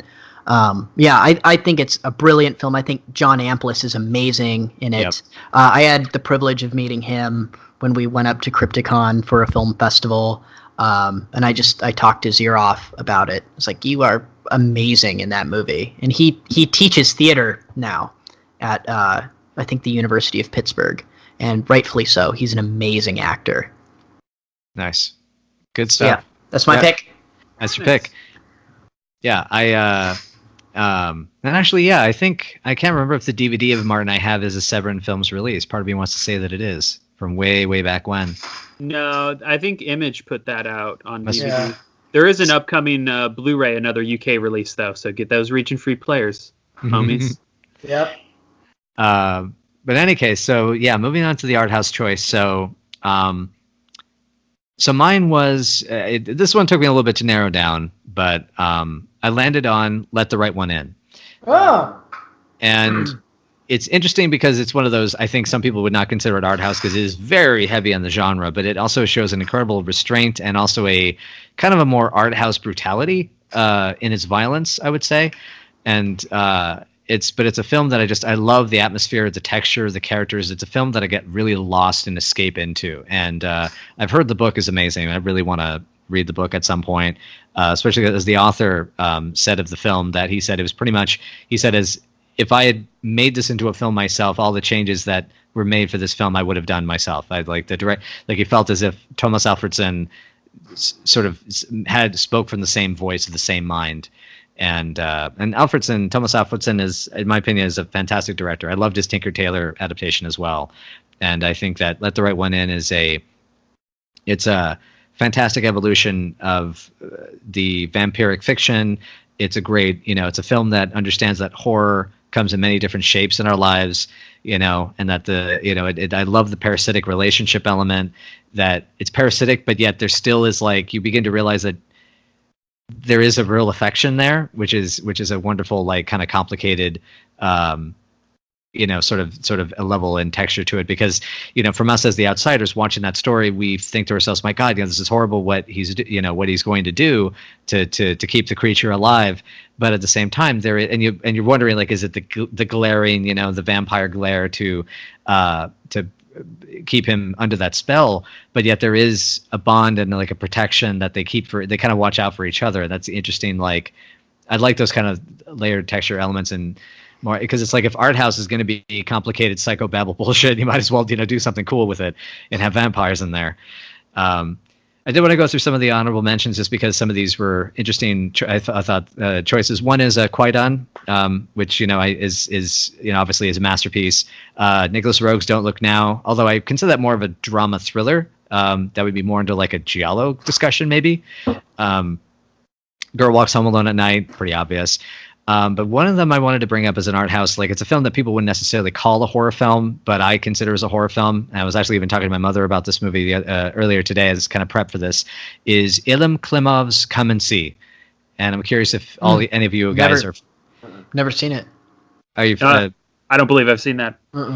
So Come and See is a World War II film from the mid-'80s. It's Russian Belarusian, and it's about a boy who runs off to go join the Soviet army to defend against the Wehrmacht that are laying waste to the towns.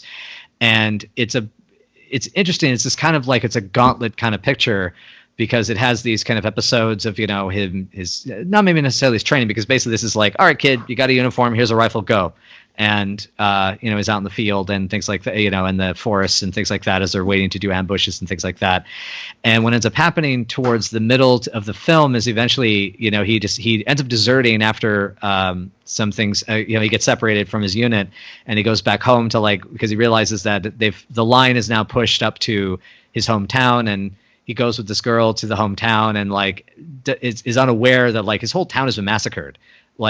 He can't find anybody. It seems like he's thinking, oh, they must have run up to the hills. So he's running up to the hills, and as there's an amazing Steadicam shot as they're running, and he's dragging the girl by the arm, and she turns over her shoulder and she screams, and you suddenly cut to what she's seen, and there's all the townspeople stripped naked in a pile, just shot dead.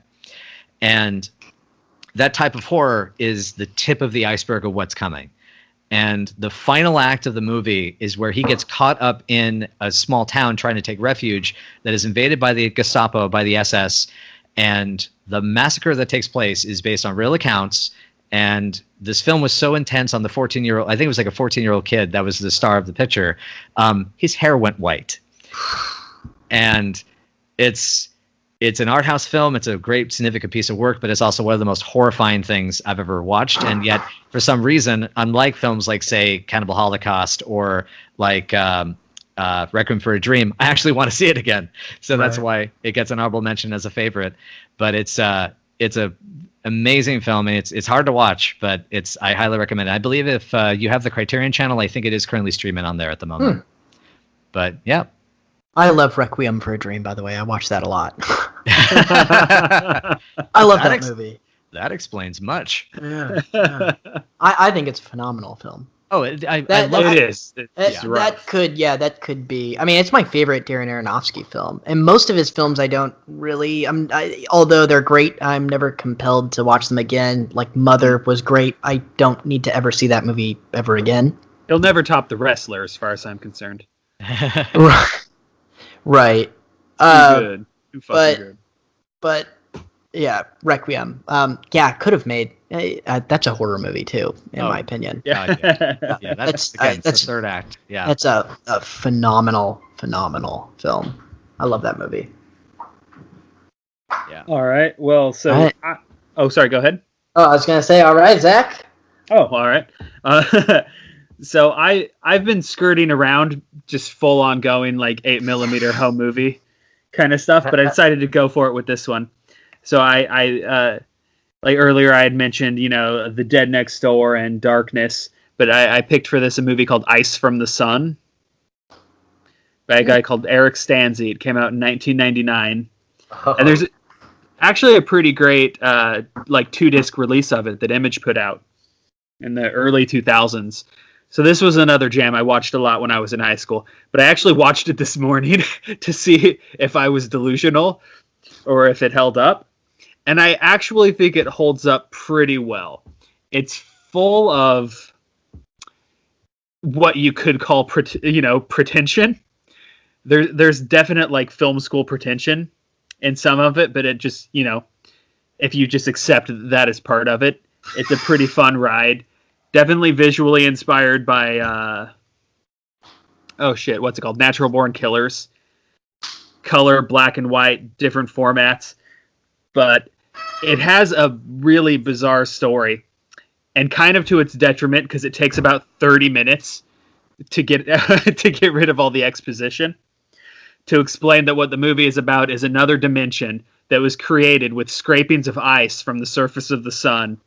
Was created by a warlock called Amblin and his apprentice to create another dimension walled in by ice where they could transport humans to torture them for their own pleasure. What is this called? It's called Ice from the Sun. Ice from the Sun. Yeah, I'm opening up the chat to send you a link to the trailer, Calvin, because holy shit. Have you've seen this as well, Chris? I just looked up the trailer, and it's another one of those I didn't know I needed it, but now I need it. I've got a list of 3 movies that I really kind of fantastic. Watch. This guy from, I believe he's from St. Louis, called Eric Stanzi, who in the 90s through the, I mean, he's still making movies. He just put out a movie last year called In Memory Of. But he made 3 movies in the 90s that I'm pretty fond of: Savage Harvest, Ice from the Sun, and Scrapbook. Which Scrapbook is a hard movie to say you're fond of, because it's literally just like a really grim torture movie about a guy who kidnaps a woman and, you know, plans to torture her, pees on her and such. So it's pretty rough stuff. And Ice from the Sun is pretty rough as well. It looks pretty rough in this trailer. Yeah, it looks pretty rough. Yeah. Whoa. What in the shit? But It kind of looks like Sam Raimi's Within the Woods short. Yeah, actually, Savage Harvest is way more Evil Dead inspired than this one. But yeah, Ice from the Sun.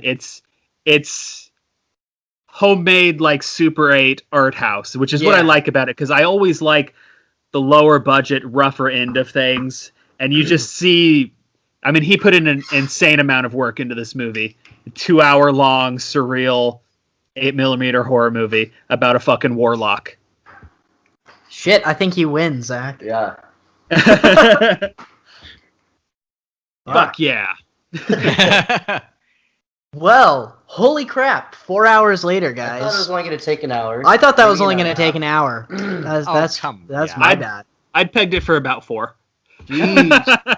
I mean, cool. Good for us. Hopefully we didn't babble on and, you know, sound like idiots that entire time.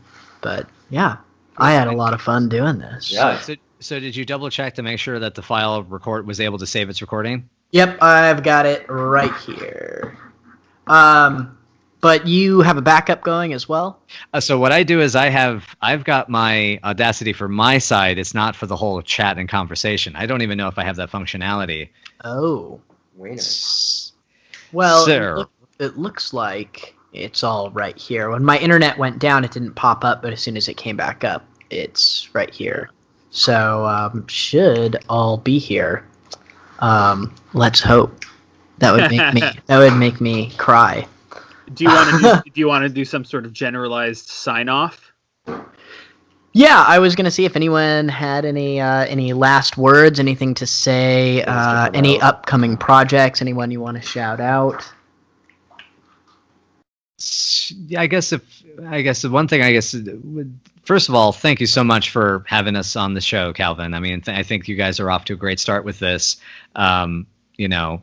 Verbosity, aside, I definitely think that you've got the makings of something cool here, and definitely what I love about hearing all this input and these thoughts and the chance to reflect on one of the coolest things about the world, which is art, and all that kind of stuff. And yeah, upcoming next, I'm hoping to make a short, which is a sort of a modern take on the portrait of Dorian Gray that my friend Lisa Fernandez wrote, and I'm now co-writing and hoping to direct.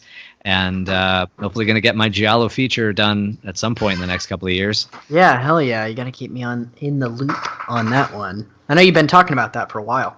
Yeah, it's a confidence thing, which I'm finally just deciding to tell the whole world to go fuck itself, because I know because I know it's a movie that only I can make the way I want. And so it's like, all right, so there's got to be someone who's crazy like me to think it's cool. Anything from you, Zach? Well, the thing you were in, Pool of Blood, is done, and I'm going to be putting that out. Yeah. I'm going to be doing DVDs of that pretty soon. And then, I don't know, keep up with Severin releases, and then Johnny and I are going to be at some point doing our follow-up to Boner Juice called the Brazilian Fart Porn Explosion. Yes. And and then, thanks for having me on the podcast so long that I started sober, got drunk, and I'm now sober again. Awesome. Yeah, I know. I need a drink after that. Yeah, like I said, that was 4 times as long. That middle section, I was solidly toasted. Oh, man, I wish. I was trying to play it sober. I was trying to be conscious and not talk too much and just, give my picks and get it out of the way. Once we hit that 2.5 hour mark, it's like, oh shit, we got to wrap this up. yeah, keep an eye out for new 7th Street Productions videos coming out on YouTube. New Reference This Film is coming soon. Definitely keep your eye out for the Wild Eye release of Jesus I Was Evil. And I will be featured on I think it's the Rolling Podcast of Flesh. I'm going to be doing an episode of that this Thursday.